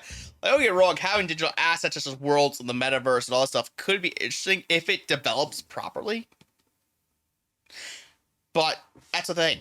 It needs to develop more properly. Without a doubt. And Certainly. right now, the course of the metaverse just needs to be, at least in terms of the not crypto, but, NFTs, they just need to develop more into neater and cooler uses. And I hope that this crash can start leading to those really cool uses for the technology. Certainly. I hope that it shines a light on it, Of course. But we also have to deal with the fact that another company is also dealing with some fines, supposedly, for crypto buying disclosures. And that is Nvidia. How the SEC is saying that Nvidia misled investors about just how much crypto mining demand was boosting its gaming business. And that Nvidia will pay a $5.5 million fine to settle Security Exchange Commission charges that it failed to adequately disclose how much of its game business sales were actually related to crypto mining. According to the SEC, Nvidia failed to state in a pair of quarterly reports for its 2018 fiscal year that sales related to crypto mining accounted for a significant part of the jump in demand for its graphics processing units, which were originally designed and marketed for gaming.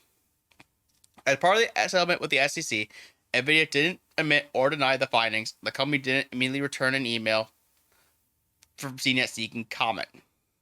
And yeah, like, although Nvidia did things like reducing having the hash rate of graphic card models, and which they tried to make it less, crypto oriented, and also launched a new products that are optimized for mining. Yeah, the CMP not franchise, series of graphics cards. Yeah, like, this is showing to me at least that it seems like whatever they were doing with these graphics cards, even if they were with the crypto dedicated ones, are being put into their financial records as gaming cards. Yeah, and not disclosing that they can also be used for much wider purposes. And of course, every gaming card can probably also edit a video, and it can do this and that. I mean, some of it's CPU, some of it's GPU, but generally, when you buy a graphics card, you're buying it for the raw horsepower, pushing frames, I guess, Right. or just being complacent with it. Yes. Yeah, and as you can see in the article here, even says that how the SEC also says information Nvidia did give about the growth of its game business was misleading, given that the company did make statements about how other parts of its business were driven by demand for crypto mining. That created a perception that its game business was significantly affected by crypto mining, the SEC says. So yeah, I mean, like, this is a big deal. I mean, it's a relatively minor in the grand scheme of things, but it at least is a pretty significant deal to know that certain companies like Nvidia are just capitalizing on crypto when they're falsely advertising that they're not. Or at least falsely advertising that part of their business is, not, is being affected by this more than it actually was. Yeah, I remember watching a few videos on some tech YouTubers, and they were saying how the 3090 and the 3090 Ti, although they're listed as, gaming graphics cards, that, like, what, 9%, 5% difference, depending on where you slice. Like, that 9% difference for how many frames it pushes at this amount of, resolution and such, and settings, it's really just a Titan disguised as a GeForce model. Like the RTX 30 series is supposed to be for gaming, but honestly, it's a waste of money to buy a 3090 if you already have a 3080, if you're planning on using it for gaming. It has way better purposes in rendering. The amount of VRAM that it has is obvious. That it's obvious that it's very useful for plenty of other tasks. And the fact that its hash rate was like, I forgot what the hash rate of the original 3090 was. Let me just look it up real quick. Hash rate. It can pull about 91 megahashes per second. So for instance, for us, for comparison, our 1660 Super has a hash rate of about like 30, megahashes per second. So that is, 3 times as much.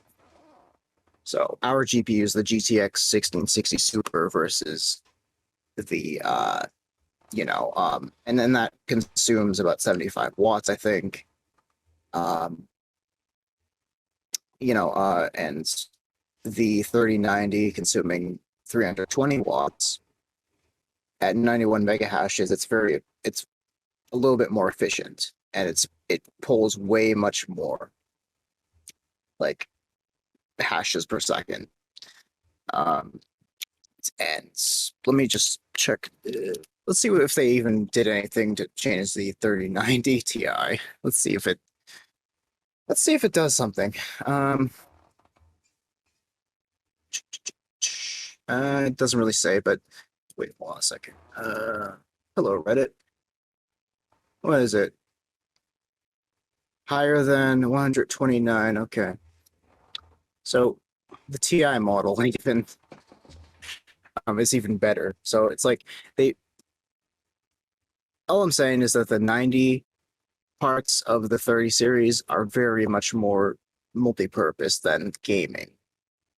And they're not any better at gaming by a long shot compared to like a 3080 and such. Mm. They have way better purposes than just gaming.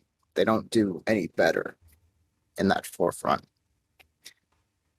Anyways, I'm sorry for rambling. It's just I noticed that Nvidia does this sort of thing where they brand stuff and it's like very, very just misleading, even to us as a consumer. But not as bad as a shareholder. We're just consumers. We're small fish. We're like the sardines versus shareholders are like can you eat shark? I don't know. People always find something weird to eat. Like, I know people sometimes eat crocodile. But moving on from that. I didn't know you could, but apparently they do in Florida, I think. Yeah, let's move on from that for right now, because we have to get on to the next topic. And that is the fact that Apple's self-repair program is now available. And as of April 27th, it has been announced that a self-repair is now available, providing repair manuals and genuine Apple parts and tools through the Apple self-service repair store. Self-service repair is available in the US and will expand to other countries beginning in Europe later this year.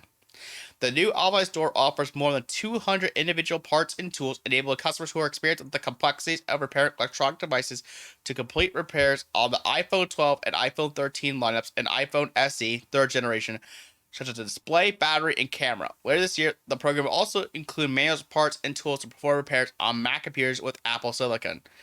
To start the self-repair process, they explain what this is. And these are also, the same parts used in the Apple Repair Network. And if you're wondering, the Apple offer rental kits for $49 so that customers who do not want to purchase tools for a single repair still have access to these professional repair tools. The week-long rental kits will ship to consumers for free. And this is clearly good for the player. Like, this is amazing. Oh, yes.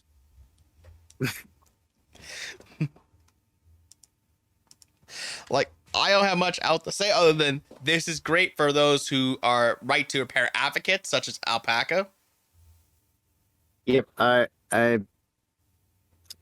The fact that some companies like really restrict you and even like way back when where you couldn't actually it would be not illegal, but you wouldn't get a warranty if you tried to repair for yourself. It's like they feel like we're inept when, yes, some people aren't as confident, but some people really can do wonderful things as a small-time business repair tech sort of stuff. It's not like we're all unable to, I don't know, play with Legos or something, or, like these are very tiny Legos that need microscopes, but you know what I mean. Right. I know that if this thing was electronic good, and I would slap the ever-loving I mean, it's UFO. You want me to uncage it?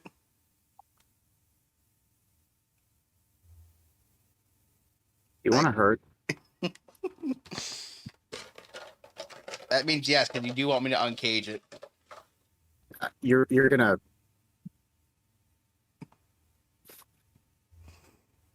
So the joke was that the Hatsune Miku rubber duck that Hydra has, the little case that it comes in looks like a UFO. It looks like a very oval UFO, or like a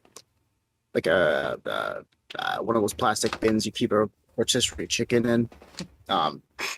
Which weirdly enough, it's another bird, but you know what I mean. It looks like a UFO. So you got the air, and you've got the troops, the baby metal troops on ground, and then by sea, you've got that giant rubber duck that has like a little like lump on it that you can have them ride in. So all we need is a giant space laser, and I can only pray to God what the fuck that would be.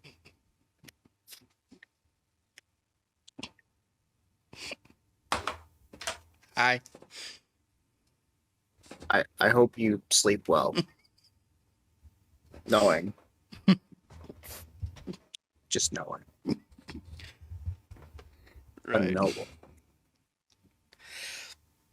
But we do have another topic coming up here, and that is the fact that Apple, Google, and Microsoft commit to expanded support for FIDO standard for accelerate availability of passwordless sign-ins. This comes from Apple themselves, one of the companies in this agreement, and they say, in a joint effort to make web more secure and usable for all, Apple, Google, and Microsoft today announced plans to expand support for a common passwordless sign-in, and standards created by the FIDO Alliance and the World Wide Web Consortium. The new capability will allow websites and apps to offer consistent, secure, and easy passwordless sign-ins to consumers across devices and platforms. Password-only authentication is one of the biggest security problems on the web, and managing so many passwords is cumbersome for consumers, which often leads consumers to reuse the same ones across the services. I am one of the ones in this camp.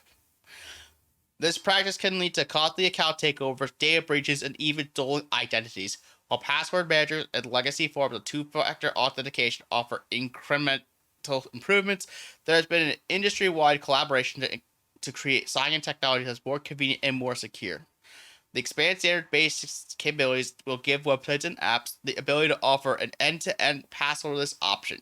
Users will sign in through the same apps that they take multiple times each day to unlock their devices, just a simple verification of their fingerprint or face or device PIN. This new approach protects against phishing, and sign-in will be radically more secure when compared to passwords and legacy multi-factor technologies, such as one-time passcode sent over SMS.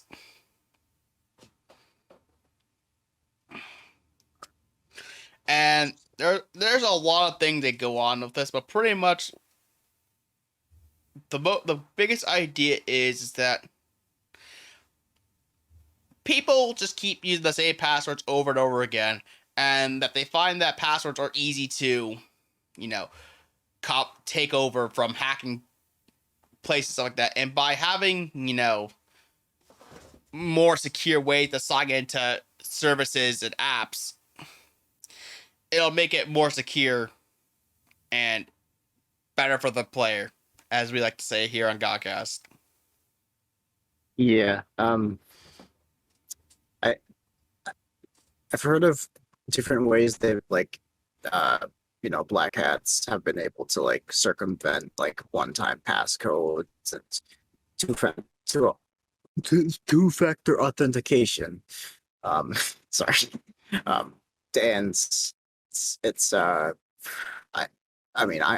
not too knowledgeable, but I know it's gonna be good for the player, and I know it's gonna be. I don't know. I keep on doing that like stoner accent. Anyways, I don't know. I don't like passwords. Yeah. I never remember them.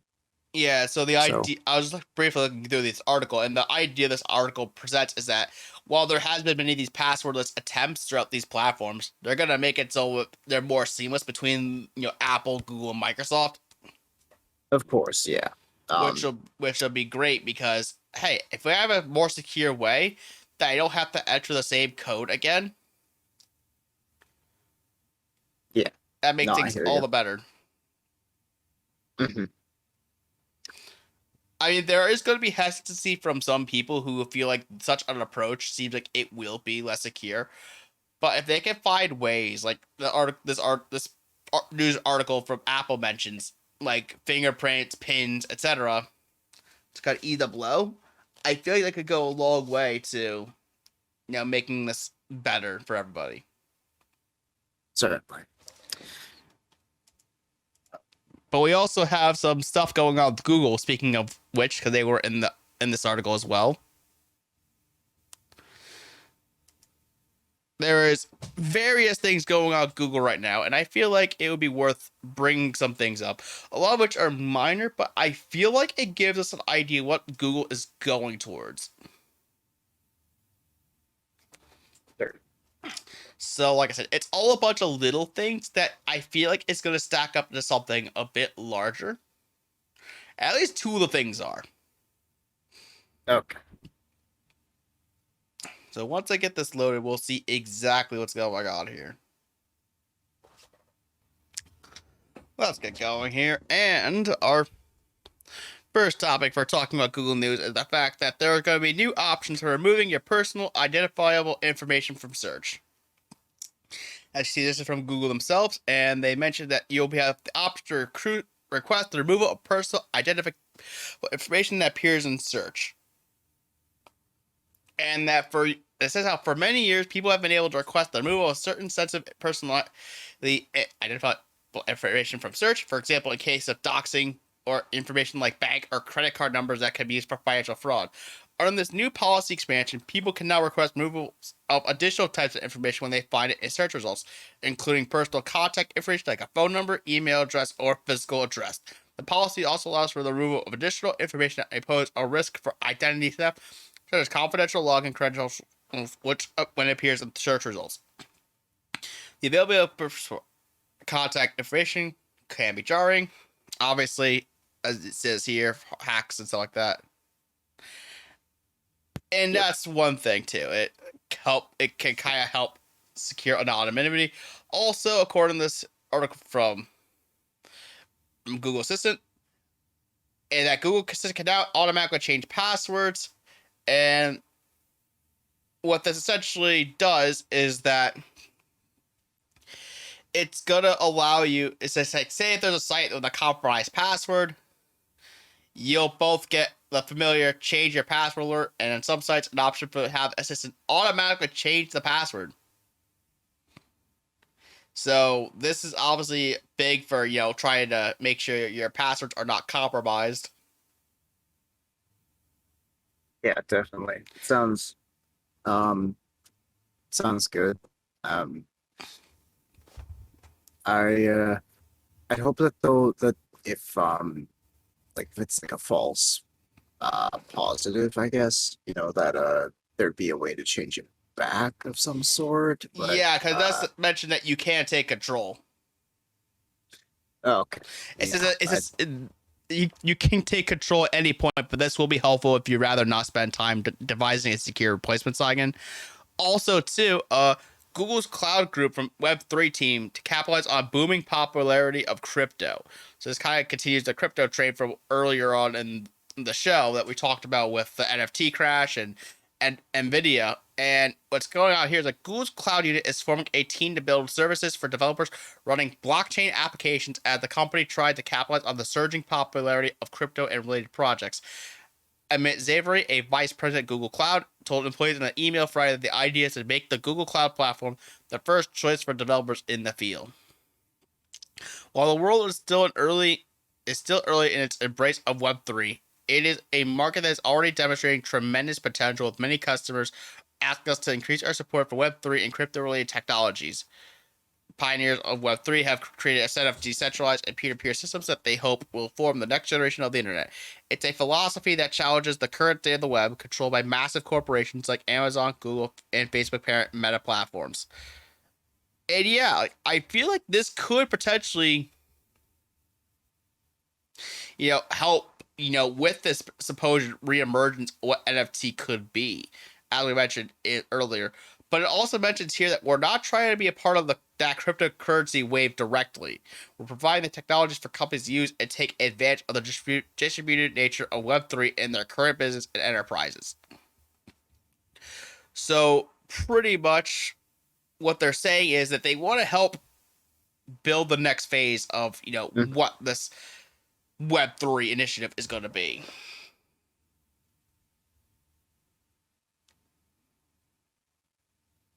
Yeah, and I'm just looking through this more, and it's saying how going forward, Google could devise a system other companies could employ to make blockchain data easy for people to explore while simplifying the process of building and running blockchain nodes for validating and recording transactions.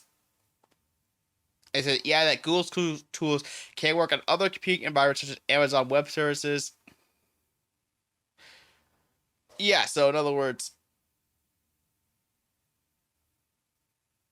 it's saying Google trails Amazon cloud computing, but business is growing faster than its core advertising unit. Yeah, so I do think, obviously, this can be pretty good for, the crypto segment. Not just crypto, but, Web3, crypto technologies. I do think that, honestly, if this is going to help make that next evolutionary leap that we hope we'll have with a segment, this will be great. Certainly. Yeah. Though I wonder how this would tie into the crypto crash with NFTs and stuff. Though, I'm just slightly questioning. I don't know about that. Yeah, I feel like this could potentially tie in with it, considering a lot of the NFT stuff does use, crypto technology, Ethereum blockchain, and all this other stuff. And I do think that, once, these set of tools can be implemented and that people can, obviously make use of this stuff. Because as it's mentioning, a lot of companies still view this industry of crypto and Web3 as an immense market. We both cannot deny that a lot of companies are going after this. We've seen Square go after it, as obviously, as we mentioned, from Tomb Raider, which, why would you do this? Oh, yeah. And you have companies like Ubisoft obviously go after it with Quartz, which, ugh. That was a failure. I mean, a big revolt anyway. And you have Konami with their NFT auctions of Castlevania NFTs and stuff. And I'm just over here the companies that are currently using this stuff, as I mentioned many, many, many times, is not the best implementation, especially in the gaming industry. There are so many better uses for this, and I hope that the developers that will utilize Google's tool set that they're going to make available will be able to, make applications and other technological leaps that will help further the Web3, cryptocurrency, and all this other stuff in the industry. I want to see it, actually could succeed, but its current implementation is just not going well, at least from what the two of us have seen. I mean, obviously, if anyone who is experienced with crypto wants to inform the two of us, we would be happy to have you guys on the show and actually explain to us why this technology is very important and give us a more educated opinion. I know of a group of people that are very experienced. I'd love to have them on too, at least our side of the show, to help educate us on this stuff, because we're just more so interested in the computer segment of technology. That's our specialization, is computer-based technology. Yeah. Well, graphic card, processors, RAM, how to build these super, super duper awesome gaming computers, and in some cases, learning cell phone technology and stuff. We are not the most knowledgeable when it comes to this stuff, though I feel like by doing this show, we have become slowly more knowledgeable. We're just not perfectly there yet. yeah, I wouldn't specifically say that that I'd be like, I'm not like I don't know, Steve from Gamers Nexus or anyone in the tech industry, like that. But I do know a good amount, and I feel like I'd be able to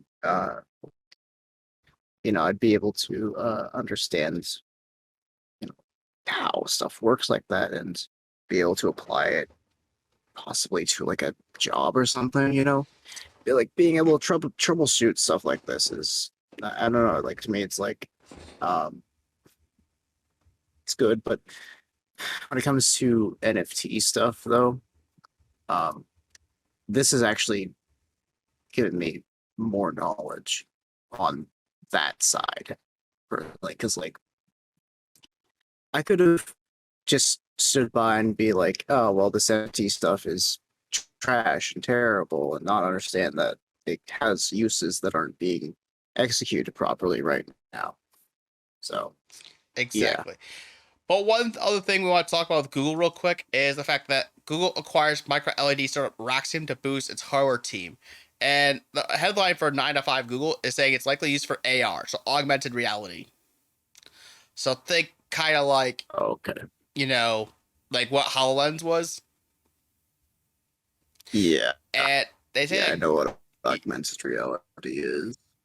Yeah, so following rumors, Google announced at the time the article written, which was May 4th, that it acquired micro LED startup Raxium to join the devices and service team. The news was announced by Rich Osterla, who leads Google's hardware, and called Raxium an innovator in single panel micro LED display technologies. The team at Raxium has spent 5 years creating miniaturized, cost effective, and energy efficient high resolution displays that have laid the foundation for future display technologies. Raxium's technical expertise in this area will play a key role as we continue to invest in our hardware efforts. Google said, previous report from March said Google was interested in micro LED for augmented and mixed reality devices, as we previously noted. Put a little thing here. This news comes off as details of Meta's competing efforts leaked earlier this week. Specifically, Meta is reportedly launching a second-generation mixed reality headset, which is geared towards competing with laptops and Chromebooks by 2024. That same year, Google is reportedly releasing its first unit, codenamed Project Iris. But yeah, this could be interesting. I mean, I also could see these micro LEDs potentially be used for, Google Pixel screens. That could be potentially useful for like really high quality screens. But AR also makes sense too. AR/VR. Yeah. Especially when VR is so heavily utilized in things like, one of Alpaca's favorite things, the metaverse. No. But yeah, I do find that overall with these 4 articles, we get a glimpse of what Google's aim was for the week, and that was, let's increase the anonymity with users.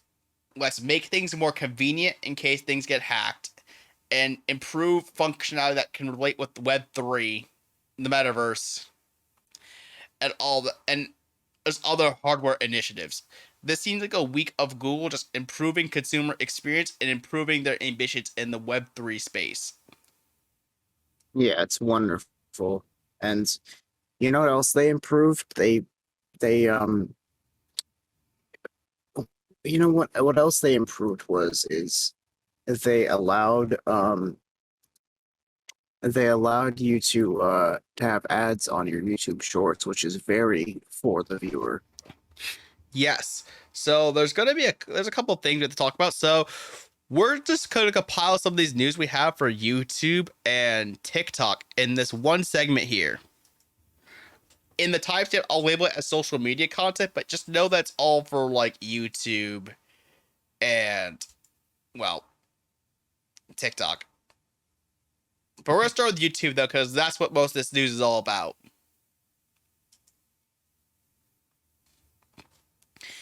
And what the article loads here, I can actually see what's going on. But yeah, there's a whole thing where, according to Engadget, they're the ones that spotted it. They say with YouTube Shorts gathering significant momentum over the past year, Google is now experimenting with ads on the platform. Bloomberg reported. At first, you'll likely see app install ads and other promotions according to Google. While it's still early days, we're encouraged by initial advertiser feedback and results, said Google Chief of Business Philip Snyder on Investors Call. Shorts, well, it obviously just gives Shorts, a history of Shorts, and how YouTube missed expectation by a good margin, posting $6.7 billion in sales compared to the $7.848 billion investors were expecting. And it said, along with YouTube Shorts, a bright spot was the YouTube TV cord-cutting subscription service that continued to deliver substantial revenue growth, the company said. So, in other words, YouTube TV is growing, but they're going to start adding ads to YouTube Shorts, which I think is, it puts it more in line with what YouTube actually is, and I feel like it's showing that Alphabet / Google is trying to focus heavily on Shorts. Certainly. Yeah, I think like I said before, the short-term content sort of stuff, the creator itself with a very tiny amount of time can create a quality video for their viewers. And the viewer itself can, they can just watch the video and be done with it in less than a minute or in a minute or so. Mm-hmm. So I can understand why they'd want to profit off of the short form content. I don't know why I'm having such a difficult time saying that, but you know what I mean. Yeah. Of course. But while they're also prioritizing on Shorts, we have to deal with the fact that YouTube Go, which is supposedly a lightweight app on YouTube, is also going away in August. So it shows that in terms of the YouTube space, more emphasis on Shorts, less emphasis on accessibility of YouTube, and that that today they are, as of May 3rd, announced that YouTube Go will be sunsetted beginning in August.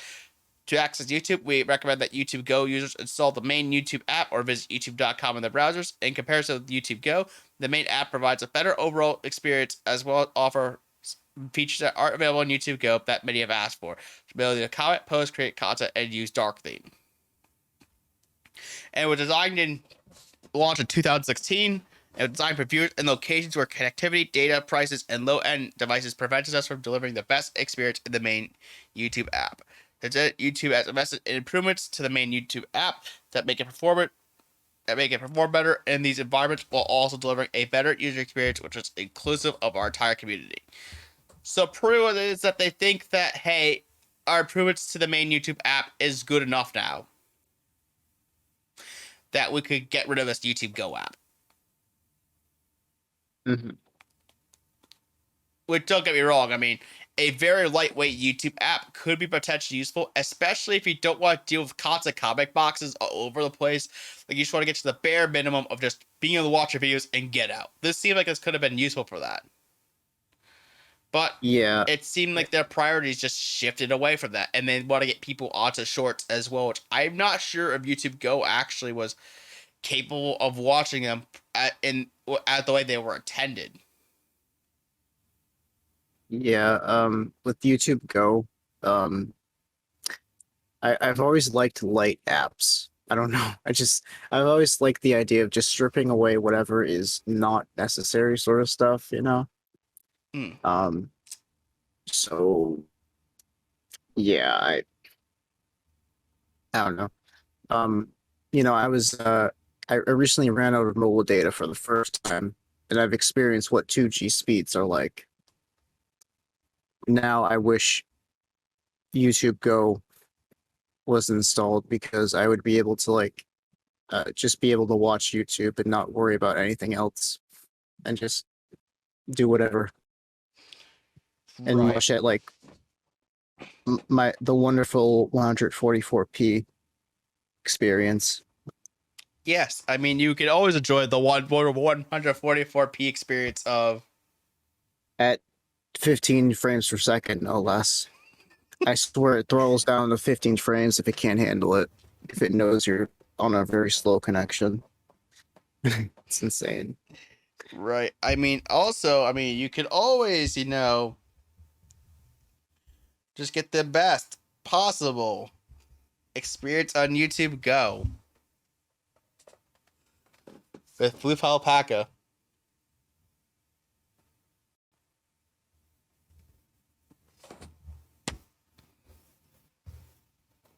You can leave now.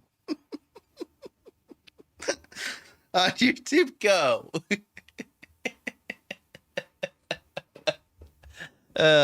Like and subscribe. Yes, like and subscribe to this video, and particularly so we can make sure that Floof Alpaca can have his Felix from RE0 plushie body pillow when we get huge. No. It's one thing to say that, it's another thing to mean it. And I mean it.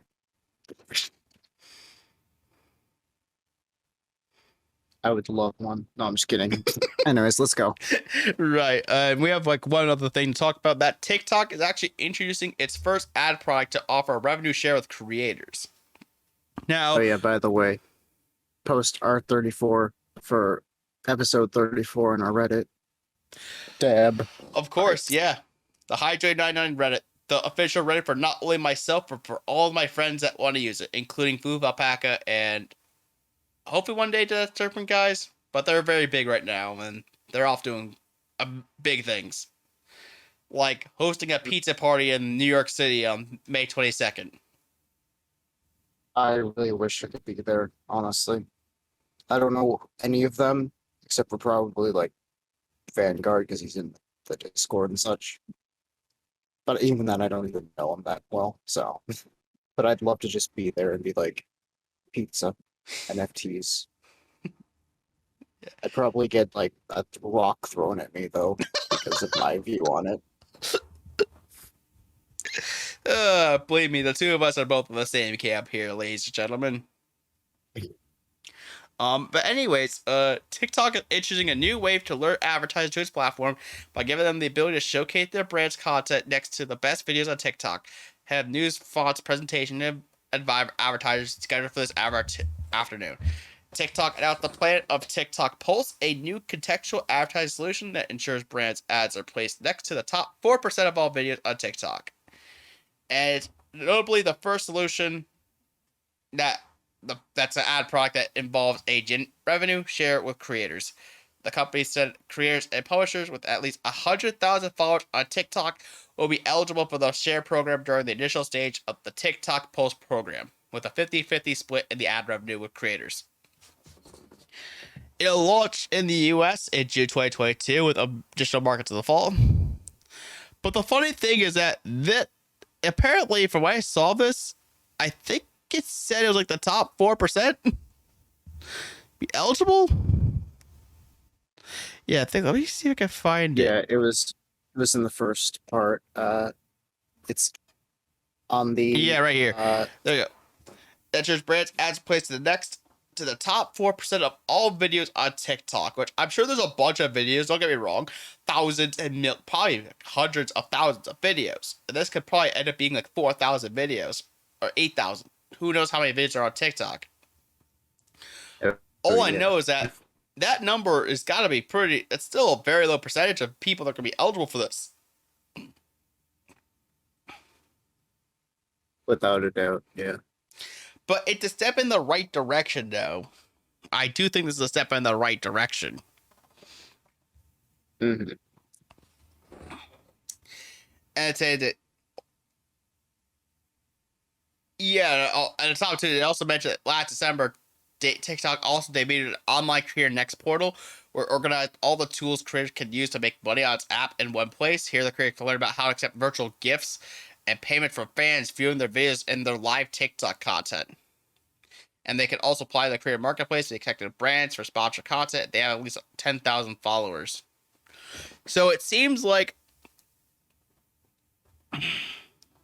yeah, so as I mentioned, it wants to be something similar to the YouTube Partner Program. So, I mean, hey, I don't know how, I'm sure there's a lot of people on TikTok. Don't get me wrong.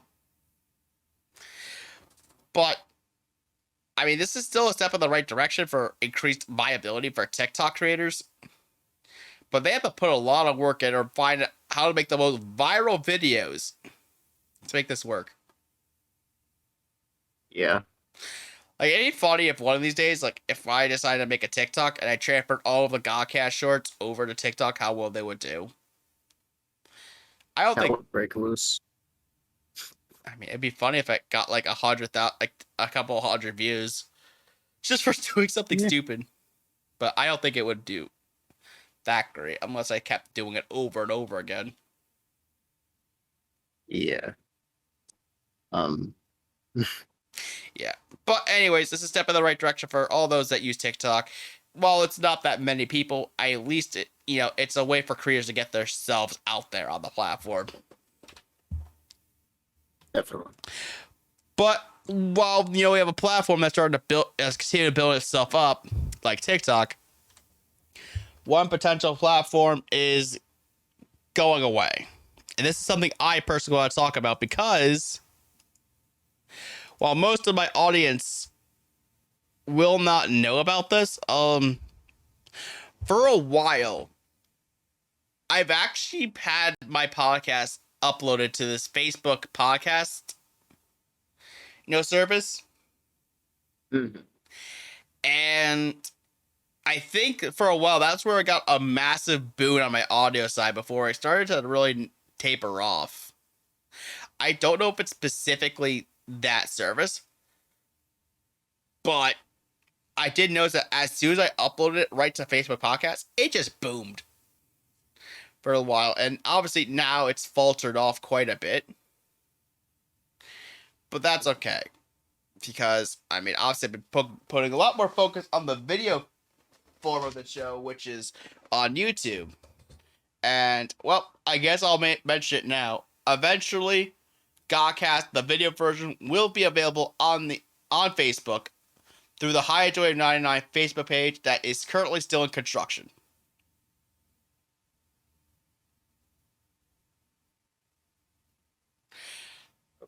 I don't have a tag for the Facebook stuff yet down here because I don't want people to see something that's still in the works.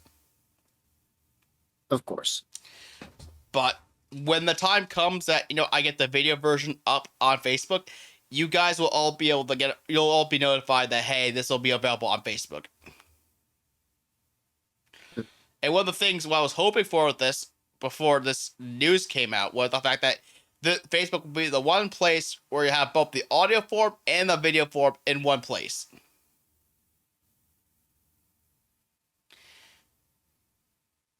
But the audio version going away, well, that's not necessarily going to be the case.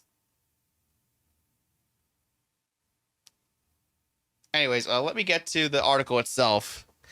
And it mentions here how Facebook will shut down its podcast service on June 3rd. And this is because apparently Meta has confirmed to Bloomberg that will wind down podcasting, soundbites, and general audio hub.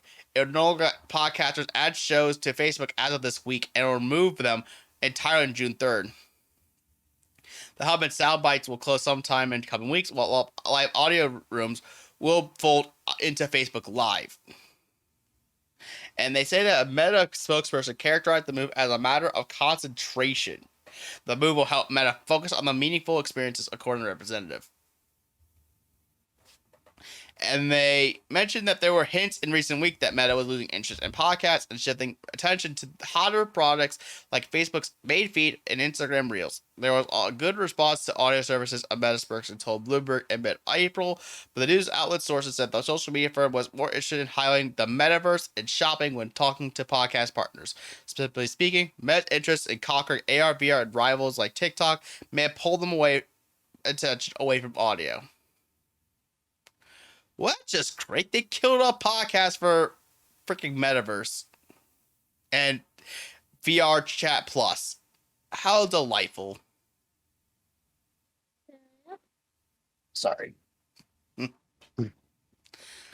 Literally, they just killed off podcasts on Facebook just to focus on VR Chat Plus.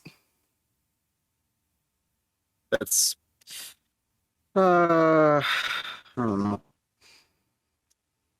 I mean, kind of just coexist, I guess, but whatever.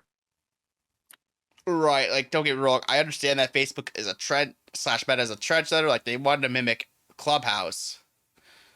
But I guess Twitter Spaces and Reddit Talk just were more popular options than Facebook's podcast offerings.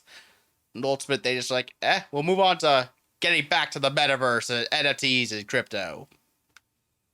Yeah. Woo! Just kidding. Nah, no, not really. Woo, I guess. That's why I said mean, just then kidding. again, yeah, I mean, it makes sense. They are meta. They're not podcasting and all that stuff. It's like, Yeah. I get it, but I don't It know. will kind of stink to, not be on the audio side, not to be on Facebook, but at least when the Facebook page is ready, all the video content from the High 29 channel video form will be on that Facebook page. And when that time comes, I will make sure that there's a thing that says, hey, all of our content's on Facebook. Go check it out. It's going to be a great old time. Definitely. I feel like, though, that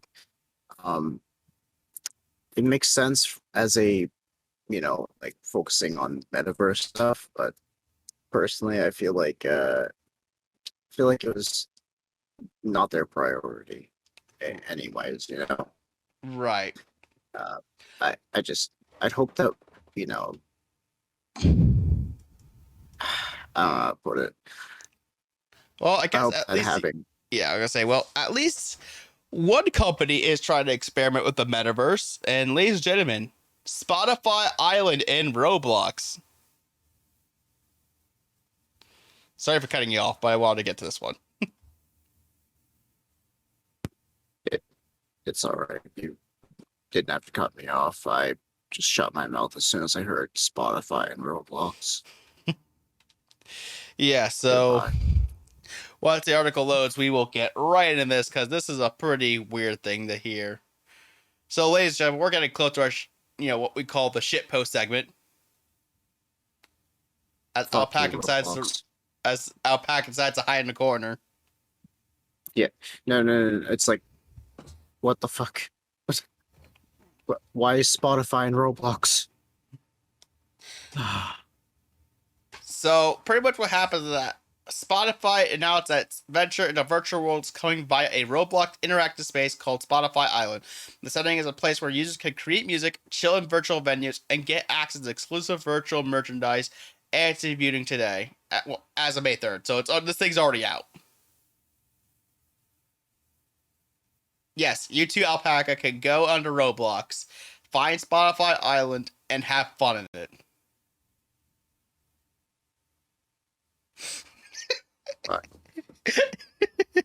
I'm never making a Roblox account. Ever. I got poison banned years ago. I'd rather crack open a cold one with the boys. So you're saying you'd rather live in a world where you're flooded with this in your entire bedroom than be on this Spotify Island?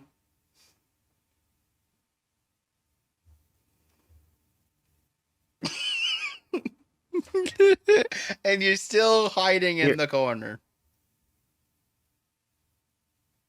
You're lucky I put up with you. Why does this look like a drive-in theater, by the way? It looks like something that would come out like one of those enchanted fairy tale stories. Literally. That and a drive-in theater. Literally. Anyway, so Anyways. Spotify has given its island a design that's true to its brand. Lots of green with shapes, colors, and icons are recognized from its apps. These are all part of the game as well. You could collect heart-shaped like icons for free merch. So, for example, speaking of digital goods, Spotify says the exclusive in-game virtual merchandise will give artists a chance to connect with fans in a way to earn money. The company explains that a portion of sales would go to the artists, though it didn't specify a percentage. It did say that it had already collaborated with some acts to create a collection of items that truly reflects who they are. Oh my god, this is Alpaca's jam. Watch this. Spotify says its first themed experience will debut in a few weeks. K-Park, a nod to K-pop, will give users the ability to interact with artists such as Stray Kids and Sunmi. This is surely the first of many of the hangouts, as the metaverse as a concept is just getting started. You don't have to wait until K-Park starts to buy things either. Sunmi's merchandise will be on sale today with items for Stray Kids coming soon. There you go.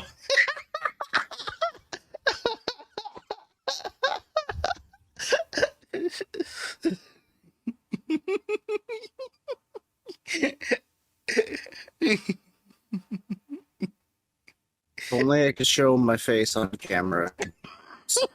Be a big demonetized part.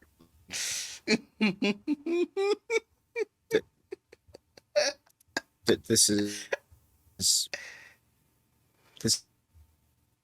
satanic. This is all nope. This is all absolute right off.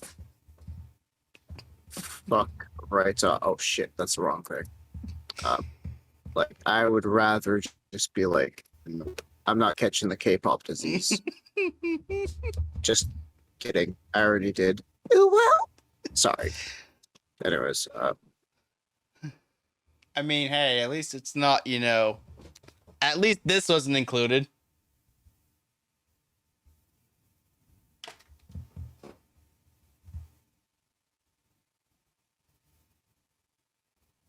I'm sure Alpaca was happy about that one. at least this wasn't included. Wait, where the fuck? No. Either. And meanwhile, I just witnessed my video feed just flash for 5 seconds. Fun times. Yeah, I saw that too. I was like, wait, where'd she go? Yeah, it was a very brief flash. It was very weird. I'm sure the video people are going to notice that. But, hey, Yeah. at least it didn't impact too much of audio, so I'll take it. Yeah, I guess so. But this actually means that we can get on to the final topic, and the one that Alpaca really wants to talk about the most. I don't want to know. Wait, what is it? Microsoft Oh, yes! opens 3D Movie Maker. Wait, you're saying it's not K-pop? It's not K-pop. It's not baby metal. Just 3D Movie Maker being open sourced. Oh my goodness. That is amazing. Okay, so yes, I saw this out of the corner of my eye one day, and then I was like, oh my god, 3D Movie Maker source. And yes, they literally released it. They released the 3D Movie Maker. They open sourced it, and this is a software where you can basically create your own sort of cinematographic sort of things. And personally, it might not seem like much because it's old and all that, and it's terrible, like pixels and all that. But if you can look past that, you can create amazing experiences such as Blue Shell Incident. Yes, that is right. You too can be struck by a blue shell while also getting also Garfield pulls a gun out and all that. Anyways, the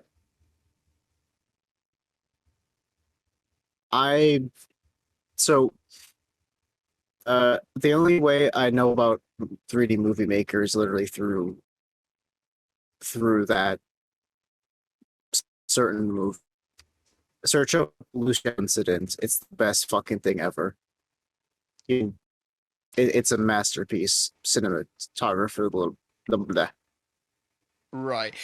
Anyways, so we got to that, and so how did this all happen? How did 3D Movie Maker become open source? Well, according to Engadget here, what happened was it was all thanks to someone who asked on Twitter. Foon, whose Twitter profile says they're a hardware and software necromancer, asked the tech giant for the source code to the program so they could expand and extend it.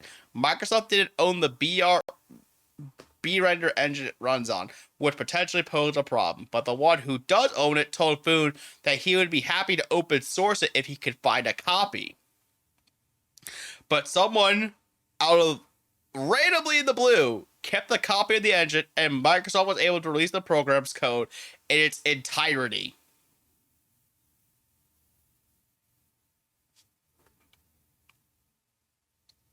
This is a win for Linux. No, I'm just kidding. Sorry.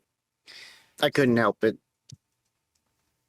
Anyways, So according to Scott You know. Hanselman, he mentioned, "Hey friends, we've opened the source code to 1995's Microsoft 3D Movie Maker. Thanks to Jeff Wilcox and the Microsoft OSS office, as well as our friends in legal and those who continue to put up with me being a nuts. Thanks to Foon for the idea. Enjoy."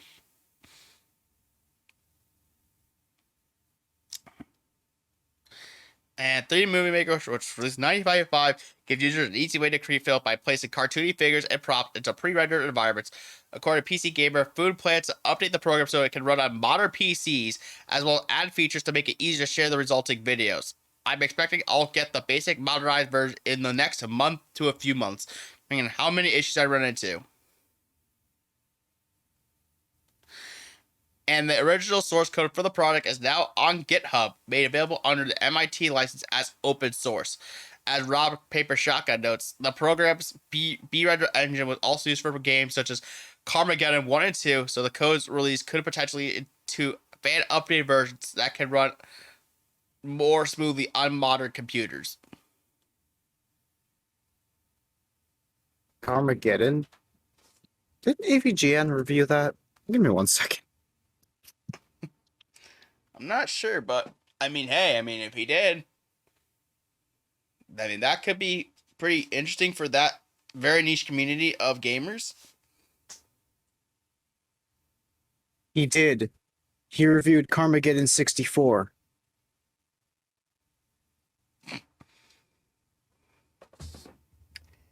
Oh, there you go.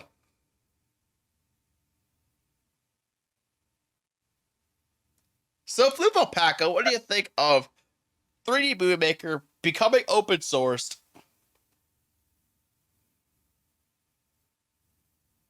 All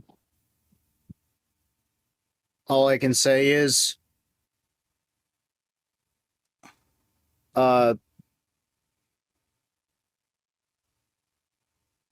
Shroom represent, because that's the only tie I have to Movie Maker. Now, the other question is, will you be downloading this software on your computer once it becomes available? Maybe. I might do a stupid stream where it's just like me dicking around in it and create stupid shit. Who But knows? maybe Maybe this not. will include, I'm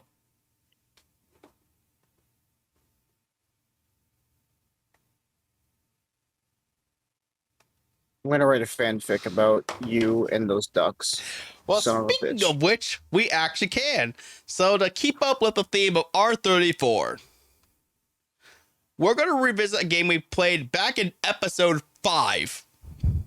Yeah, that's right. It's been 29 episodes since we played this game. But with this being Rule 34, we figured this would be the best time to make it happen. Oh, So I present Yeah, to everybody Frantic Fanfic, the game where you too can write fanfic about Sonic OCs. Just kidding. We're not actually going to write about Sonic OCs in the show.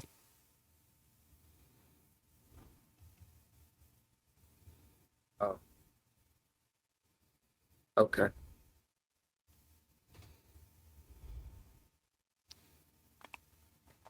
Wait, do I have to log in? I don't Hold think on, you. wait a second. If done correctly, you should still have your profile still on the still saved from that episode. Oh, I see. All right. 1 second. Here it is. So I'll have my thing saved. I'll just be streaming from my desktop, and Alpaca, I don't know how you want to do your perspective if you want to, but I can just show it from my perspective, I guess. If it's okay, could I? I don't want to screen share it. Actually, I'm afraid of screwing. That's fine. Yeah, you'll have to if you don't want to. Yeah. Yeah, I'll let you not have to if you don't want Plus, to. yes, the classic and submit. Mm-hmm. Oh, Yeah. did you already host the game? All right, you create. No, are you? I'm sorry, what you said? You said you did or you didn't? I didn't. I just have my character all set up. All right. It says create game, join game. Do you want to create a game or no? I'll create it. What the hell? Do vanilla. Yeah, we're gonna do standard. Fuck it. Yeah. And let me know what the code is. Oh, It'll definitely. expire after this, so don't worry. All right. No, we don't need quick start guide. Game speed. We'll leave it at regular. Oh, we're leaving it as a mature. Definitely mature. We have some stupid things we want to say. Optional things. Yeah, we do. We do basic, spicy. Ooh, I like that. Basic and spicy. Ooh, name of moderation. No. Open lobby. No.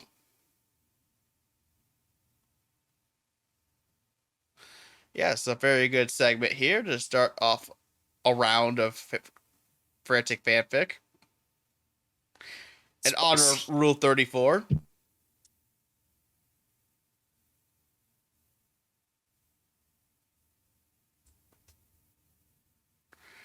And once I get the code,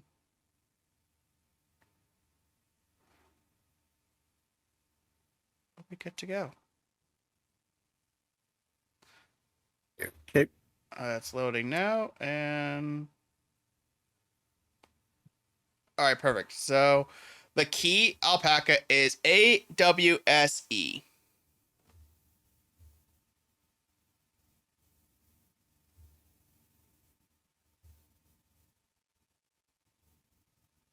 Hello. Blue Sune, perfect. Yeah, so we got somebody here. That's our good friend Floof. And That is me. of course.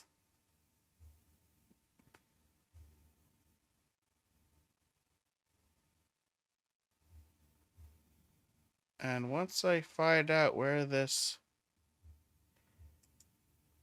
book is, we'll be good to go, guys. Apparently, there it is. Oh, you just gotta scroll down. Yeah. It just took a little Look bit of for- time looks for it to like load. Brain, All but right, it's not so really. I need to write some characters. Let's see. Oh, great. Shit.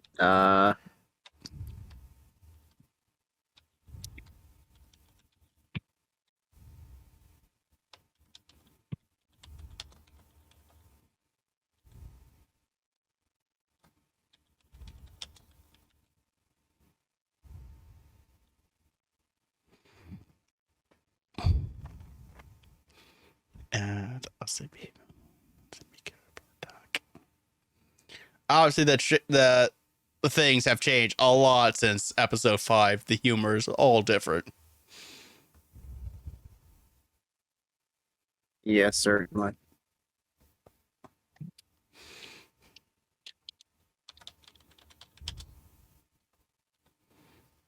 Perfect. Wait, no. No.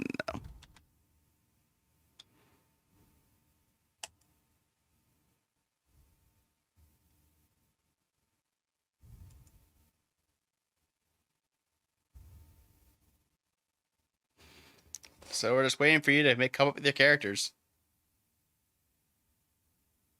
Okay, 1 second.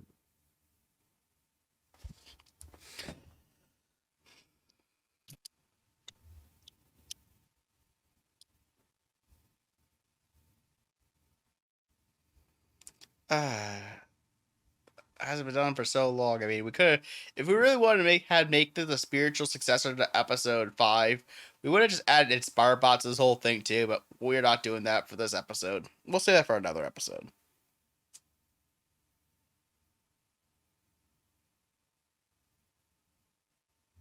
Okay, 1 second. Now, guys, if you are an audio listener that's listening to the segment, there's a lot. This is going to be a heavily visual segment. So you may want to either tune into the video version or just try to understand what in the world we're doing.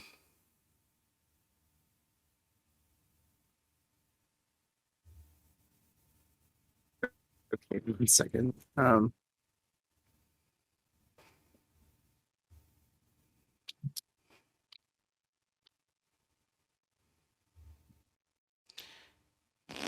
All right, all set.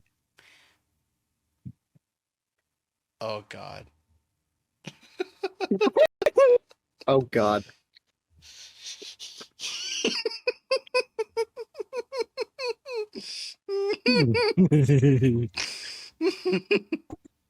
Mr. Metallica verse.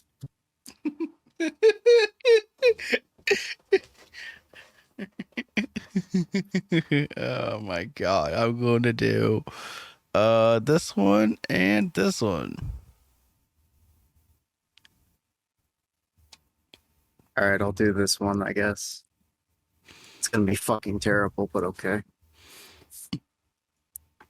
All right, everybody. So let's read the stories. I'm gonna read this one first because boy, this is a spicy one here. Take a look at this: Mario and the quest for a three-way. And yes, by the way, we did skip out a lot of the composing of the story part. We did find that to be absolutely silent. Yeah, it was absolutely silent. We were just brainstorming. Absolutely. So we decided this time, unlike what we did episode 5, we would just cut that whole segment out. Yeah. Just out of consistency, so it's not boring. Right. So, audio players, you are going to be thankful for this. Video players, I might make this a BTS segment so you can actually see it. Who knows? Anyway, let's get on to the reading of this. I'm going to read the first one here. Mario and the quest for a three-way. Super Mario World is a brilliant game made by Miyamoto. Using the gods of rubber ducks and hentai, he used these influences to come up with a brilliant game. It involved Mario trying to find Bowser and have a three-way with Princess Peach. What will he do to complete the quest?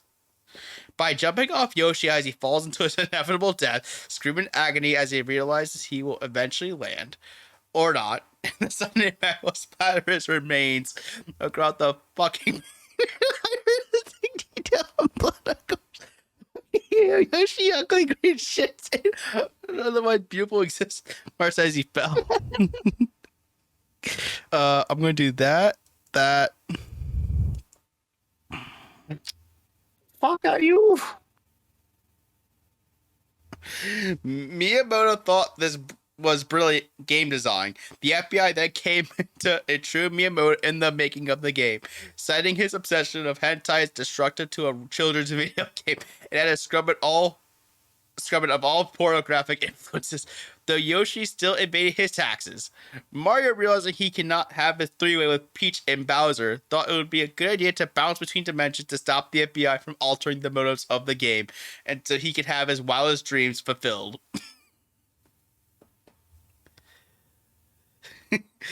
Mario then went on a short journey to Magic Koopa's lab and bludgeoned Magic Koopa's skull with a golden hammer, and then set white phosphoric upon his conscious remains, ensuring he would feel a taste of what pain hell fire inflicts. He then injected a one whole time mushroom into his cockface and found himself an hour later in a hyper-realistic world. He knew one thing. If I'm gonna punch a hole in Peach, I'm gonna need a big gunner. Sorry. Leaning heavily into the Italian New York accent. Right. I'm not gonna need the big gun. So he realized he jumped into the world of Los Santos, the world of Grand Theft Auto 5. He then stole a car and drove to the nearest gun shop. There he bought all the weapons he needed, including a rocket launcher. With the portal nearby, he hopped back into the car and raced for the portal. Unfortunately for Mario, he was being chased by the cops. Upon reaching for the portal, the police tased him and put him in jail. With no other option left, Mario jacked off till he realized he still had all of his weapons. He used his rocket launcher to blow up the wall that locked him in. He then ran, since a car would be too noisy. He would then sneak into the portal, which brought him to Miyamoto. He found the FBI and with his weapons, blew them up. Miyamoto thanked Mario and allowed him to go back to his world, where he was able to go through all the worlds and have his three-way. The Mushroom Kingdom has been saved, all thanks to Mario. God, this is really an 18-plus story. I'm not gonna lie. Yeah. I looked up Miyamoto smiling. I wonder if I should just show a picture of him smiling. I might get sued by Nintendo though. So Who knows? And now we're gonna read The Void and the Light. This is gonna be a fun one. this is gonna be fucking sad, actually. Terrible. Wake the fuck up, Yeah, no, Samurai. it's not We've got terrible. a city to burn. Be heard, slowly waking up from being knocked out by a rated bombing attack unfurled by a hostile group. Fire. The attack was a group of Hatsune Miku fans burning the city to build a shrine honoring their goddess, Hatsune Miku. This was the moment that Fee sought justice. With the help of Flufapaka, they went on a quest to destroy the shrine of the famous Vocaloid. The two hopped in the car and drove to Night City, where they went to a bar and watched a bunch of lap dancers get high on cocaine. There they also noticed the rabid Miku fans storm the bar, and they sought to flee the bar. What will the two of them do next? Will Flufapaka date a rubber duck? Will V do something?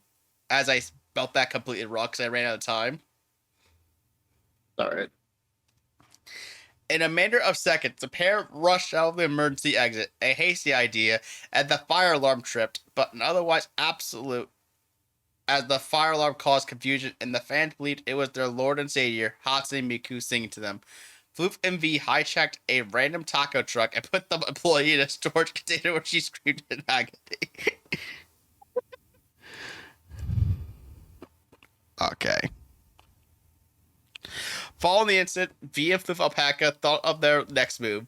Turned out Flufapaka really admired V, so much that he made love with them, and they proceeded towards the middle of Night City. There they witnessed their worst nightmare, a horde of Hatsune Miku fans praying to the statue that had just been finished. The goddess mentions how she wants the world to be pure, bright, and cheerful, and all sinners must be slain. She then transformed the game to the Elden Ring, where all the monsters would go ahead and kill everyone in 2 hits. Both Flute Alpaca and V did not know how to confront this madness, but they do know that the goddess is now virtually unstoppable. And then Flute Alpaca got manipulated by Miku, and they sleep left her. V is terribly disappointed.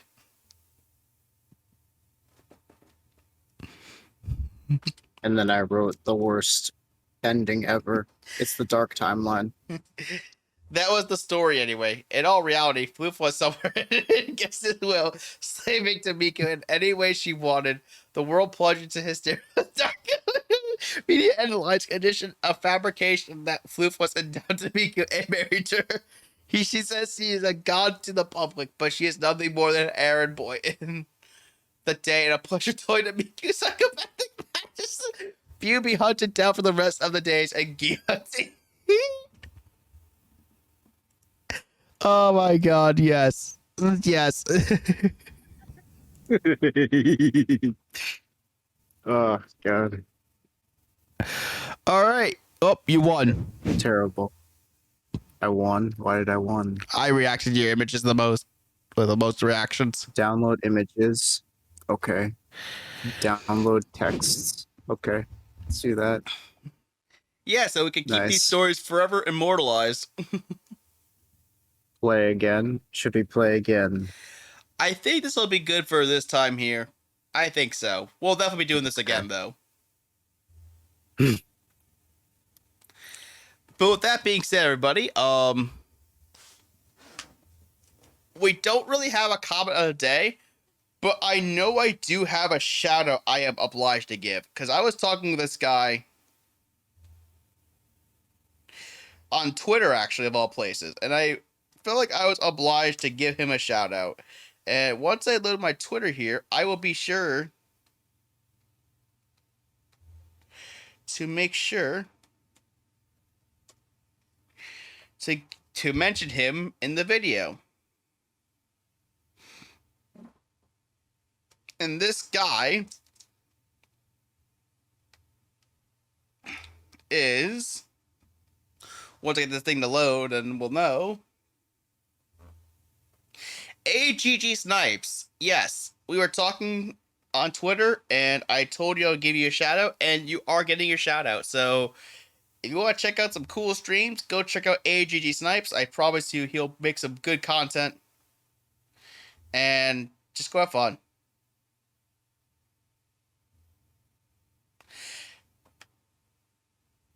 Flip Pack is like, what the world just happened here? And I'm like, No. It's okay. I don't mind it. I don't mind it. yes, but I love AGGSnipes. being in the spotlight when it comes to like. I love being able to put people in the spotlight. You know, so I love it. I know other people would like it too. You know. Yeah, of course. So AGGSnipes, I'll make sure one of these days we have to collab, man. I mean, it'd be great for us to continue chatting and learning from each other and how, you know, our market diverge, and I look forward to continued contact.